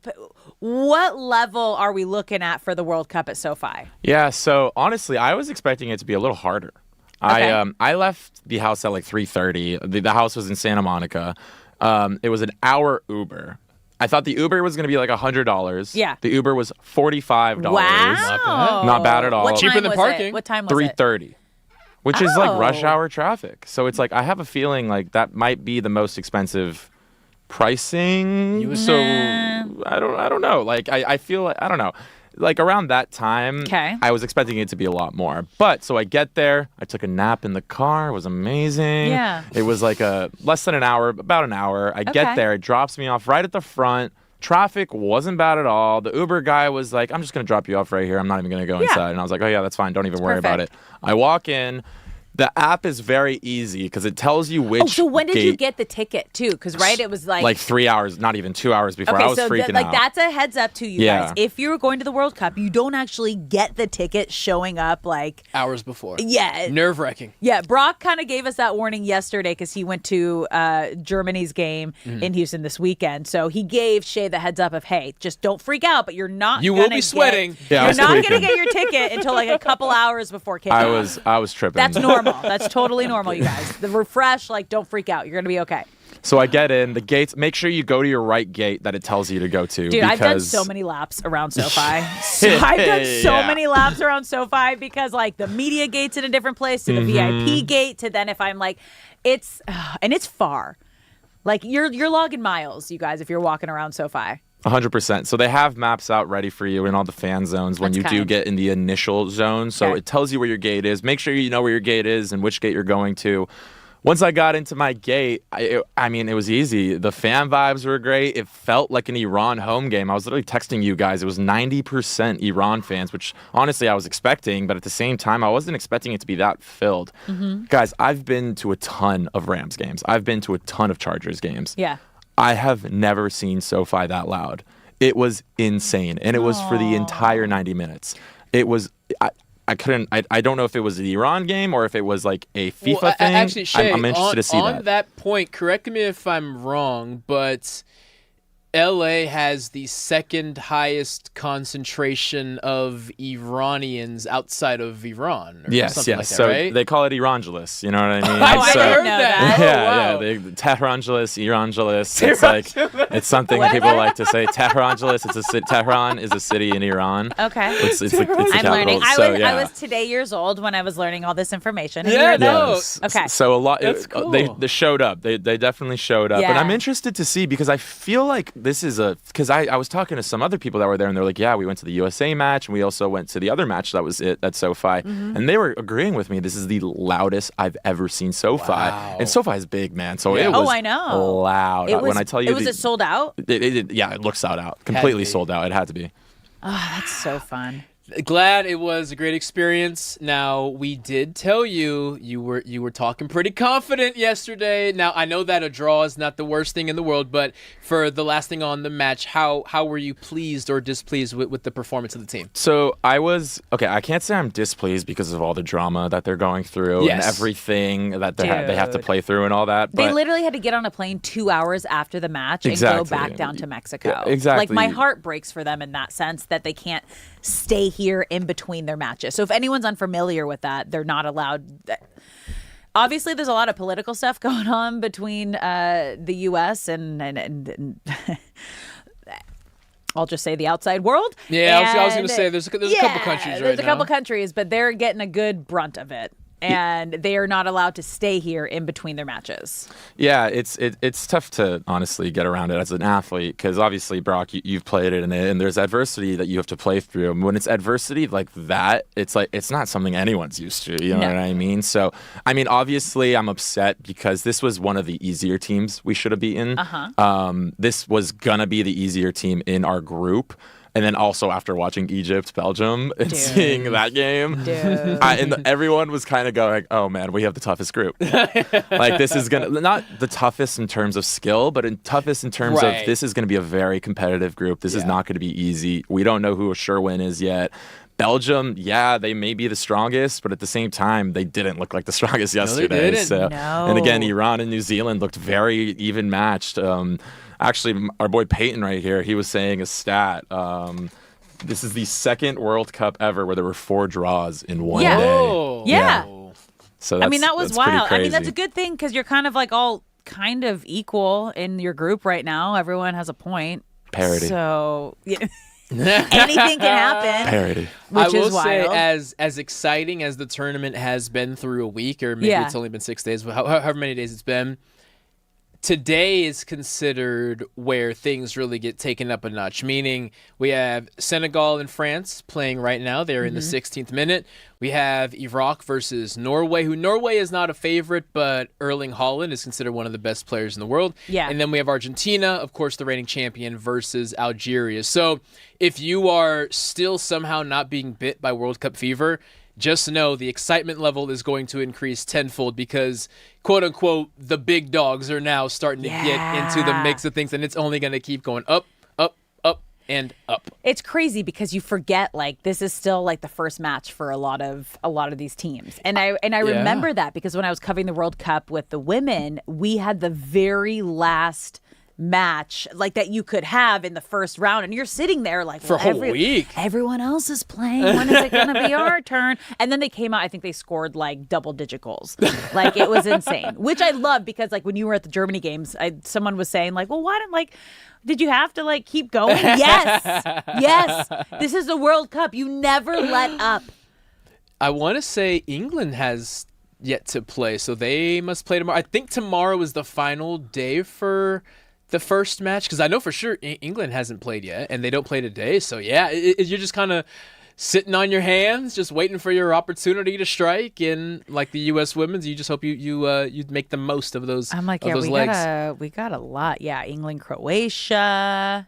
Has Portugal played? Portugal has not played either. Yeah. So they play tomorrow. So as we well? have so it's group IJKL. Okay. Like those are the groups that still haven't had. Okay. So tomorrow is when Like the first, today is the day. Yeah, that they first haven't matches had are their complete. matches yet. Okay. Yeah, Okay. it's gonna be Okay. wild. You God, guys. this is so fun. Panama, Colombia. I have Colombia. Yes, you do. Okay, Austria. Yeah. I was gonna say. I was like, You have a none big of my day tomorrow. teams have played yet. Today was the first day that I had a team, obviously besides USA, Yes. that I'm so excited about. It's going to be great, you guys. And also, there's so many fun stories. Obviously, we've talked about the Scottish Tartan Army, which has been insane, taking over Boston. But then just like the players and the situations. And it's funny because we haven't even talked about your German gentleman today because Freddie is Hollywood now. he's full Hollywood. Freddie's going to be in a movie and still not show his face somehow. It's insane.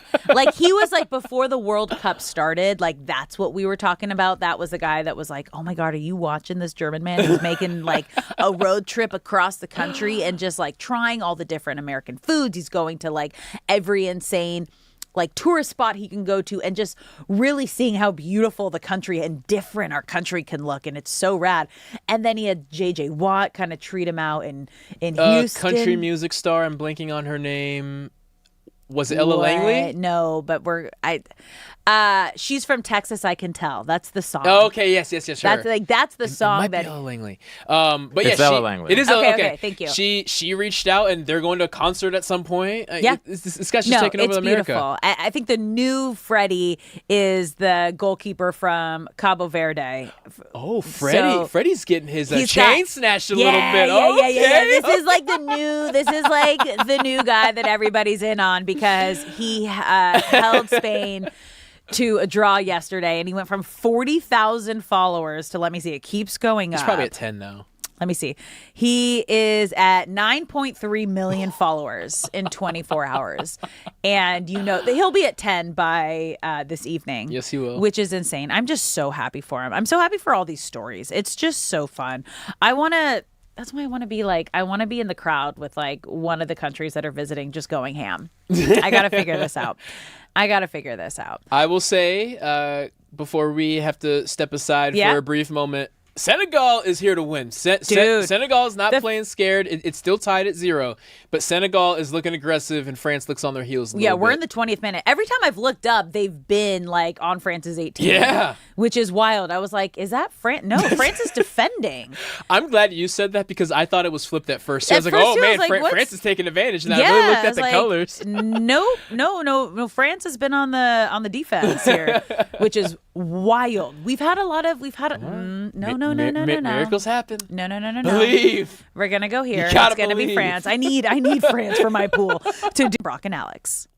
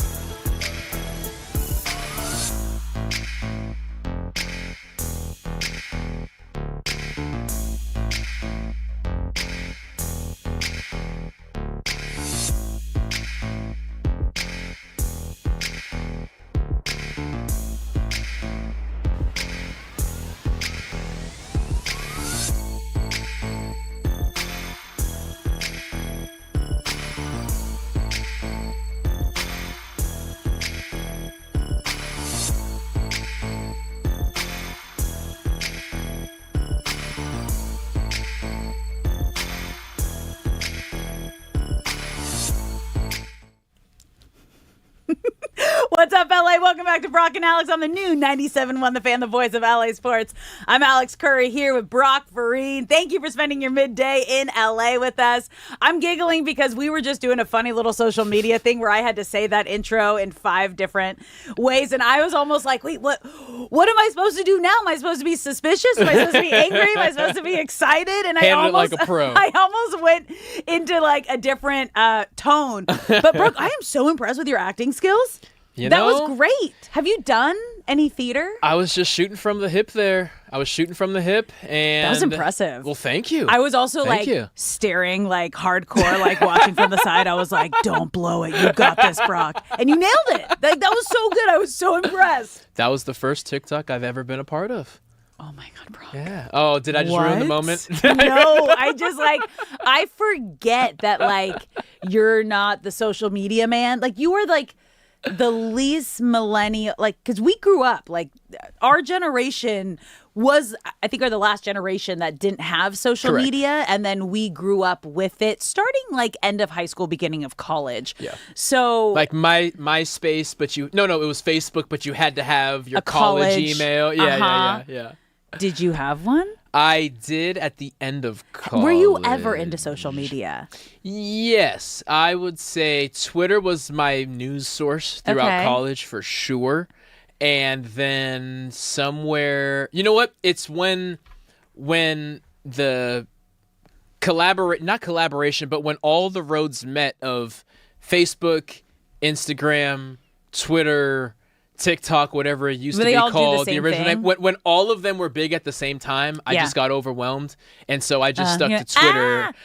Too much. I'm out of here, man. And that's when I kind of took a back seat. But Twitter, I still use as a news source sometimes. Can we just like take a moment for how savage Facebook was, or not MySpace was at one point, where you had like a top 5 friend list, and that was a filthy game, dude. And you would just put up like, if you're unfamiliar with this, you just have like your top friends, and you would move people, and it was like public. It was like a weekly thing. Yeah. Like logging on Monday and seeing whose friends were rearranged after, I remember that thing happened at that party. Now she's down to number 4. She was 2 yesterday. Also, like uploading your entire camera roll. I was the person, which this should not be a surprise. I was the photo person, and I would be the one taking all the photos, having the camera, uploading the albums after every night, which is kind of like, now that you see, you can have the carousels on Instagram. That was our like MySpace and Facebook albums. It was. And you kind of, you low-key had to know how to code a little bit to make your MySpace customized. Like, it was mine wasn't pretty customized. Convoluted. Oh, okay. Yeah. No. I was not good at that. I'm still not good at that. Like, I have our BTS Nick, like our man who does everything. He still has to log into my account to help me get into my email. Today he called me out. He's like, "Have you done your onboarding yet?" I was like, About that. What? What am I missing? Because I haven't opened anything since we started. Yeah, that's me. That's I love social media, but like on the other side of things, I have no idea what's going on. The administrative side of it is where you can kind of tap. Alex over here snitching on herself. Tap. I know. Is this bad? Should I not have admitted that out loud? That's okay. You just gotta get it done. You just gotta get it done at some point. Yeah. I didn't know, you guys. I didn't know. I tell everybody. I'm like, just text me. Tell me what I need to do. Just text me. All right. Well, let's get back to sports. Okay. Now that we went on that social media rant. Dodgers. We were kind of talking about Tommy Edman, right? This is the big name that is on the horizon. He is projected to be back in the lineup tonight. Today he is expected to sub in later in the game. Come off the IL. Tomorrow he will start. Which is big. And tomorrow he will start. But like, let's go down this. Because again, we've talked about how busy the Dodgers IL is and how expensive that training room is right now. So June 16th is today. And that is when Tommy Edman is expected to return. Teo is late June. So we're mid-June right now. So hopefully that's next week, you would think. Yeah. Edwin Diaz, again, this is loose bodies in his elbow, similar, exact same thing Blake Snell went through. They're thinking possible July. Glass now, Added to the 60-day IL. So that's putting him towards like earliest mid-July. He's going to be post All-Star break for sure. Kike Hernandez probably closer to early August. Will Smith still TBD with the neck stiffness. So they were saying they were going to put him on the IL. Okay. I don't know if they ever made it official, but either way, from last week, I would expect at least a 2-week grace period before we see him again. So he missed his 4th straight game on June 10th before being placed on the 10-day Okay, so they did injured they didn't list. make it official. Yeah. So they've been dealing with, I mean, that's not even, you keep scrolling down, you guys. They got a lot of names, a lot of arms. A lot of arms that we've yet to see this season, like Bruce Gratterall. I don't know if he'll ever pitch for the Dodgers ever again. I don't know what's going on there. One positive update, actually 2 positive bullpen updates. Let's go. Brock Stewart, the latest on him, rehabbing in Ontario. His thing though is he's always injured, so it's it's almost similar to a Glasnow situation where 2 steps forward, 5 steps back, 10 steps forward, 1 step back. So until he's actually on the mound in a live game, you just don't know if you can believe it. Evan Phillips, though, is on assignment in Oklahoma City, tracking for early July. Dave Roberts has been glowing about what he's seen from him so far. So obviously rehab is going well. And he has been a foundational piece of the bullpen for, it's been 4 years already. Coming off that Tommy John in May 2025. So they played it safe, take all the time in the world, but Evan Phillips is expected back, probably the next pitcher to reemerge with the less than glowing reports of the rest of the injured guys. Yeah, okay. So just let's run down that real quick. Tommy Edman expected to be activated today. That is huge. Glasnow, obviously, currently shut down. No clear timeline of when he's coming back. Edwin Diaz is playing catch and could throw a bullpen this week. He's still unlikely to return before the All-Star break. However, that is a very positive sign. Kike Hernandez is doing baseball activity after that oblique strain. That was the second game. Well, it happened in batting practice before the first game. Didn't know what it was. Went 4 for 4, was batting 1,000. And then obviously he's now out for a significant amount of time. So he's looking like a late July, early August possible return. Teoscar Hernandez could start his rehab assignment this weekend. He's been out since May 29th with that hamstring strain. You saw him as he was running the baseline. It just, that classic kind of that hip you kind of skip, you grab the back of your leg and you're like, uh-oh. It is one of the most universal understood things in Everybody the world. knows. No matter what country you're in, if you nod your head, it's yes. If you shake your head, it's no. The next most known thing across the entire world is that guy just pulled his hamstring. Oh, yes. Especially if you're a sports fan. There is no hiding what happened there. But the positive side, Ohtani is back. He was back in the lineup this weekend. He's on track to pitch tomorrow. So he didn't throw a bullpen yesterday to give his left knee some more rest. But things are finally moving in the right direction. But it also, you have to, because this has been a big topic of conversation, obviously with big names possibly being available come the trade deadline.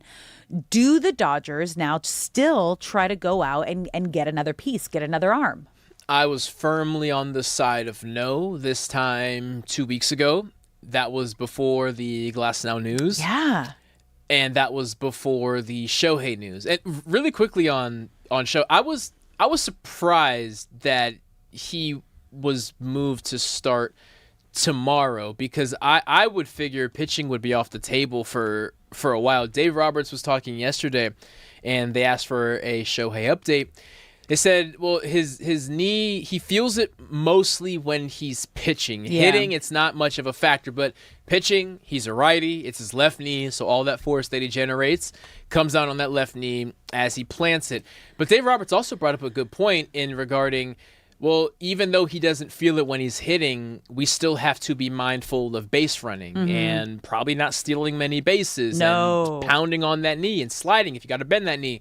So I was shocked after hearing all of that for him to say, but he's still in line to pitch Wednesday. I'm hearing that thinking, dude, just don't mess with it. I know. Just let him relax. I know. I mean, it is a day game. They're going to be playing while we're on the air. It's a 12:10 okay. first pitch. They have Thursday off. So this is back to kind of how you hope it lines up for an Ohtani outing, where it's an earlier game, day game. So he gets the entire evening and the entire next day to rest. And his like crazy sleep schedule, right? He sleeps like 10 to 15 hours. Like it's insane how much he sleeps at night. I don't want to butcher this, but it's an insane number that he sleeps every night. And he has like a specific company that he works with for his mattress and his pillow that like is perfectly shaped for him, that helps with his sleep. Like so he's just getting the best sleep of anyone ever. That's like that is his like helps with his superpower is how much he sleeps. Oh, I was not aware. I mean, everything he does is to the best of anyone's ability, so I should not be shocked that he also wants to sleep better than anyone can sleep. But the good news is, you guys, again, he was back in the lineup. Only a day off. I personally thought it should have been the weekend off. So did Brock. So we just hope that tomorrow when he takes the mound, everything will be okay. But more positives to take out of this whole situation was, I think, Kyle Tucker.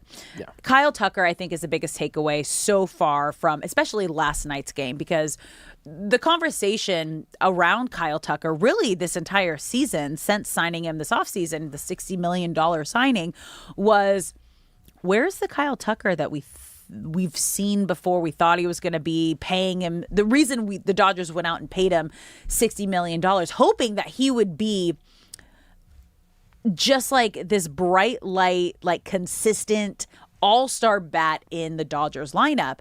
And we hadn't seen that yet. And last night felt like his, all right, welcome to the Dodgers in LA, 3-run home run, insane outfield assist. And you could really see the effect that it had on him just by his body language and the huge smile that he had on his face. The second inning, he gets his first at bat. And coming off of the last time he was at a home game, he had a brutal game, and there were a lot of groans in the crowd, and after groans comes boos. And the second strike of his first at-bat was a changeup that was in the dirt. I think it was in the dirt before it even got to the batter's box. A regretful swing from Kyle Tucker, and the groans started growing. And I was sitting there thinking, if he strikes out, this is when the boos will become official. They won't be there won't be groans. They will be boos. But he backs that up with a 3-run home run. The very next time he's out there on defense, he guns out a guy at home, which ended up being the difference in winning the game. And then the next time he's up to bat, he rips a single down the right field line and gets, it wasn't a full standing ovation, but of everyone clapping, 40% of them were on their feet, and he finally cracks a smile at first base, which to me solidified what you just said of, okay, I'm a Dodger. I've had big moments, but all of my big moments have been on the road. My worst moments seem to be at home, and I have a lot of work to do, but I've finally won over this crowd for now, and I was so happy for him. I was so happy for him. And you can tell when it's a genuine, like, I did it. Like, happy smile. If you guys are just listening to me, it's that like your shoulders are up and like your cheeks are flush. And when he was walking through the dugout after coming back home and rounding the bases from that 3-run home run to tie the game and really be the difference maker, I think it was the first time where like he was the difference maker on both sides of the ball, where it was tying the game with that 3-run home run, saving the game with that outfield assist, and you could you could see it, like you could feel his energy just lift. And there is that moment, especially as an athlete, when you know you're struggling and it's like, okay, finally got that monkey off your back. Yes. And it's like you feel like a weight is lifted off of your back, and he just felt lighter. And I so hope that this is just the beginning of the next chapter and what Dodger fans were expecting and hoping to see from Kyle Tucker this season. Now he gets to build off of it. The backpack has been lessened. There's only one book in the backpack. Before there was an entire library in the backpack, and he gets to stand upright and just get a quality deep breath. Like you're so tight all the time when when what you want is not the performance that you're putting out, and he gets to take a deep breath and say, okay, let's build on this and start getting back to playing the best version of baseball that I can play. It's going to be great. We're going to take a quick break here. You're listening to Brock and Alex on the new 97.1 The Fan. When we come back, it's time for Brock to spill the tea. Don't go anywhere. It's coming up next.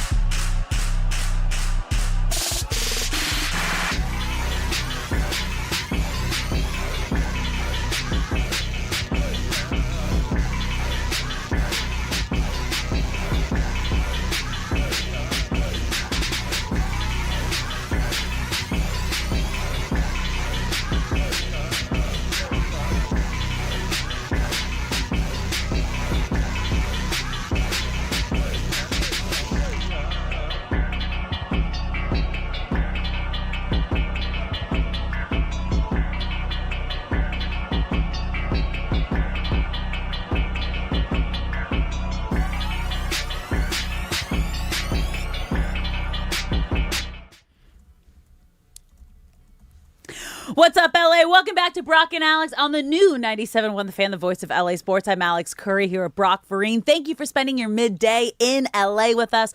Whether you're listening on the radio, the Odyssey app, the iHeart app, or watching us live on YouTube, Twitter, or Twitch, we appreciate you being here, and you can be a part of the show too. You can call us at 855-97-LA-FAN, 855-975-2326. You know when you hear a song and it just brings you right back to a moment? Okay. That song right there, that brought me right back to college. Like that was one of our like out at a party, like just a small town girl. Like bar closing, yeah. final song. I love it so much. Can I say my favorite part of that song? Yeah. Okay, let's see if we can finish the line. Okay. Just a city boy, born and raised in South Detroit. There is no South Detroit. Look at a map. There's no such thing as South Detroit. South of Detroit's Canada. Maybe in like the city, like maybe the part of the city. I was like, first of all, I'm really proud of myself for getting the line right. You nailed that, by the way. I yeah. am someone who like makes up my own words to every single song. I'm also, pull up a map I know for you were like AP geography, so like I can't see it. What do you mean there's no, like maybe south of the city? South of the city is like, Canada. Like South City, like, you know, like. Alex is now looking at a map and she's realizing south of Detroit is Canada. Born and raised in South Detroit. No, but like the actual, like the, right? It's just got to be the south part of it. So like right on the border, maybe? Just a city boy, born and raised on the border of Canada.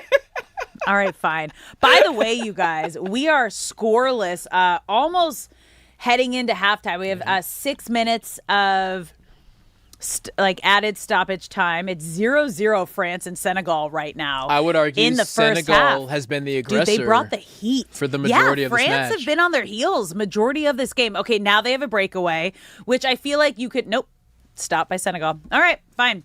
I was like, are we going to talk this into existence right now? Because I would be down for that.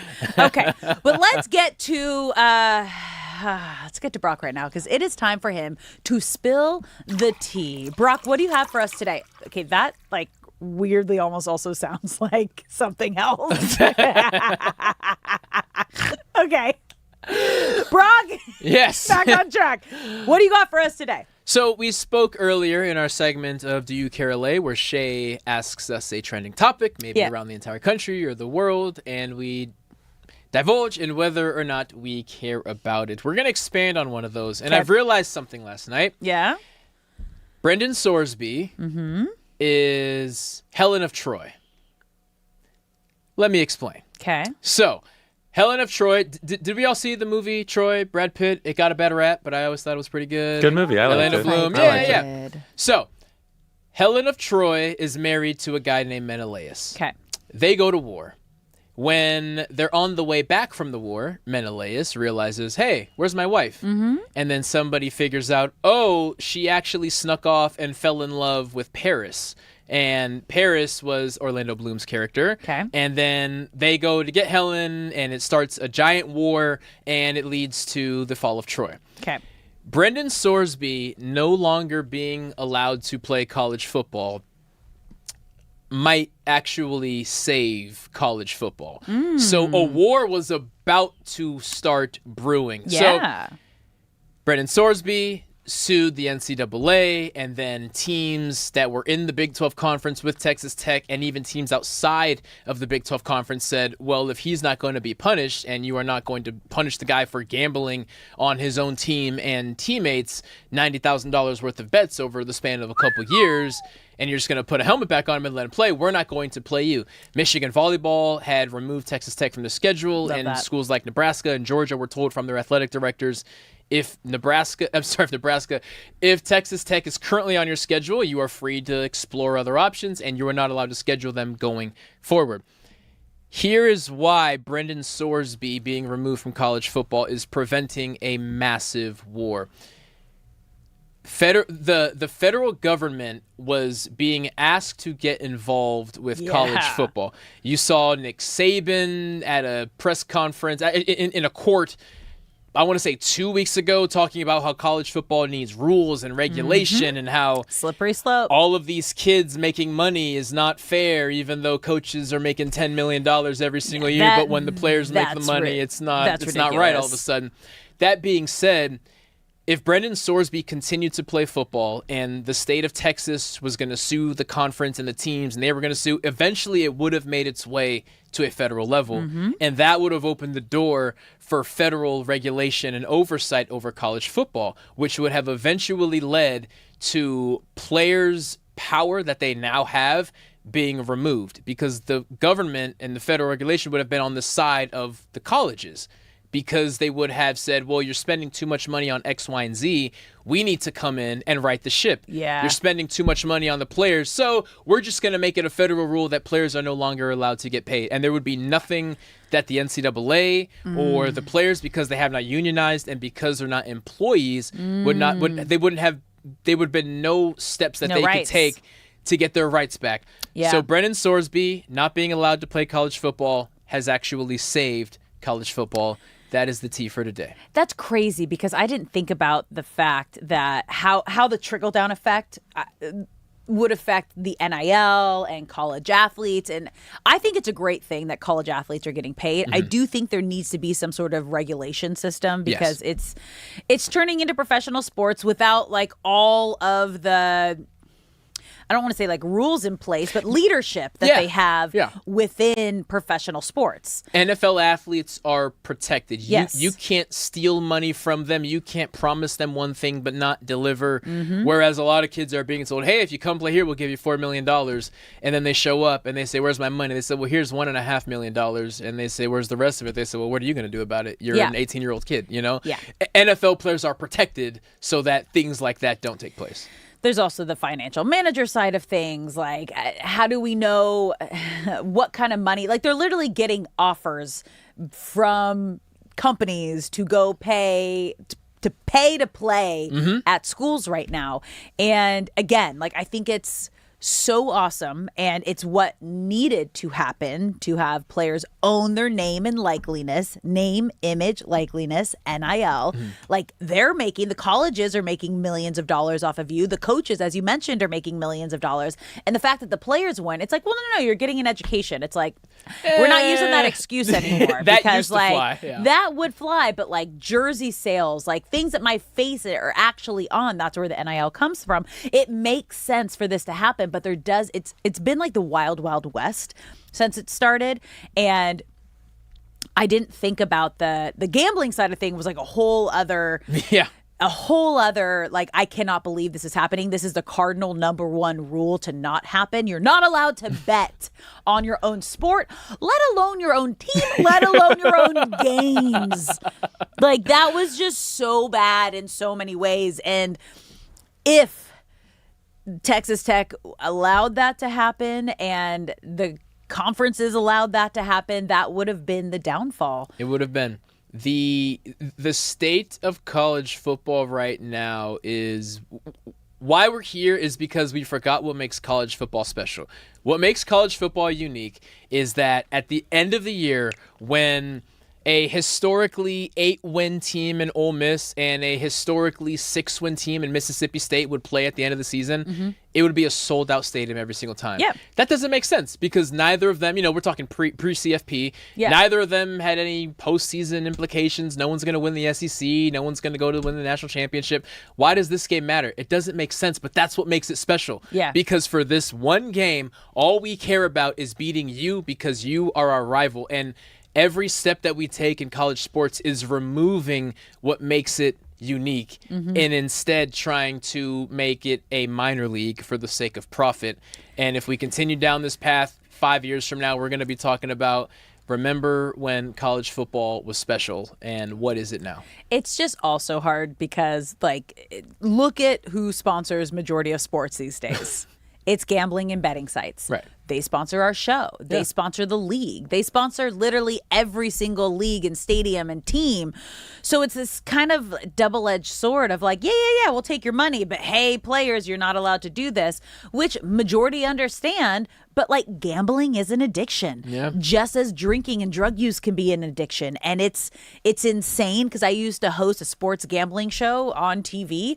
And every other commercial break was like, if you have a gambling problem, please call this number. And it's like, you forget that it becomes an addiction. And he went to rehab. Who knows if this was actually an addiction for him because he did the one thing you're not supposed to do. The cardinal bet rule. on your team and bet on like the games that you're playing in, which is wild. I'm just really happy that this ended the way that it did. You know, he might get a second chance in the NFL. Yep. Who knows? But it's not going to be in college just the way it should have been. You're listening to Brock and Alex on the new 97.1 The Fan. Hour 4 coming up next.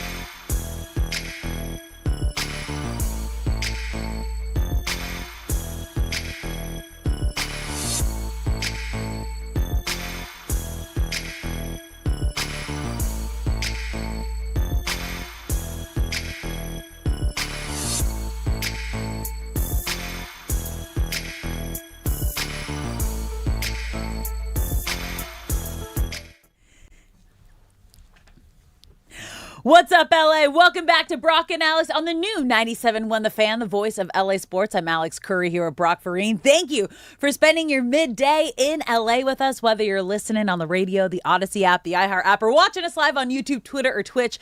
We appreciate you being here, and happy World Cup to everybody that has caught World Cup fever, you guys. It's insane. France and Senegal right now are scoreless at the half. And it just kind of adds to this whole kind of underdog vibe that's been going on since the start of the World Cup right now. Like, that was insane. Like, Senegal showed up to play today. They did, and let the record show. What? I, of course, did draft Senegal, so I have no choice. But I told y'all Senegal was going to win this thing. Told y'all. The last time. Okay, that was good. The last time Senegal and France played was 2002, World Cup in South Korea. It was Senegal's first World Cup game ever, and they beat France, who was the reigning champs at the time, 1-0. France is not the reigning champ today, but Senegal is here to prove that 24 years ago was no fluke. Yeah, dude, they've been raging. They look good. They've been really raging, good. you guys. And I think the funny thing that just popped up on my on my socials, have you seen Norway? They're the next match, and it's Iraq and Norway at 3 p.m. Okay. But like the sea of orange that's been going on for Norway, they've now been doing like the boat, like the voyages, what's this called? Rowing up escalators. Like, it's just constantly they have made their voyage to America. Like, this is how they're going up and down all of the escalators. They are sitting backwards and they are rowing their way up, you guys. Please tell me they have Viking helmets on, and of course they do. Of course they got the Viking helmets on. Like, rowing up everything. It is insane, you guys. And they are in Boston, so you know they have helped out the Scottish with trying to drink Boston dry. And from the looks of things, are doing a decent job of that. Yeah, so that's because are they in Boston? Is that where they are? So now they're joining, you guys. This is insane because we've been talking about this. Scotland, the Tartan, am I saying it right? The Tartan? Yes. Tartan Army. Tartan Army. Is drinking Boston dry. They said the locals have never seen anything like it. They were drinking 3 times the average, like basically 3 times the amount that they kind of sell on St. Patrick's Day, like in all the pubs and the grocery stores, the liquor stores. It's insane. And then now Norway, what's their fan base? Do they have like a crazy name? Because they're insane. Shay, do we know? I know that they have Erling Haaland, who's considered one of the best young players. Actually, was just one of the best players in soccer right now. Their fan base. But yeah, as far as a fan base, I'm curious. Shay, do you have any insight here? Boston has been getting some crazy fan groups going on. Are you looking it up right now? I can't. Oh. I mean, the Orange Army? No, the Sea of Orange. There's got to be something. Because they're also really fun and wild to watch, too. I found it. I found it. Oh, boy. Here we go. Let's try and pronounce this. It is spelled Oljeberget. The Oljeberget. Oljeberget. I mean, I would never even try. That is what the Norwegian national football team's fan base calls themselves. Oljeberget. Oh, that's so fun. You guys, it's so fun. Like, all these cities right now, like, I think we talked about the final match of the day, Argentina and Algeria tonight in Kansas City. You guys, Algeria fans have been, like, out in Kansas City in the parks lighting those party flares before the sun came up. And their game is like 8 p.m. local time, 6 p.m. our time. So that means that they're going to be raging, celebrating, getting ready for like over 12 hours. Like, today is a day, like, get outside. If you know anybody in those cities, tell them to go be a part of this party because it is going to be a raging celebration. And it is so fun. I want to check in with because there's been so many awesome stories. Yesterday, obviously, the biggest one being Cabo Verde, the goalkeeper. Oh, let's see what he's at. Dude, while you're checking that, so Oljeberget Supporter Club. Yeah. Yes. It stands for Oil Mountain Supporters Club. Okay. I guess they have mountains of oil out there. All right. I don't know why. There we go. We're here Why for not? it. But he went from 40,000 followers before the game to when he then shut out Spain to 9.5 million followers. 9.5? He's at He's gotten 9 a million since we started. He's at the show. 9.5 million followers. You He's guys. gaining 300,000 followers an hour at this rate. That's insane. 40 years old, you guys. Good for him. I man. hope this is good enough where he doesn't have to like go back to the day job if he doesn't want to, and like soccer can be in whatever capacity he decides to, whether it's continuing to play on a national stage or being a part of some organization or being able to use his following. I mean, this is the kind of following where you make an insane living off of. Yes, he will go back to his day job only if he wants to, because this, I mean, if you are Nike, Adidas, Puma, who are the three athletic Let me see if he has sponsors for this, you are jumping all over this. I mean, I don't know what the rules are in regards to signing contracts and endorsement things during the World Cup, but if that's possible, like if I'm Nike, how is he not? It looks like he's wearing Adidas cleats. Okay, so if you're Adidas, how are you not throwing together a billboard for him in wherever their next match is? How are you not selling his kit wherever their next match is, right? Like someone has to jump all over this. Again, I know FIFA has the weirdest rules in the world, and during maybe it has to be like an after situation. Maybe it has to be post, but I cannot imagine for the next 6 months to a year he is not cashing in heavily off of yesterday's performance. Like, this is insane. Like, all of his photos now, like, this is from like March 15, 2025. It's up to like 15,000 likes. Like, every single one of his posts has just gone like absolute 3.5 million likes. Like, it is insane. I am like, this is so cool. Oh God. Like, he's averaging 3 million likes a post now. That's insane. From having 40,000 followers to averaging 3 million likes a post. So this is just these are just like the heartwarming stories that are coming out of the World Cup. I am so excited. Again, we're in the half right now, right? It hasn't started back up yet, Shay. Correct. Between France and Senegal, they are scoreless at the half. You have Iraq and Norway coming up at 3 p.m. Argentina and Algeria tonight at 6 p.m. I'm excited for that. Also because of Algeria's heartwarming situation in Lawrence, Kansas, where KU is, and how the entire city has just taken them in and taken them under their wing, and they've bought all of the jerseys and learned their national anthem and welcomed them with open arms, and the city has now become like Team Algeria. They really have. They have embraced them, and Algeria now has soccer fans in the heartland of America for life.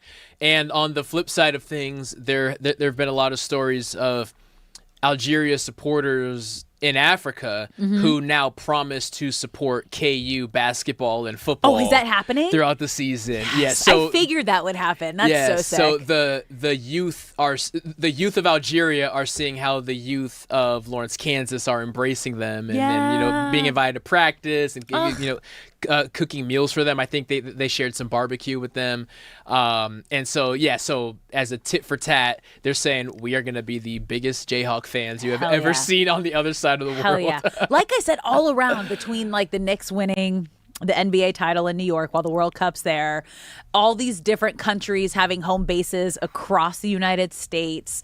It's so fun and it's so exciting. And this is the beautiful part of sports, is how much it just brings our world together. Like, it feels like the world is healing with events like this, where everybody's kind of coming together, and the most unlikely groupings of people and friends are just celebrating with each other. It's so cool. It's so sick. How you send scouts ahead 3.5 years in advance, and they just decided, we're going to set up shop here in Lawrence, or we're going to go to Santa Barbara, we're going to go to Delaware. Was it Ivory Coast that was in Delaware? Someone was in Delaware. I have no idea. It's just, yes, and now this community is going to be wearing your jersey forever. That's so rad. All right, let's get back to some baseball. All right, because the Dodgers, they looked good last night. Beat the Rays in the series opener 4-3. And the Rays, they came in hot. When we talked to their pre and post host yesterday, he was talking about how Nick Martinez, the pitcher that the Dodgers faced last night, is kind of in that all-star, should be in that all-star conversation. And what happened early was Tampa Bay and the Bats got to Eric Lauer early. 3 runs in the second inning, and at that point you're like, I don't know. Are we gonna go sideways here? Positive part, he locked in, gave the Dodgers 6 solid innings. But I think the biggest key and the biggest takeaway was Kyle Tucker having a almost welcome to LA game and moment, blasting a 3-run home run, driving in Mookie Betts, and I think it was Max Muncy. And then immediately after that, having an outfield assist to save the game and keep it tied at 3. And everything about his body language and his demeanor really shifted and changed after that moment.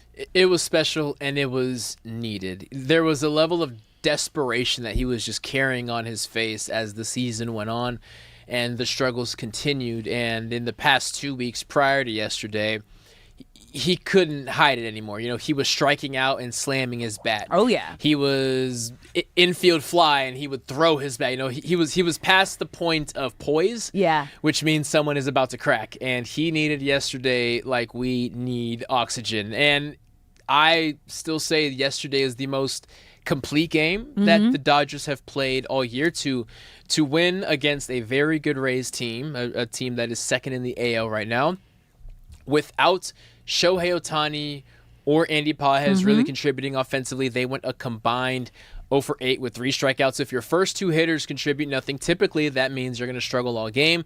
And, you know, Nick Martinez showed the Dodgers why he's considered an all-star locally. But that being said, the Dodgers did enough with the depth of that roster to sneak out a win. You brought up Eric Lauer. Yeah. And amazed by his performance. Gives up 3 runs in the first inning. He just got small balled. Some guys got on base and some bunts got laid down and guys advanced. But he got through 6 innings, which is the longest he's gone as a Dodger, especially considering when he was in Toronto. The mark was the 5-inning mark that he couldn't get over. And it wasn't a perfect performance. There was a pitch clock violation. He nearly hit Aranda. Then he did hit Aranda, so control wasn't great. But that was a massive confidence boost for Eric Lauer as well. Yeah, it's crazy how much of like the mental side of things can really come in, and that's like the pitch clock violation, like little things like that just really come into effect. So him being able to get past and not let that early inning trouble affect the rest of his outing was huge. But let's get to today's starters because we have Justin. Oh, do we have it? No. I was on the mound. Are they out? Do you have the lineups? Oh, on the mound. I'm sorry. I was going to say, Lucky, what side are you on? Justin Robleski is on the mound for the Dodgers and pitching on a little shorter days rest, 4 days in order to get Ohtani to line up on Wednesday. So interesting here because again, we all know that the rotation is going to get adjusted for Ohtani because that's just how it's always been. The Japanese pitchers need a little extra time, but especially Shohei Ohtani, who is coming off. I don't even know if we would call it an injury because it was kind of day to day. He had that soreness behind his knee. Inflammation behind his knee. Thank you. So, yeah, what are you expecting to see from Robleski tonight? I am expecting to see a unique challenge for him. When he has had bad innings, he really hasn't had bad games. I'm hoping that his name starts to increase among the all-star voting pitchers. I understand why amongst Dodgers fans he hasn't been playing at this level long enough to earn those votes, and I know all the momentum is behind Pages right now, but I feel Robleski, similar to what Chris Adams-Wall, the Tampa Bay reporter that we spoke to yesterday, we spoke to yesterday, was talking about how Nick Martinez is being overlooked. I feel the same thing with Robleski, but when he has struggled through innings, It's the long ball. It's the home run. It's a pitch that hangs. It's a pitch that doesn't cut as far as it should, and he gets taken yard. But all in all, he finds ways to win games and put his team in position to win games when he leaves the mound. But this will be the first test of small ball for him, and I'm curious how he reacts to it. I feel that Eric Lauer in that first inning got caught off guard by the small ball. He looked shocked that the Rays were going to lay down bunts with all that speed, and I feel Robleski will enter with a unique challenge, but one that he has an opportunity to respond to. When you talk about Rays small ball, it's about the speed. You have Chandler Simpson, possibly the fastest player in baseball, and you have a bunch of other speedy guys who just keep the ball on the ground and get on base and force you to make routine baseball plays for 9 innings, assuming that you will slip up once or twice. And then Aranda, Caminero, and Diaz come in as their power hitters and bring those guys in. So Robleski versus small ball, we'll see what happens. Yeah, what I'm going to be keeping an eye on tonight, obviously we talked about how important yesterday was for Kyle Tucker. He needs to keep that going. Yes. He needs Agreed. to keep that flowing. Obviously, also Mookie Betts was someone we were talking about over the weekend series, having his first back-to-back multi-hit games, which is wild to think about and say that was the first time this season that Mookie Betts had back-to-back multi-hit games. That should be the norm for Mookie Betts. So he got on base yesterday, got a hit. I would love to see him keep it going. And then obviously Tommy Edman. We're keeping an eye out on Tommy Edman. He is supposed to be activated off the IL today. You mentioned that Dave Roberts said he might not be starting today, but he might tap come in at one point. Yes, Dave Roberts, when they interviewed him, I want to say it was the 5th or 6th inning with the ESPN broadcast, he said the plan is for Tommy Edman to sub in today and then start tomorrow. All right. So, yeah, I think that's what I'm going to be keeping my eyes on the most here. But first pitch, 7:10, Justin Robleski. Dodgers hoping to keep this going, win the series. Yeah. I'm looking it at should be a good one here, you guys. I'm looking at the bullpen too, because if the bullpen can do what they did last night, then when Robleski passes it off, I'm going to say with a lead, because I'm expecting big things from him.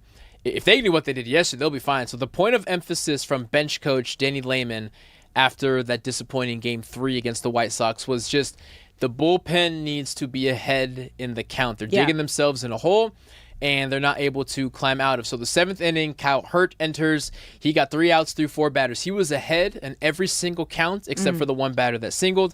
In the 8th inning, Will Klein entered. He got 2 outs. A runner gets to 3rd. Alex Vesia came in, got ahead of the count, and got the final out. And then in the 9th inning, Tanner Scott came in and closed it out. So the bullpen took a step back during the road trip, but if they can repeat what they did yesterday and stay ahead in the count, we got another Dodgers win. I'm excited. I think our crew's going to the game tonight, yeah? Producer Shay, BTS Nick, you guys going to the game tonight? Yeah, we'll be there. You'll see us. We'll have some fan gear, actually, that we can give away. So if you want to find us, we'll have some info on our social media. So follow us on the Fan LA if you want to get some gear and you're going to the game today and see my beautiful face. Maybe we'll get a beer. Oh, yeah. I think he needs a little hairy dog. Shay needs a little hairy dog to get we'll back. Need something. We'll need a little something. I swear to God, I was just going to ask you, Alex, by what inning is Shay back on the horse? And he stole it right from me. Pregame. He's walking in and getting a giant tall can. No, you said you're a shot guy, right? Or you having a tall can? What's your drink of choice at a sporting event? I'm a big fan of the Elysians there, the tall boy Elysians at Dodger Stadium. Is that a beer? The Space Duster. Oh, you're an IPA guy? I hate IPAs, but when I'm spending almost $20 for each beer, that's insane on a tall can. I want to get that 8% beer. Yeah. I can respect that. But I had one of those. I forget what it's called, but it's like the mixed drinks in a can. Oh, they have commercials all the time. Yeah, like Cutwater. I didn't Cutwater. realize that Cutwater. they're like 8, 9, 10%. I also learned the hard way. Oh my gosh! I had one of those, and I stood up, and I was like, "Whoa, am I okay? I went to. Did I eat today? Yeah, no, I just had a Dodger dog. I had peanuts. What is going on?" And my husband looked at me. He's like, "You always forget. Look at the percentage." I was like, "Oh man." I went to a day game with a friend, and it was like a good 85 degrees. So you're sweating, you're in the sun, And they're small obviously not cans. having enough water. It's the size of this coffee Yeah. cup. Didn't think anything of it. Same exact thing. While I was walking to the bathroom, I was like, oh, Yeah, hey, yeah, hey now. Look alive, folks. Look alive. We got this. All right, guys, we're going to take a quick break here. When we come back, where should you be watching the World Cup around LA? Oh my gosh, you guys, we're still tied 0-0 France and Senegal. More on that when we come back. You're listening to Brock and Alex.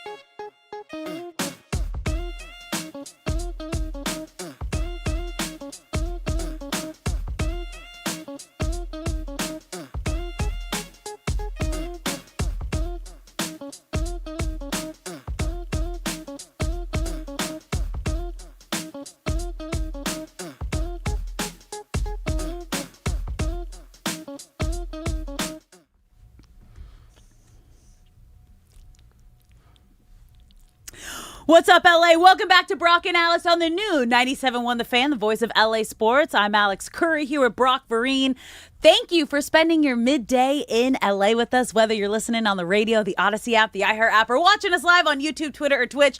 We appreciate you being here. Did I just say Mbappe? Did something happen? I was looking away. Mbappe had an incredible opportunity here in the 64th Okay, here's a replay. minute to make something happen. He just misstepped. He just took a false step and did not time up his foot right, and that if that ends up being the reason that they do not win this game, that's not going to go over well. That's insane. Go Senegal! This is crazy that we're still scoreless in the 65th minute. You got to believe. Do we know how big of a favorite France Senegalese. was coming in? Because they were the second favorite in the Behind tournament. Spain, yes. Yeah, to win the World Cup, but do we know what this game was? Like what the odds were for Shay, this game? where would this Shay? rank amongst upsets so far? DraftKings, you want to take a look at what it is? This would be a massive upset. I'll look at the odds pre-game and all that, but this would be a massive upset. Okay. This is insane. Add it to the list this is insane, of you crazy guys. upsets. And while Senegal would have still qualified because they won the Africa only tournament, and are considered one of the better teams in the continent. However, it is great to see upsets and draws from countries who only were admitted because of the expanded field and would not have made it. And I love that, saying, hey, you thought this was you're about to steamroll us. We're here to stay. And what a cool moment for countries who are just happy to be involved for the first time, either ever or in forever. And they're like, oh, whoa, we just tied who? Oh, okay, cool, let's do it. This is so rad, you guys. We got a good slate of games today. Obviously, France and Senegal happening right now, still scoreless in the 66th minute. We have Iraq and Norway at 3 p.m. Norway just taking over Boston right now. Boston is having a time. I got to say, like, they're crazy. Oh, we got a goal? Oh, okay, there France it is. Has scored. In the 66th minute, France scores their first goal. Did you see who it was? I believe it was Kylian. Okay. Yeah, it was. All right.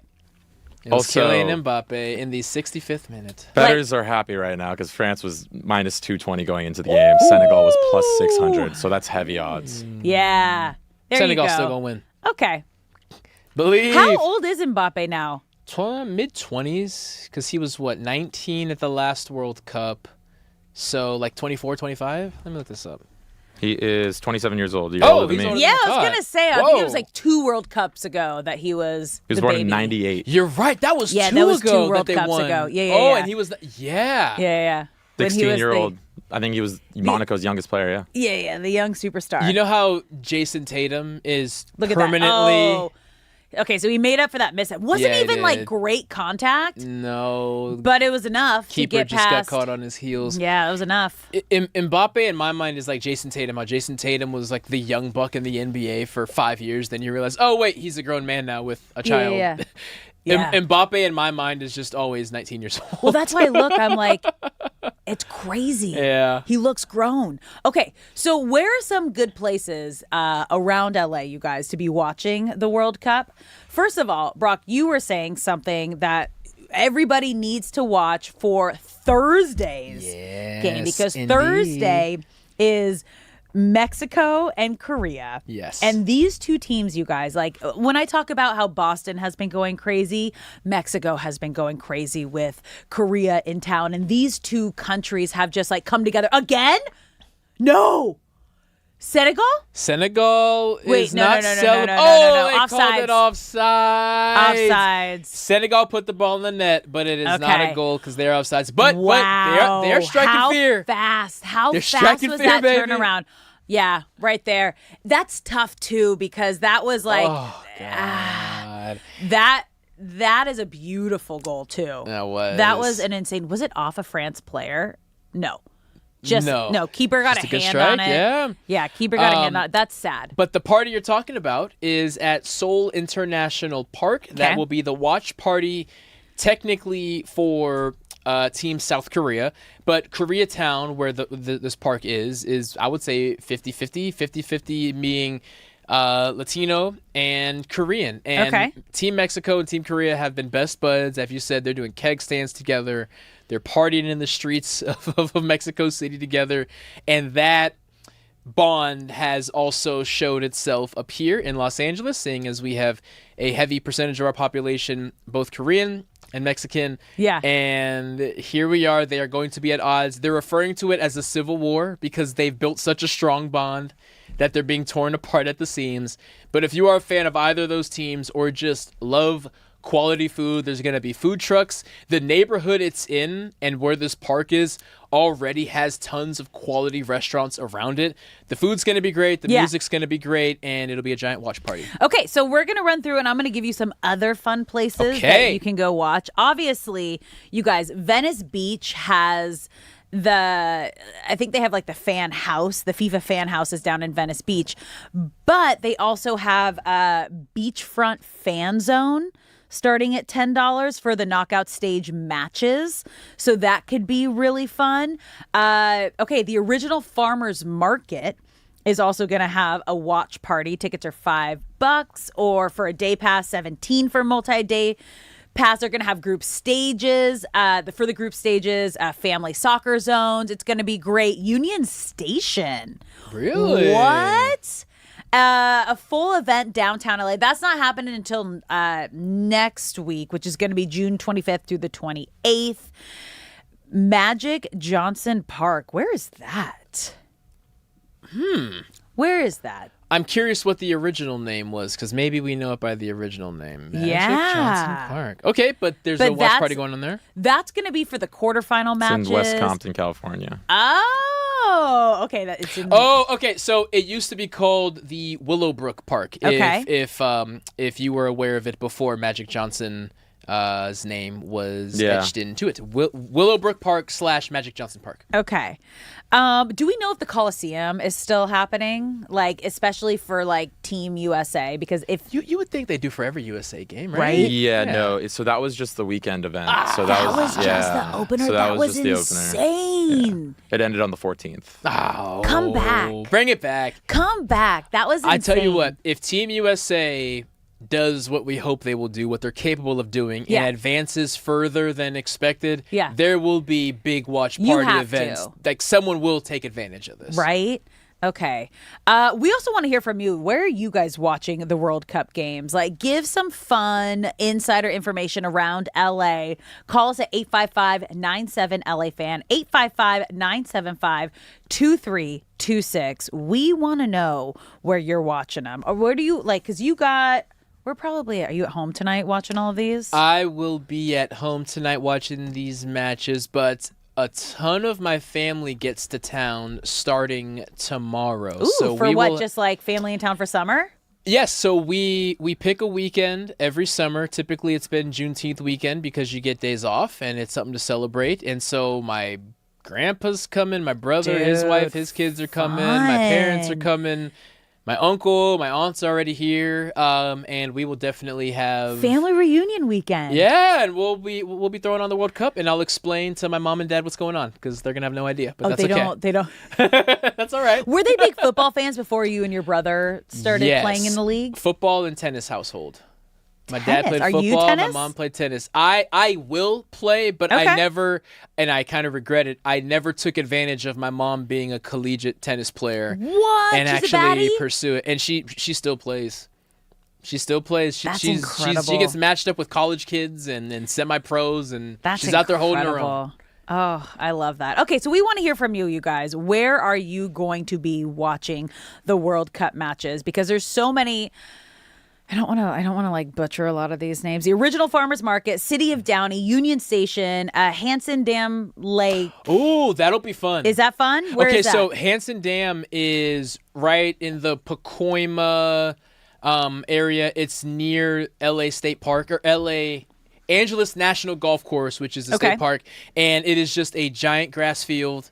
That they do a bunch of events at. And you know what? Now that you mention it, last time I drove by, I saw a Ferris wheel, and I was thinking, why is there a Ferris wheel there? There you go. So that's what they're setting up for. Oh, that one will be good. I love it. Venice Beach, Fairplex, West Harbor, and downtown Burbank. These are all places that are having like fan zones, big watch parties, if that's what you want to do. And then remember the Getty, you guys. They're doing watch parties. I think it was free parking after 5.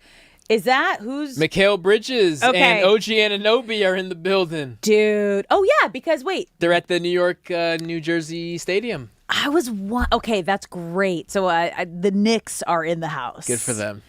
Good for They're them. on such a celebration They tour. probably still haven't slept. By the way, have you seen, like, we saw the viral clip of OG on Good Morning America yesterday. I have to imagine, because I kind of went down that rabbit hole of like, okay, was he like under the influence that much or so? Because I heard he also has like anxiety and he gets nervous about some things. Okay. Maybe he took some beta blockers and was just kind of like on another planet. Yeah. But that was hilarious. So post celebration of a Super Bowl or a gold medal or a World Cup, you have to do the media circus, and there is an understanding of You're gonna be hammered. I know that you haven't slept.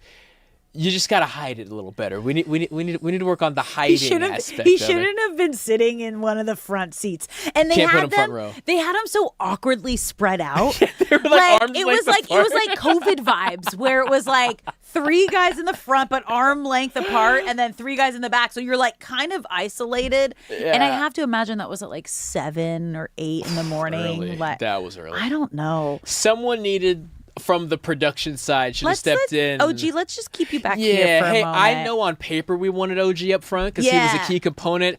I'm going to call an adjustment here. And we're just going to move him to the back. And here, OG, take my sunglasses. Go ahead and throw these on for me. Pull your hood up. We see a lot of the players like wear sunglasses. That's why you see celebrities wear sunglasses like out at events, out at clubs at night. Because the only thing that really gives you away is your eyes, Shay. Mm-hmm. Take some notes here, Yeah. right? You Sunglasses you gotta for you. bring some sunglasses Come on. to the Dodger game. What do we think? What inning is Shay going to be back on the wagon? Shay will be One blowing up the first. group chat by top of the third. I want a photo Top of the third first drink that you get. I want it in the group chat. Are we there for fun or are we there for working? Because that's also I am credentialed, so yeah, no, I do. I then will you be. Can't. I will then that's be. different. I will then be you working. can't be. Yeah, then you got to be careful. Hey, then you can't be credentialed doing will be that. working You're today. representing Okay. us, okay? I will be working. Okay, that's different. That's different. All right. I don't love the confidence I'll be working from Shay. I wish there was a little more oomph in it, but we're gonna trust him. Are we though? I don't know. All right, Boss learn is that's what I was like. Are we throwing Shay under the bus? Shay will yeah, we behave are. himself. There's no Heck yeah, doubt we in my are. mind. Yeah, I No, will. like we said, it's the World Cup, you guys. It's Yes. the World Cup. It's a baseball game. You're having a good time. Right now, France is still up 1-0 on Senegal. There's a little breakaway right now happening. We are in the 77th minute. Yeah, we If are. this is just a 1-0 game, that's going to be insane. Senegal is going to give us an equalizer here. Don't They're you not. worry. No, they're not. They tried to. That was like a minute or two like after the France goal. And that's usually when they happen, when it's that fast, the momentum shift. They're celebrating. You're catching them on their heels. I believe. We're going to get it done. France and Senegal playing right now. Iraq and Norway at 3 p.m. They're in New England. They are in Boston. I think they're calling it Boston Stadium, Okay, but where Boston the Patriots Stadium. play. Yep. And then Argentina and Algeria Kansas City. in Kansas Arrowhead City tonight. Stadium. Yeah. Yeah, they will be there. That's gonna be- And Arrowhead Stadium, always one of the toughest places to play Why? because structurally they built it to increase max volume.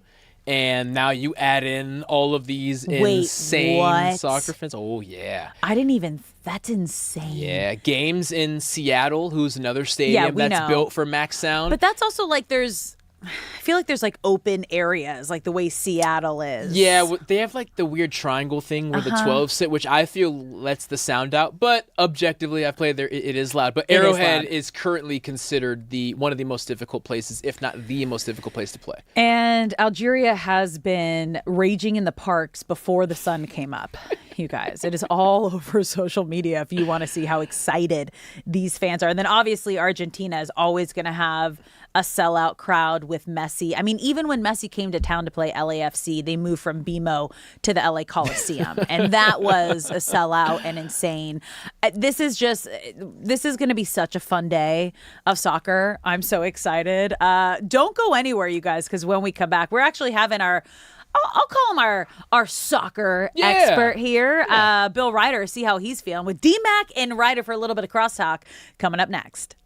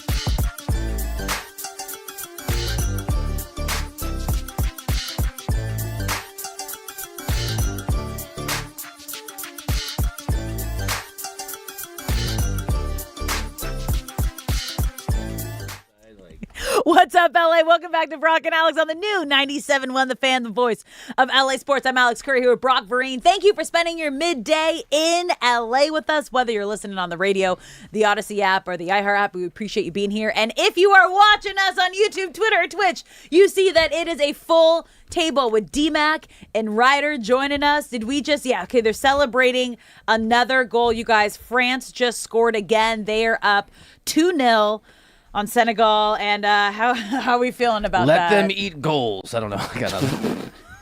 That's the best you had? I'm workshopping as I we expect go. more There is from something our there. punny Go show. France. You are far from where you need to be, but Okay. there is Right? something. I'm working on it. I went to France for the first time, actually a year ago to the day. Man, do they like cutting people's heads off. Marie Antoinette in the net. Whoa. Okay. Okay. We're getting Efforting. dark. Okay. No, one thing that maybe my biggest takeaway, other than how rich the food was, was man, like over the years, over the hundreds and hundreds of years, when the French were sick of you as a ruler, buddy, you got your head cut off. They cut some heads off. They cut Slicing some heads and dicing. I did not expect us to go this direction. You guys. Did you say headshot? Yeah. Dude, that's insane. No. Yeah, you did. Wild. Was that the Halo voice? Yeah. I knew it. There I you got go. you. I got you. Okay. That is crazy stuff, though. Wait, so what exactly Oh, happened? don't ask questions you know the answers to. I just that's just crazy to me. Yeah. Drop a history lesson. Okay. I'm into it. Are you, though? Absolutely. Okay, so who is rooting for France today? Not me. Me, for sure. Yeah. Yeah. No? Due, Nah. Dembele, Remember, he doesn't like Mbappe. I like the best Mbappe. player in the I tournament. forgot. Yeah. At least arguably, right? Mbappe? He might be. Actually, okay. We have the experts here. Can you put into context this attacking unit of France? Where did we're talking all time rankings? The starting right? On paper, at least. Yeah, the starting lineup of the Dodgers. Oh, snap. Like the absolute best. When Holy everyone's moly, okay. healthy. Almost When know. everyone's healthy. I mean, Dembele is the reigning Ballon d'Or winner, which is the best player in the world. Mbappe, as my partner pointed out, is one of the what do you think, Doug? 3 best players in the world? For sure. I think still, even though with the controversy, it's still productive, right? Still super athletic, the acceleration.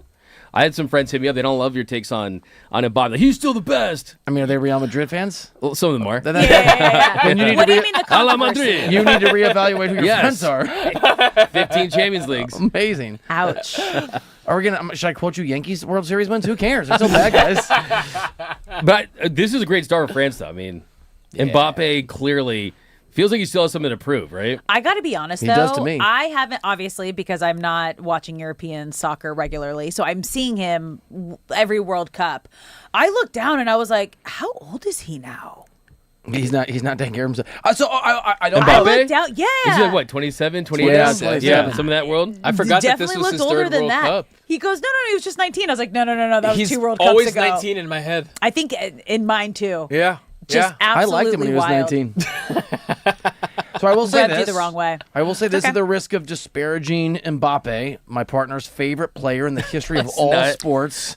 You have a love I heart Mbappe PSG. Well, tattoo. no. That's why you went to PSG, right? Yeah, That's how you yeah, picked him yeah. up as your Yeah, team. yeah, absolutely. They have a rad team store. Because I spent 6-7 weeks in France when I was covering the World Cup, the Women's World Cup when it was in France. Nice. And their team store is They insane. used to have one in They Century have great City, kits. but they closed it. Yeah. Did They We did, took my yeah, son they there did. all the time when Messi was there. He wanted all the Messi stuff. And they just shut it down. Yeah, they still like a new record for the Messi jerseys, and it was probably worth it. It probably paid for itself, but Henry still wears it. I'm like, bro, we don't like PSG. Stop wearing the Messi jersey. But he But won't it's take it off. messy. As far It's as cool, too. It's clean. Yeah. As far as, because after this game, we go on to Boston Stadium and we have Iraq and Norway.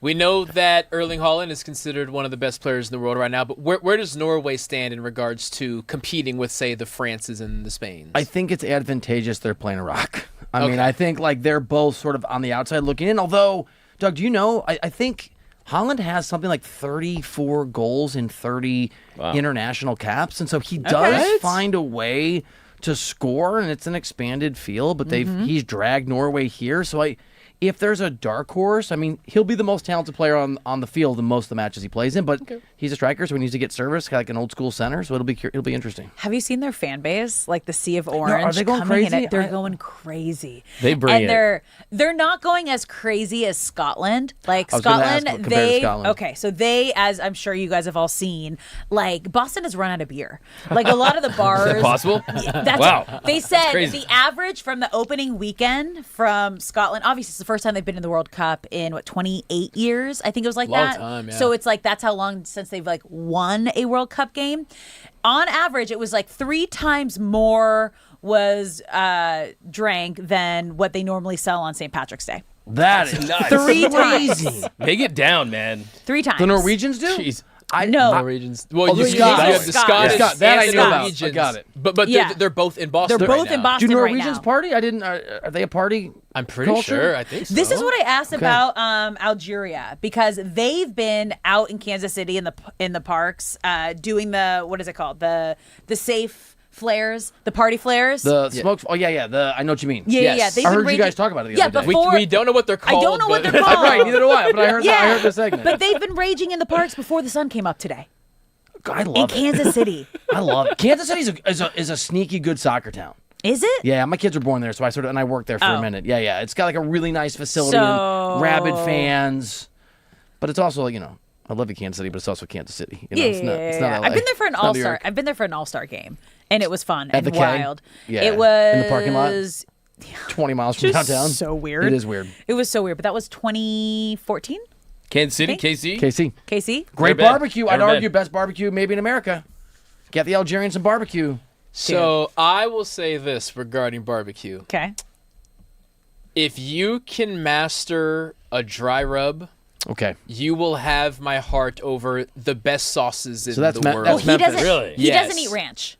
Oh, He's never had I ranch. I need to also know don't when like you Anti-ranch when, of any I want to kind? know when you eat it on the air because I either want to be on the other side of that window watching or listening for sure in my car. Yeah. Do we I'm know gonna be when? honest. It was I supposed to I be- thought that they forgot about it. My mouth and is I was- watering thinking but about It was supposed to be today, but You're gonna producer love Shay's ranch. hungover, and I'm so so he nervous. didn't end up I'm very ordering nervous. the wings and French fries. Just get some wings and just dip it in. That's what we're gonna with do. We're tomatoes. gonna get the wings. route. We are gonna go the wings route.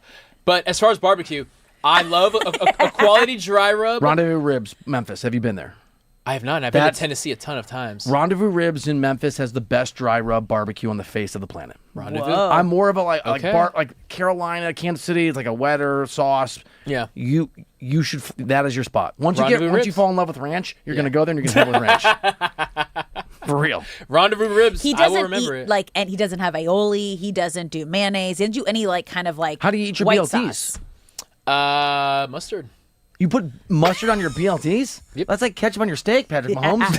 That is not the Does he same do thing. that? Yeah, he does. That is not the same thing. No, I'll Si- put ranch similar. on everything, like pizza, any the kind pizza of. throws me off. Oh, you do? See, But I do. no, I, no, no, I no. do Tabasco I on my know pizza. that it's No. super popular, but it just doesn't look right to me. It does not look My right. mouth is watering. It can thinking save a about crust. ranch. Ranch can save a Can crust. save a crust. So For I sure. like it because Yeah. I like prime pizza is like my favorite pizza right now, and it's like Detroit style where it's almost like Yeah, a yeah. focaccia, and I do the spicy pepperoni. So it kind You of guys are like killing me. I'm so hungry.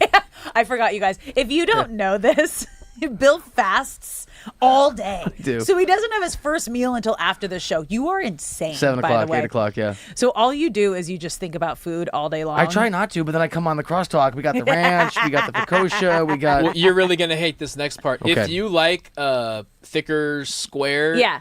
Fuji and V's is a spot in Pasadena. It is the best Detroit slice that you can find. If you are ever at the Rose Bowl for something, Fuji and V's. See, the reason I finally get prime pizza is they do a gluten-free version of it. And it's like Yes. the best gluten-free, focaccia style pizza I've You ever gluten-free had. guy? I like Little Caesars pizza. Fire. Great value. Wait, Why does everyone judge people You that go have Little pizza, Caesars? pizza. Pizza. We start I making a little literally money. We just, can't like, have see Caesars. it. Honestly, Little Caesars anymore. I lost Sellouts? respect for you. This is a very Brutus take. I mean, this is. Mulberry Street's really Thank you. good I in got Beverly that. Hills. You got it. Yeah. Is this a pizza spot? Yeah, have you Are ever we, heard are that? we It's- naming off pizza spots now? I guess Slice and it seems pie. that we got there. Slice and pie. With the I've pizza heard about slice. that too. I Amazing. do have a confession with you. So when it comes to a thicker slice, I can get a little snobby. If we're talking, what's just like the regular slice, just like a standard slice? Is there a name for that? Slice. Thin? Okay, Slice thin. Yeah, okay. yeah. If you're talking slice thin, I cannot tell you the difference between Little Caesars and the fanciest place in the world. But you do like it's thin, like right? wine Spoken for like me. someone who's never had ranch. I mean, there's no difference. It's kind of I promise. like wine for me. If you give me a $5 bottle or $500 bottle, You I don't can't drink. tell you the difference. You don't drink wine. Really? I do. I just.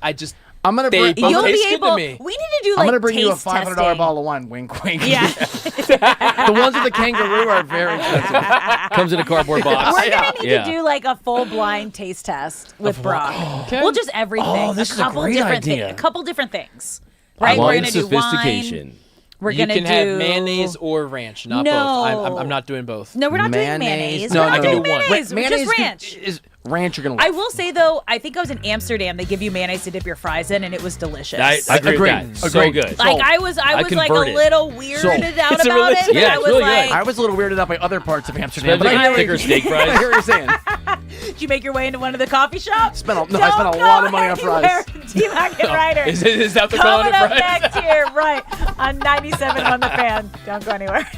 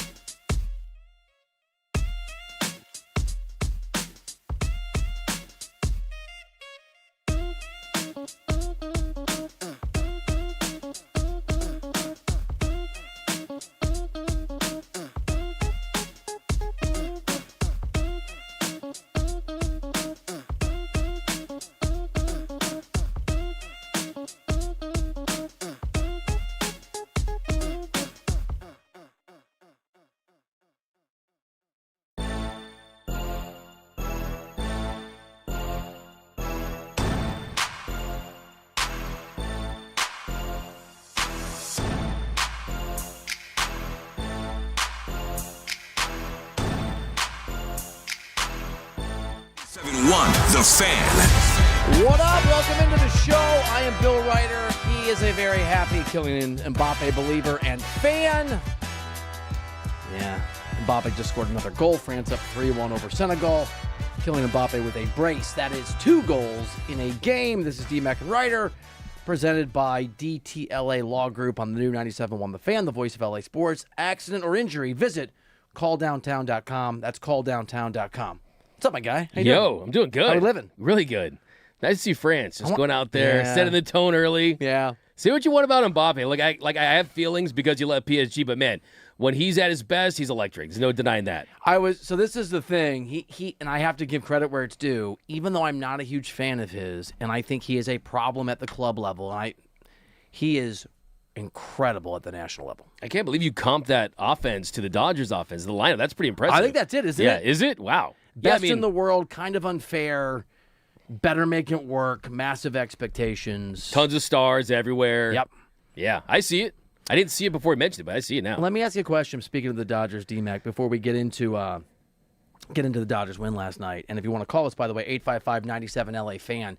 We talked yesterday about how sometimes when you're a neutral, your heart just reacts to certain teams in certain ways. I think Japan was the example I used, how much I, to my surprise, found myself rooting for them against the Netherlands.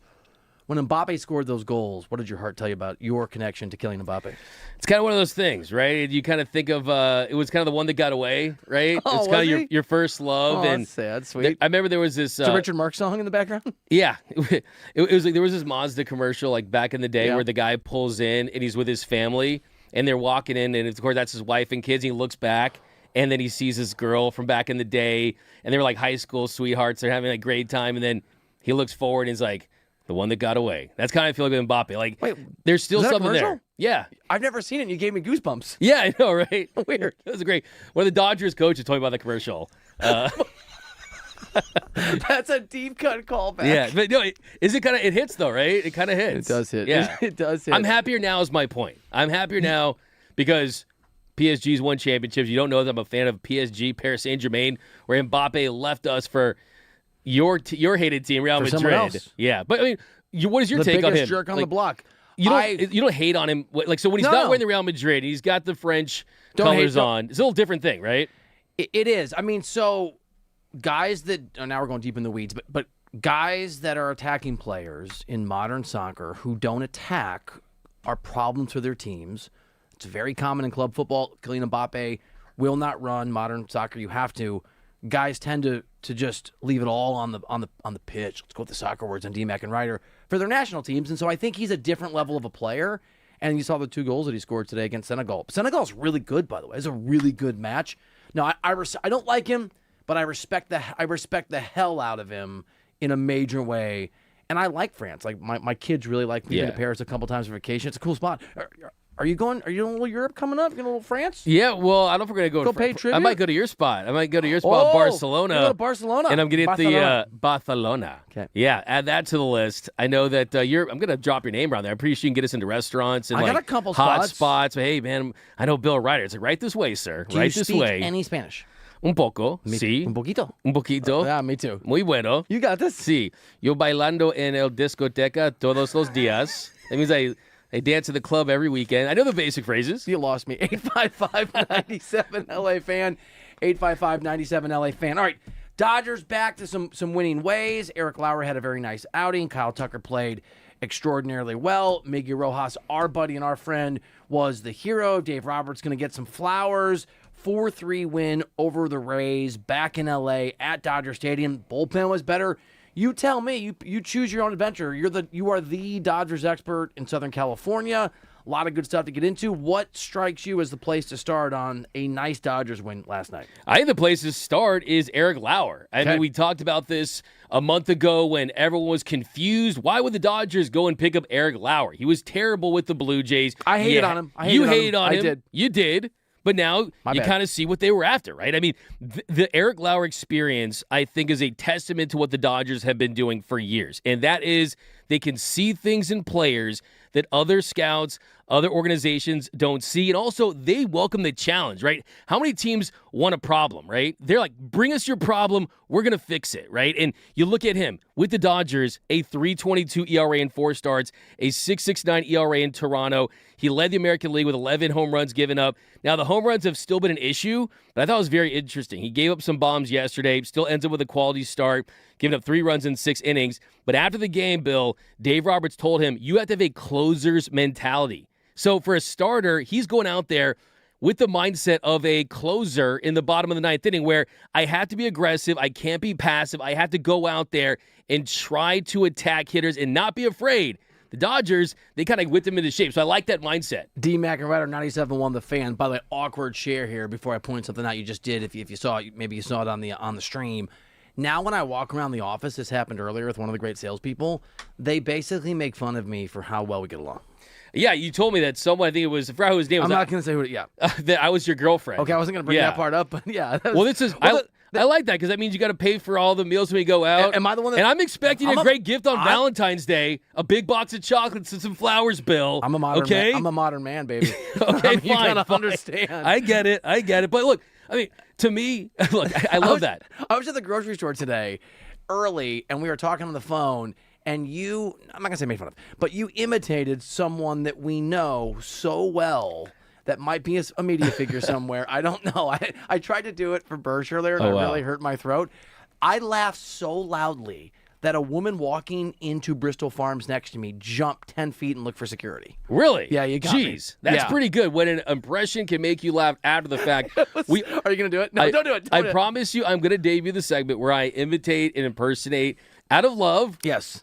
Different sports media figures. Okay, so we'll debut that one. So I'm up for the challenge, but it's great to hear that. No more always on your mind. By the way, pick me up at 8 tonight. Gotcha. Okay, and we'll go Dutch. We'll go see a movie. Yeah, we'll go Dutch. Okay, I like it. What's the movie with Ryan Gosling where he goes to save the universe? Is that movie still in theaters? Oh yeah, I haven't seen it yet. I haven't either. It just got Hail Mary. When I have a 3-year-old, I have to wait for everything to either go on FX like 5 years after the fact, or I got to buy the movie on Google for like $30. So I think that's the next one I'll get. My 17-year-old wants to see Obsession for the 3rd time and wants to go with me. And speaking of which, the crazy look in Obsession, that's why I started that story about our friendship, because when you said that the Dodgers will take a problem, you looked at me like a problem and make them work. And I was like, me? Am I the problem? What did I do? No, you're the solution to all my problems is what you are. To me, the Dodgers and Eric Lauer, you ever seen Pulp Fiction? No, you love that movie, right? I've never heard of it. Never? Or I've seen it 20 times. They're Winston Have I Wolf. ever seen Pulp Fiction? Of course. They're Winston Wolf. I'm not Brock, not eating ranch over here. I hope he's in the car. We love you, Brock. We got some Pulp Fiction here. How can you not have had ranch in your life? Yeah, that's kind of wild. That's crazy. That is pretty insane. He's going to love it. I know. That's so crazy. He should avoid mayonnaise, though. I think mayonnaise is good on fries. I like mayonnaise, but if you have an aversion to sort of that kind of texture and color of a sauce, I think mayonnaise is further down the line. You got to build up toward it. If you don't like fish, don't start with caviar. Here's the thing. Oh, that's a good point. Yeah. I mean, here's the thing. It's like mayonnaise really mixes well with ketchup, too. You can kind of create that secret sauce. That's what I usually do when I make a little mixture. Yeah, I like to mix it up. That's a little Dutch of you. I go crazy with it. Yeah. Man of mystery, man of international lore. I absolutely am. But yeah, kind of for Eric Lauer, though, like I was also saying. A man of mystery.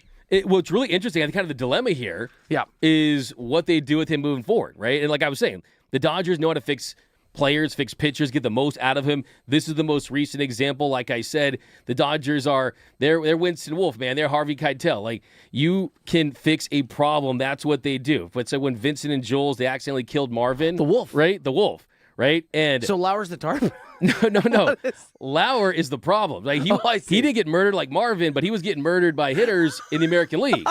And the Dodgers came in and they fixed things, right? They took charge. They said, hey, give me coffee, lots of sugar, lots of cream. It was Mark Pryor, Andrew Freeman. And from what I've heard behind the scenes is that they were so excited and so happy and borderline nervous that other teams were going to pick up Eric Lauer, that they had a lot of urgency to want to get him into their system, and everything's worked out. And the biggest factor here is that Mark Pryor had a relationship with Eric Lauer beforehand back in San Diego, and now it's come to fruition. So the Dodgers do it again. Another example why they're the best organization in baseball. But another thing I saw last night that I feel like you don't want to talk about. I want to talk about it. D-Mac and Reiter 97.1 The Fan. What don't I want to talk about? Is the fact that Marcus Lynn Betts, Mookie Betts, had 2 great defensive double Why plays. wouldn't I? Oh, why would I? 2 I want great him to be defensive double plays.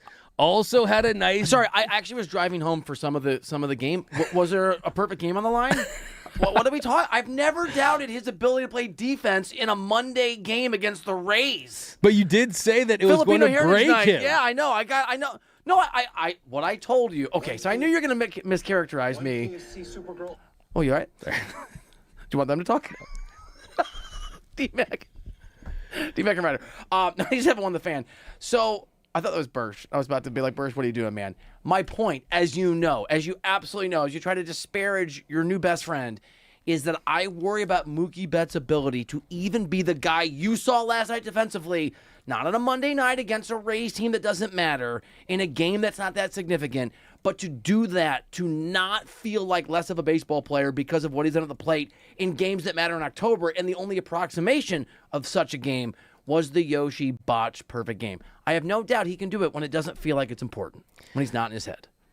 But we have, and I got to thinking about it more, right? And I hear what you're saying, right? I get it. Maybe that situation where the next time he has an opportunity to make a play when they need to, whether it be in the postseason, whether it be stressful moment, stressful, high pressure. Yes. So, man, I'm trying to think. Okay. When is Mookie Betts in the future, not in the past, not in the World Series? But so you're Kareem, so Kareem according to Bill, the NBA Finals? This is Kareem where Abdul-Jabbar did it in 1980, did it again. So I'm not talking last World Series. This is classic Bill Reiter goalpost moving. What goalpost moving? Okay, time moves forward. So it only matters What are you, when it's Einstein? very recent history, not the history of the World Series. Because last year, post this season and the terrible way in which he has performed, and our worries that he is in his own head, as maybe or maybe not evidenced by the botched grounder over the weekend on Saturday in what would have been a perfect game, perhaps.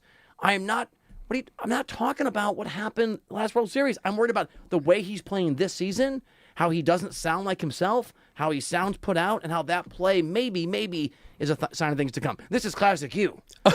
Really? I say A is B, and you say, how could it be F? I never said it was F. Well, okay, so let me just movie canceled. And this is look, this is not just you. There's a lot of fans out there, the right ones, that are upset with Mookie Betts. And the play I was referencing was the final play of the World Series last year in Game 7, where Mookie Betts goes 6-3 double play to end it. It was the first time a double play ended the World Series since 1947. You told me yesterday. And then today, I'm telling you that for all these fans that continue to say Mookie's washed, that they need to find a way to get out from underneath Mookie Betts. I think Mookie Betts has done the equivalent of Clayton Kershaw from when it comes to helping winning World Series. Yeah. And we gave the past is great. And the point I'm trying to make here, though, do you want to do a segment next hour about the 2020 World Series? Because I have some stats on that too. I do, and I will give you those stats too. But why did we embrace? And yes, we know where Mookie is at this stage of his career, right? It's not like he's 40, but why did we give the same grace to a guy like Clayton Kershaw than we do Mookie Betts? Before Mookie Betts showed up, the Dodgers hadn't won a World Series since 1988. I have an answer, because Clayton Kershaw didn't pitch like he'd forgotten how to do that for a living and then botch a play at shortstop to cost another pitcher a perfect game. Here's my point about Mookie Betts, and I feel like you're painting me as a Mookie Betts hater. No. Doubter? No. Worrier. 1,000%. I am worried. I am concerned. I am uncertain. I am no longer absolutely convinced that he is reliable. And by the way, I don't think that's a unique perspective. And I'll say it again, the way that he has played this year has made me worried that he could be washed. I think it's something you have also expressed on the air a couple times. Not he is, like me. Man, in fact, you put him on watch. I did. You put him on watch. I did, but I should have known that I could have brought up how he played in 2019 to counter that argument. And I would have done it. Aha! But when he was drafted, I didn't know. But let me respond to this. Okay. So wallet. So the thing about Mookie Betts though, and the difference is, and when I was saying the wash of the plate stuff was that the batting average was where it was, the OPS, the lack of results. But we have seen in recent weeks, he's hitting the ball hard. He had a home run the game after he had the air. Last night, he got a double. The offense has been better. What I want to say to Dodgers fans out there, the ones that you can say it to me, want to say Mookie bust and Dookie Betts and all this stuff and just disparage and drag this guy's name through the coals, is that don't leave me with that. From 2020 to 2025, okay, Mookie Betts in all of Major League Baseball is 9th in WAR. Right, I know. So let me lay this out for you, and let me hear what you have to say about it. Okay. Why are we talking about old stuff? Because it matters. Because it tells you the player that he's been for the majority of his career here, and I know who he's been. Players don't just wait. The Monstars didn't come down and take Mookie Betts' skills and just they have it and they're done. done. Not the Monstars, but this thing he's still called time can do it. Father Time is undefeated, but they're not knocking at his door yet because the truth is how many teams? Let me ask you this. All right. How many teams? So I said from 2020 to 2025. But I know that he was good before. We all know. Okay, but how many teams? What did he hit last year? In Major League after the All-Star game. He was great. I mean, August 4th to the end of the season had All-Star bat. Yeah. Right. So basically, last year, let's rewind. Right. No. So here's my thing. That year, that turnaround, that run, what he did in the World Series, that double play. I'm here for it to happen again this year. But I'm worried that maybe it won't because eventually it won't be the Monstars. Because of one play on bad dirt in Chicago? No. Because of that play in the capstone, the exclamation point behind what's been a really rough year. And by the way, do you know that was his second error of the season? Do you know that he was top 3 in the Gold Glove last year? Do you know that he's been one of the best shortstops in baseball this year? But I'm gonna quote someone that I think that's gonna push back on you a little bit. The number one Dodgers expert in all of the world for me told me a week or two ago on D-Mac and Reiter on 97.1 The Fan. It was you that Mookie is on watch alert. So I'm not sure you can be mad at me. For saying he's on washed alert when I am in fact putting him on washed alert because I believed you. If you want to go to old stuff, this is Jedi level. If you want to go to old stuff, I can't believe. If you want to go to old stuff and talk about how it influenced me, it's not last October. It's 2 weeks ago when I believed you with all my heart and soul. And last week, 2 weeks ago, if you go back and watch the full segment, I said that there were a lot of signs that indicated that there was going to be a better version of Mookie Betts, and that the floor. You said he was on washed alert. He is. Okay. He was. I'm with you. But you're on. I believe you. You're on. You. One play. You're on one play, and Mookie Betts can't be trusted That's anymore. not what I said. Yeah, you did. I said I'm worried about him. You worry about him. I am worried. Yeah. Okay. You're a dad. You Don't worry about your kids sometimes, even though. You know who you are? You're Leonardo DiCaprio. Thank you. Is that why we're going out tonight? You're too old for me. When his girlfriend turns 25, I'm done. Right? Like I got to move on. When Mookie Betts shows a little age, maybe showing that he's maybe not the same player that he was because his standards were so high, you want to be done with him. You're trying to sell a house because the sink got clogged once, right? Yeah. Because my favorite realtor, my favorite real estate expert, you told me. This house could be in trouble. It could be in trouble. I just think this house needs to be remodeled and updated a little bit. I think it's interesting, and I enjoyed here on D-Mac and Reiter on 97.1 The Fan with Doug McCain and Bill Reiter. I just think it's interesting that you're frustrated with me for believing you. No, you are just absolutely in your psycho bag right now, okay? You said this. Okay. I have it in this notebook I keep because your thoughts are so smart. I write them down. But okay, so let's go. My chair just collapsed, kind of like your arguments, and both hurt me. But this version of Mookie Betts, right? And granted, look, all jokes aside, the offense for the most part this season, he has been down, right? By his standards, he's been a below-average bat. We've seen in recent weeks him start to pick it up a little bit. He's at 79 OPS plus right now, which means he's 21% below average offensively. But he also plays a premium position that the Dodgers don't have an answer for, and that's shortstop, and he does it at an above-average level. So the thing I'm saying about the house, right, is you got to update the house. You got to remodel a little bit, and now the house is different where Mookie is. His value comes as a defender that has an above don't average bat. Anymore. You can only use a couple of the rooms. No, I'm listening to you. I'm writing. Let me write it down. I'm saying granite countertops, man. This house, the whole thing's not the whole thing's good. Some of it sucks now. Okay, so but what I'm saying though is how many teams out there? A lot of times used to be when it comes to a shortstop is man, if the bat can be just respectable, if you can play that position defensively at an above average level, he's a $200 and $300 million player, right? For someone like Mookie Betts, if the value comes defensively and the bat can just be slightly above average, there's like 25 teams that would just line up for that player. And like I was telling you, I don't want to be the A's. You don't want to be the A's? Well, no. He doesn't. Here's the thing, though. Different standard for the Dodgers, right? But Mookie Betts still plays a pivotal role because they don't need him to be the very best offensive player. You have Shohei Ohtani, you have Freddie Freeman, you have Kyle Tucker, who should be stepping up that we're going to talk about in a little bit. But the truth is, Mookie Betts is going to go down as one of Andrew Friedman's crown jewel signings. Like I was saying, if you look at his WAR, so his WAR 28, and I know you're my expert. You tell me. I know what you say. I hold on to. I know that you're gonna poo-poo this. What right? you say, Can I say that? I don't know. I know you're gonna. You can say okay, it. you can poo-poo this. I'm gonna poo-poo it. But 28.4 WAR, and Okay. for anyone out there, that's wins above replacement. It's a stat that's used to describe how much a player provides from value compared to a replacement level player. So in Major League Baseball, teams typically pay stars $11 to $13 million per 1 WAR. So that means for Mookie Betts, at his $365 million contract, he's already lived up to that contract financially. They've already broken even. Okay. So that's already a plus contract. And you look at the culture stuff. If he never gets a hit again, should he keep playing in the lineup? I'm just trying to understand. Like, my point is, how why much did the why did past- we give Clayton Kershaw? Clayton Kershaw was a good pitcher, You but tell also me you're the one that put him on watch alert, and I started paying attention. that is you're referencing an entirely different conversation. you can reference I am October, talking but I about can't reference you June? talking about Mookie Betts' defense and how one play is going to define his entire career. And I'm telling you that. Can I respond? Yep, absolutely. I'll put it in context. I think that one play, heightened pressure, massive expectations, potential perfect game on the line, and the botch play that he made when it happened was an alarm for me because my favorite and most trusted Dodgers expert, you, told me to put him on watch alert like 2 weeks earlier. And it's context. But let's also provide some additional context. I love that. And that is that was referencing the performance at the plate offensively, which I have been highly critical of, but I'm also changing some thoughts towards that based Because on new of information 2024?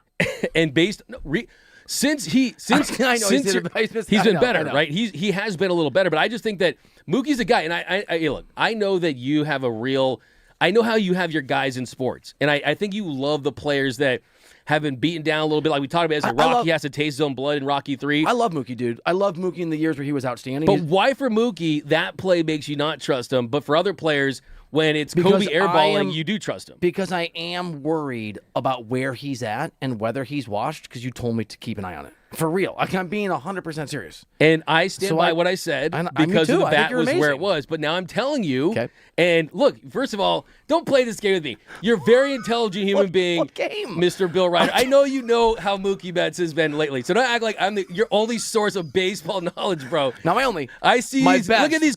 There's copious notes I'm looking at. He's got stats everywhere. He's got a laptop open. He does his legwork. And my laptop has a picture of you. You do. There's a picture of you on this computer right here for inspiration. I mean, you're baseball oracle, man. Like, come on, man. The spoon bend. Okay, like you. I mean, oracle, yeah, kind of like Marvel's, style. Like, yes, I get it. But you're my guy. That's why we're going out tonight at 8. So when Mookie, exactly right. So when Mookie, you called me Leo. I love you, man. Hey, man. I expect rose petals everywhere. No, for Mookie though. I think this. I really truly believe this in my heart of hearts. And then the reason why I think this is because Mookie has had a history of letting moments kind of in the game spark him. Last year he was at his worst offensively. The entire Dodger Stadium crowd, at least a lot of them, were chanting Mookie. Gave him some love on August 4th. After that, it said it means something for him, and he stepped up. I think this is a moment where Mookie Betts hits rock bottom and says, you know what, I'm sick of this. I'm tired of this. Enough's enough. I don't want to be embarrassed anymore. I want to step up and be the Mookie Betts, going to be a future Hall of Famer as a Los Angeles Dodger. And I think that as the fan base, they need to embrace and know that he is a big reason, before Shohei Ohtani and Yamamoto showed up, that this team has created this dynasty. Love it. Believe it. I'm writing it down because you said it, and we're going to come back and keep talking Dodgers. What? We are on D-Mac and Reiter.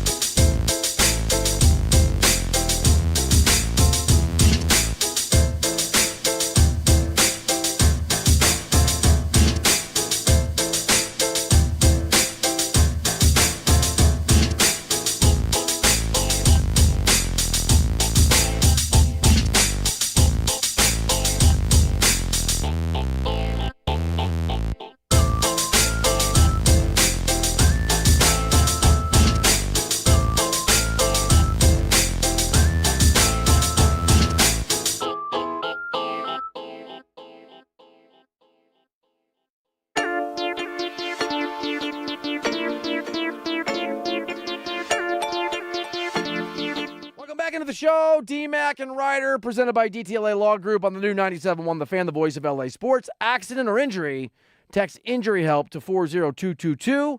Text injury help to 40222. If you want to call us, if you want to get into the spirited conversation we are having about Mookie Betts or anything else, phone number 855-97 LA Fan, 855-97 LA Fan. You can also get in the comments on the stream at the Fan LA, at the Fan LA.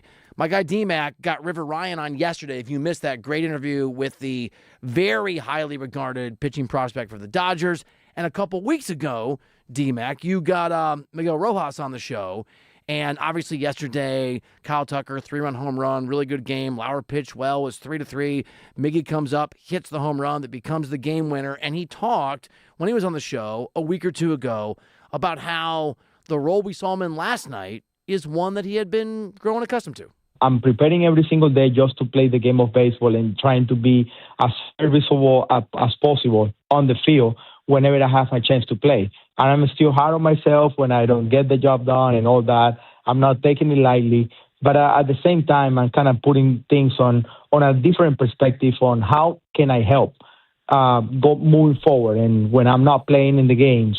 I mean, I knew Miggy kind of like Dodgers fans do from a distance with respect, not as you do to be able to just text him and get him on the show, but it was cool talking the three of us a few weeks ago, so I felt a little more of an emotional connection when that moment happened in yesterday's game. Miggy's that guy, man, and he's so authentic. I mean, as you heard when he was with us a few weeks ago, so genuine, always willing to give you that extra insight, and he's someone that's cool because it's not like he was always a superstar, and he's even not a superstar now, right? But he's perfect in the role that he plays for this team. And even him, when it's his last season, is learning a new role. Coming off the bench in a pinch hit situation, Dave Roberts elected to go with Miggy over Alex Freeland, who actually has been swinging a pretty decent bat last couple of weeks and has shown great defensive ability. To go up in that spot, first pitch, and get a big bomb off a lefty. That's what he does, man. So you need guys like that. That's the difference between the Dodgers and the Mets, right? And the Dodgers and the Yankees, right? Is other teams have stars. Other teams have superstars, but the Dodgers have the stars and they have the role players that play their roles. I mean, we have Derek Fisher on this network. I feel like Miguel Rojas is very Derek Fisher, very Robert Horry. I love that. Yeah, great culture builders that that, hey, are they going to be first ballot Hall of Famers? Maybe not. But still, are they legends? Absolutely, because the moments that you have. And those are what fans remember, is the moments, the goosebumps they give you. And Miguel Rojas, he did that last of the World Series. Last night, gets a big home run. Glue guys with some pixie dust, some magic in there from time to time. Another guy who had been that for a while was Andy Pages, and I am not saying that I am writing him off or that I think he's terrible, but you pointed out that maybe some reasons to be... I don't want to put words in your mouth. I don't know if it's concerned. I don't know if it's just paying attention, but not the hot bat that we had grown accustomed to. Yeah, so the thing with Andy Pages of late, he's gone through a little bit of a cold spell, which is something that all players go through. Last night, he goes 0 for 4, had a strikeout this month. He's hitting 172 with an OPS of 517. That's on base plus slugging percentage. League average 710 to 730. His OPS is 517. So he is putting up Mookie Betts numbers for the first couple of months this month, right? But no one's really talking about it because he got off to such a great start. He is going to most likely make the All-Star game. And also, too, the defense is so good in center field that, hey, if you can't chip in offensively on a given night, if you are going through some struggles, at the very least, you can play a premium position in center field at a high level, which means you're contributing to every single win. So that's the mark of a young player is, can you minimize the cold streaks and can you extend the hot streaks? Right now, Andy Pa's in a cold streak. And I think it's a very valuable lesson to a lot of fans out there, to a lot of critics out there, that guess what? Even your favorite player is going to go through moments where they don't have it. Hitting a baseball off a pitcher at this level, I would argue, is the hardest thing to do in professional sports right now. And guess what? Guys go through slumps. It's not the end of the world, but right now, for a young player, it's a little more concerning because they have less examples of getting out of these slumps. D-Mac and Reiter, Doug McCain, Bill Reiter, that's him and that's me here on 97.1 The Fan, the voice of LA Sports. If you want to call us,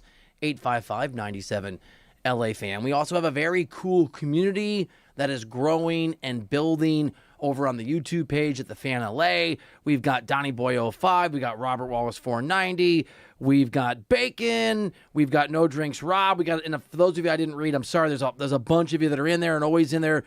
Bogey Down 90. If you want to join the conversation, if you want a community of Dodgers fans and Lakers fans and Southern California sports fans who are down with this show and want to hang out with each other, at The Fan LA, at The Fan LA. We're trying to build something special on the FM. We're trying to build something special here at the station. And we're trying to build something special just, for our show and all the shows, but our show on the chat at The Fan LA, at The Fan LA. I know that we're going to get into Kyle Tucker later, and we have a lot to say on that. We talked Lauer at the start of the show. We obviously talked a lot of Mookie Betts.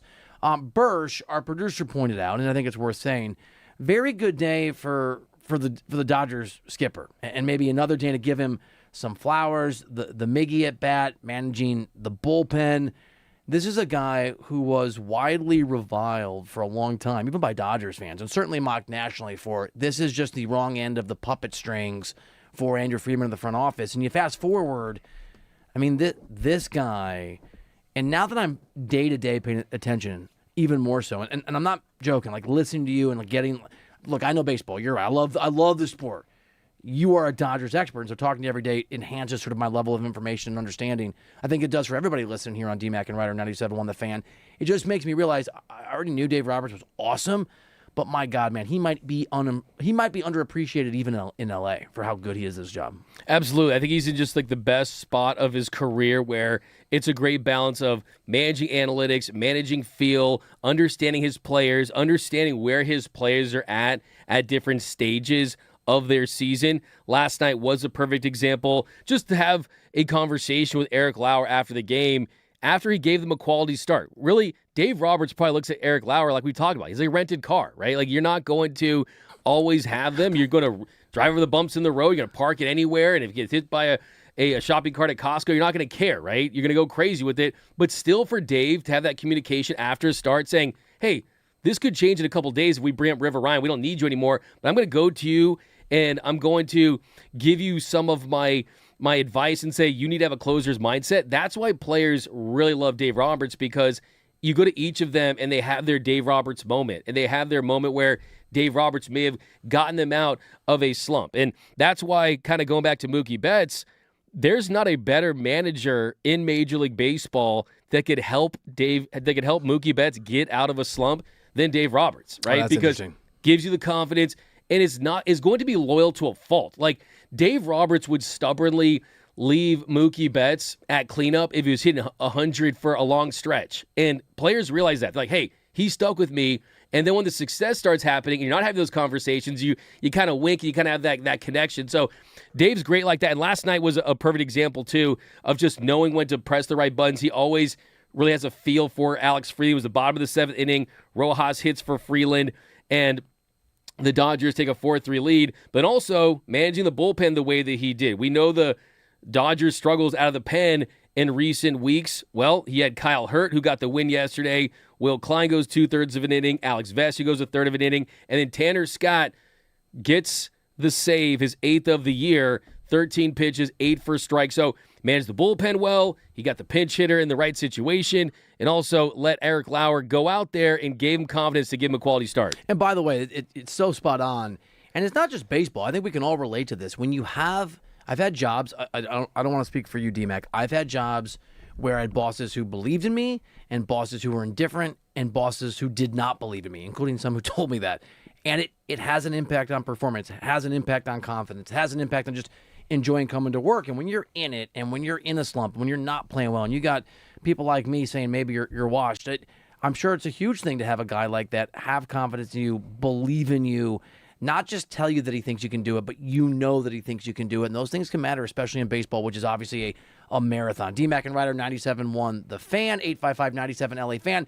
We've had a spirited conversation about a bunch of Dodger stuff, and so I forgot to tell everybody, over the next few hours, we're going to break down, Brian Winters actually did this, and we're going to give him credit for that, exactly sort of where the Lakers are heading into free agency. We will give you a few experts. We'll give you Cowshees. We'll give you Doug and my odds on where LeBron's going to be, and Doug's got a take on sort of where LeBron fits into maybe the pantheon of LA sports right now. We have an NFL report coming up. We're going to do a deep dive segment on Kyle Tucker, what we make of him. We're going to get some milestones that we're interested in. We're going to get into hardwood headlines. We're going to hear from Jim Harbaugh, who spoke and has some interesting things to say. We're going to do a bunch of stuff. It's all happening. But first, we have to nominate our Rooter Hero of the Days next year. Yeah, that just fell. You see the chair fall down? Yeah, I saw that. It attacked me. I deserved it. It's karma. Next year on D-Mac and Reiter.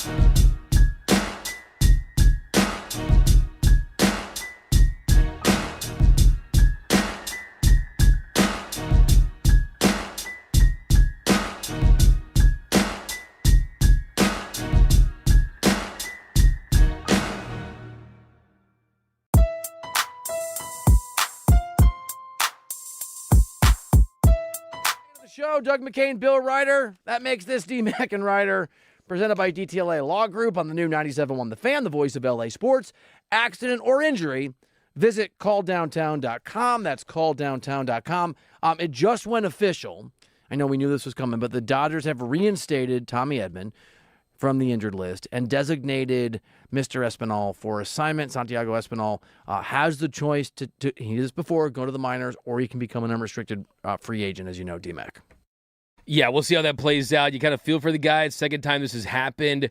He got a second chance of the opportunity because of the injury to Kike Hernandez, that oblique injury. But the issue with him is that Tommy Edman has the platoon with Muncy at third like he was going to do. He's going to play second base, also play left field, and he's a switch hitter. So you can platoon him with Max Muncy. So really it came down to the role for Espinal, and that's going to do it. I mean, that was kind of always the long-term plan was when Edman comes back, when Kike comes back, it was going to be one of the younger players like Freeland and Kim getting sent down.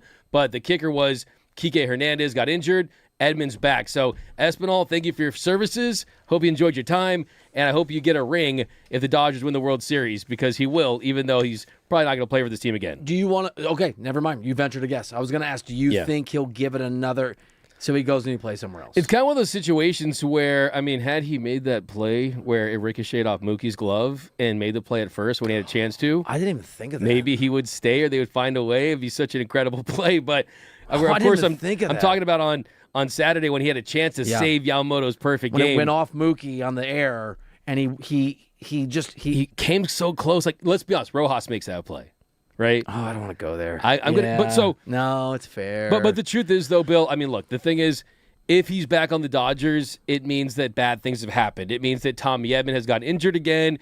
It means that they don't trust the young players. At this point, I think Freeland is the big difference maker in all this because they've gained more confidence in him. Okay. And I don't know if you saw this, but Hesson Kim is like fourth in second base all-star voting, which is hilarious to me. It's ridiculous. And I love him. Oh, I appreciate that you hate that. Oh, it's so dumb. It is ridiculous. It shouldn't be that way. It really should at all. This is like a whole other subject, and I know we have to do something here in a second, but